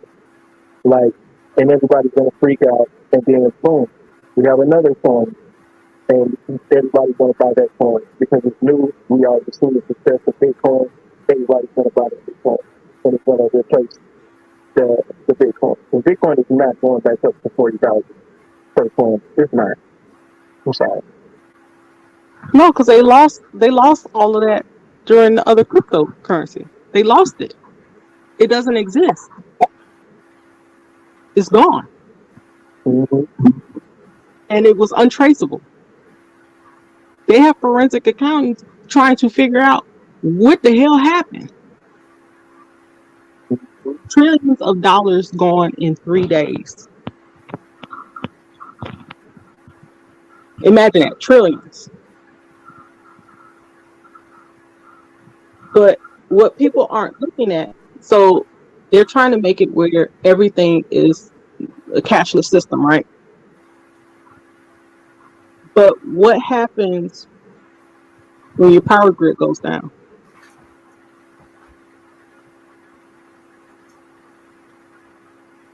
For one, they can't even secure the power grid because they've been hacked. People keep hacking them. They hacked, what was it, Washington the other day? They hacked the Washington power grid the other day. So they can't even secure it. They can't secure the financial system in its current state. So a digital is going to be even worse. One folks listen, they got to get their shit done before they start doing that. Oh no, they just get there and figure out how to do it and try to find potential hackers in India and stuff before they even start doing it. It's like that is a point. So I can't argue that. Like, cause they can't. Cause I remember when they held up the energy for ransom. I think it was gas. It was something they held for ransom, and they wanted $2 million in Bitcoin to release the network back because they hacked it and they changed everything. They locked the company out of their own system. So let me tell you how they playing in our face though. So the guy that's being brought up on these charges for these trillions of dollars missing with FTX, right? He was in jail. They released him on $250 million bond. He's released on $250 bond. So I know you say that because I knew you do. I knew you do. Why in the hell, if you don't know where this money is, where the hell did he get $250 million? And then they were like, "Oh, he's gonna have to go live with his parents." Well, if he got to go live with his parents, where the fuck did he get $250 million? Right. It came from the Mexican ferry. That money should automatically have been held for restitution for these trillions. Yeah, it's unaccounted. We can't attest for that money. It's like all of it should be froze. If you're gonna freeze Kanye money because he I don't even know why you froze. I don't even know why they froze his money, but they froze his accounts. But if you're gonna freeze his accounts, you got to freeze his too. That's why I'm telling you, they're playing in our face. That's how. Okay, think about this, and it hasn't just started. Think about Bernie Madoff. How many millions did he or billions did he steal? But he was on house arrest during his trial.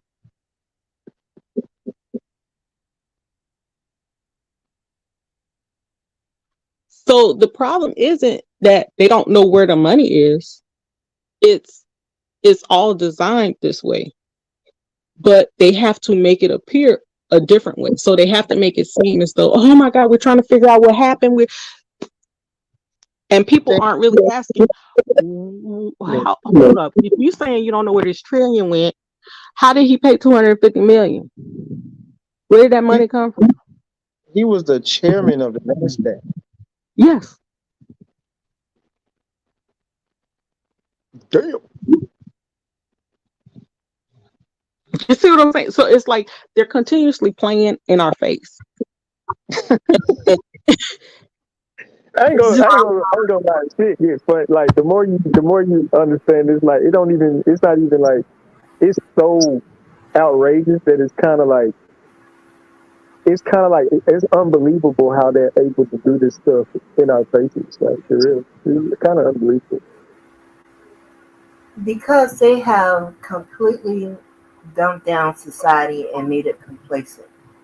So they can do things in your face and people won't respond.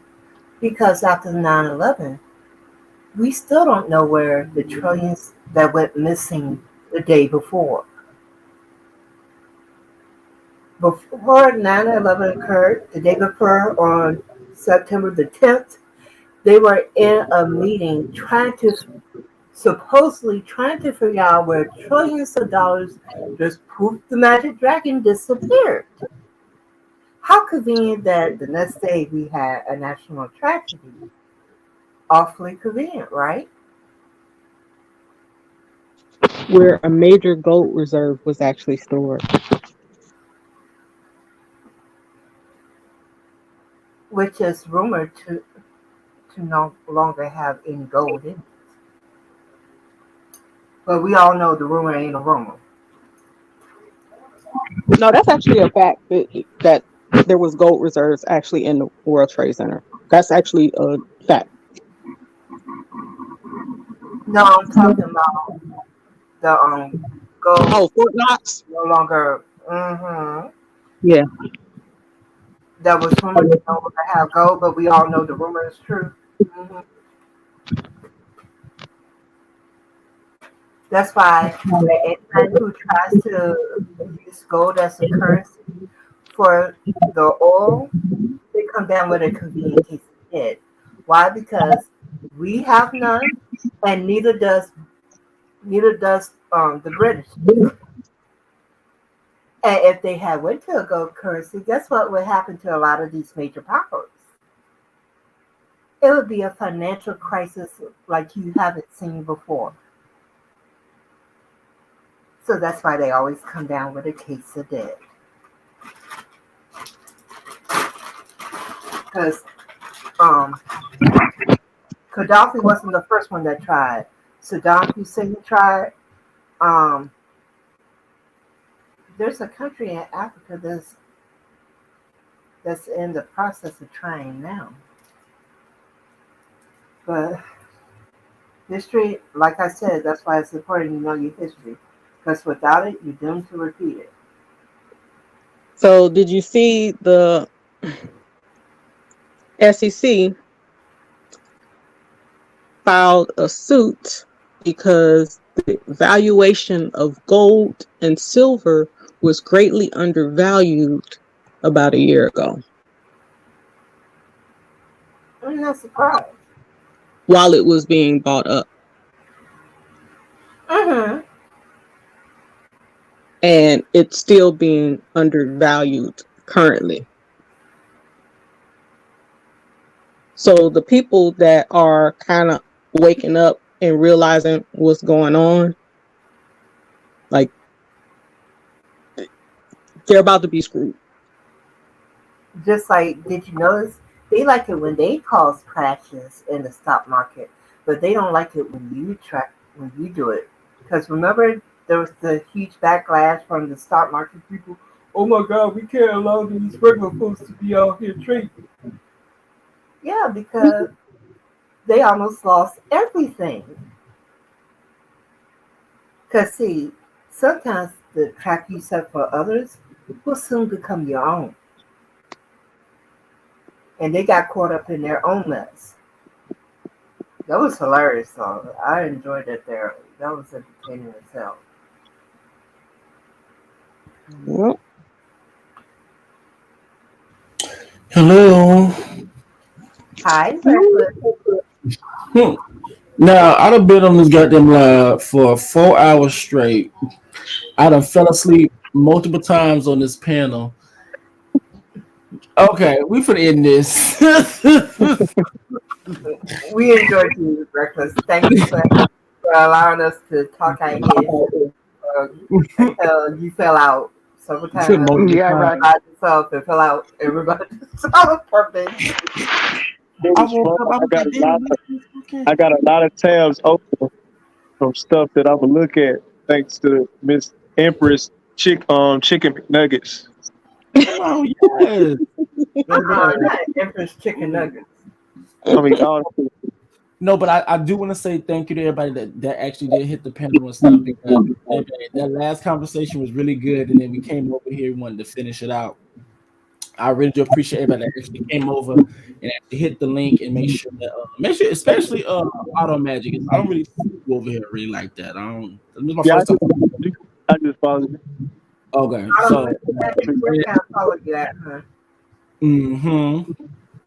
But I want to say thank you guys. You got Conscious. Conscious just showed up. All real rested and ready to go. Where can I follow you at, Otto? That's funny. Conscious ass. Nah, but I'm finna end this bad boy. Alrighty, you guys have any remaining thoughts? Nah. I gave y'all too much to think about.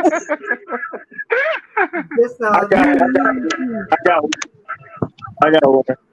Okay. All that stuff may be true, but there's no telling, you know what I mean? Like the end, like we could all be wrong. Like our take on why things are happening could all be, but they are happening though. So we just gotta keep on going, and we'll find out. Cause they said that the world was gonna end in 2012. I remember that a lot. I remember that. So we still here kicking, you know. So Well, and we see that was a lie. We can't trust them. They said the world was going to end in 2002. You remember that? Because all the nuclear bombs was going to go off.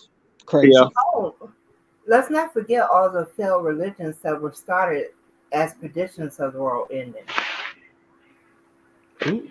exactly. Mm, So the world may know. Lord. Oh, hold on. But Ooh. you still Yeah. gotta be aware of your surroundings. This,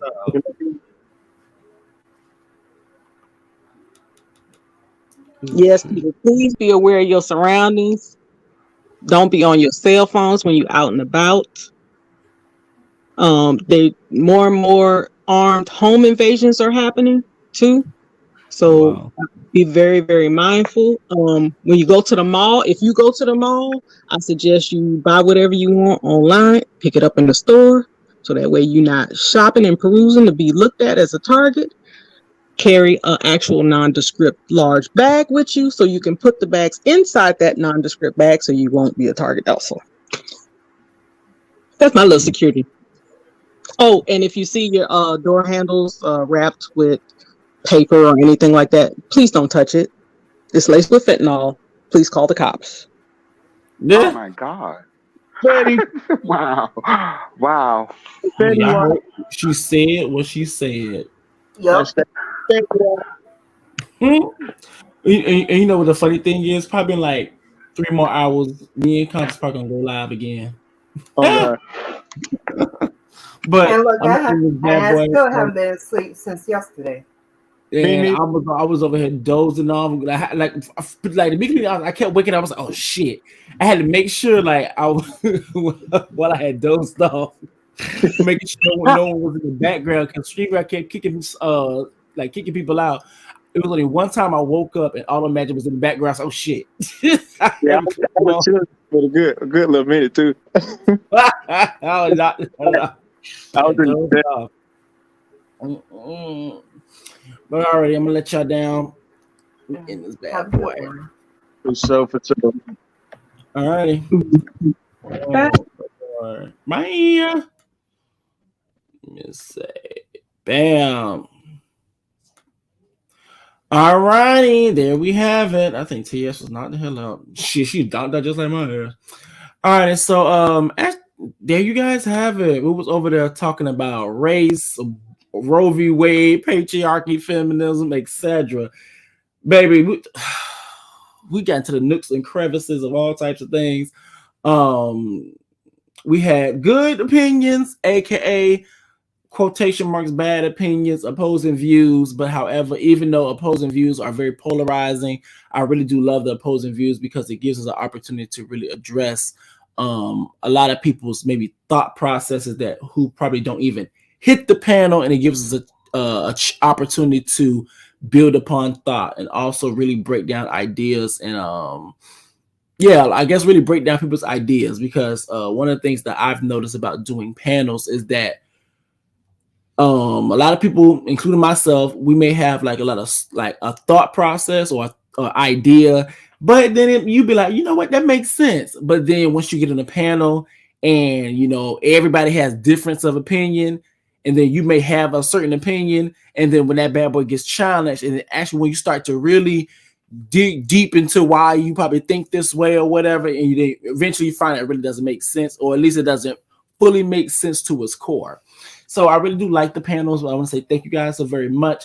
Please make sure you guys pop the like button. Please thumbs up. Because when you do that, it really does help out with the YouTube's algorithm. If we do our job over here as in thumbing up this video, YouTube can do their job on outside of these walls of the Reckless Logic and the Reckless Bureau to be able to notify people to make sure that this video gets out. So thank you guys so very much. And with that being said, I'm gonna see you guys later. Deuces.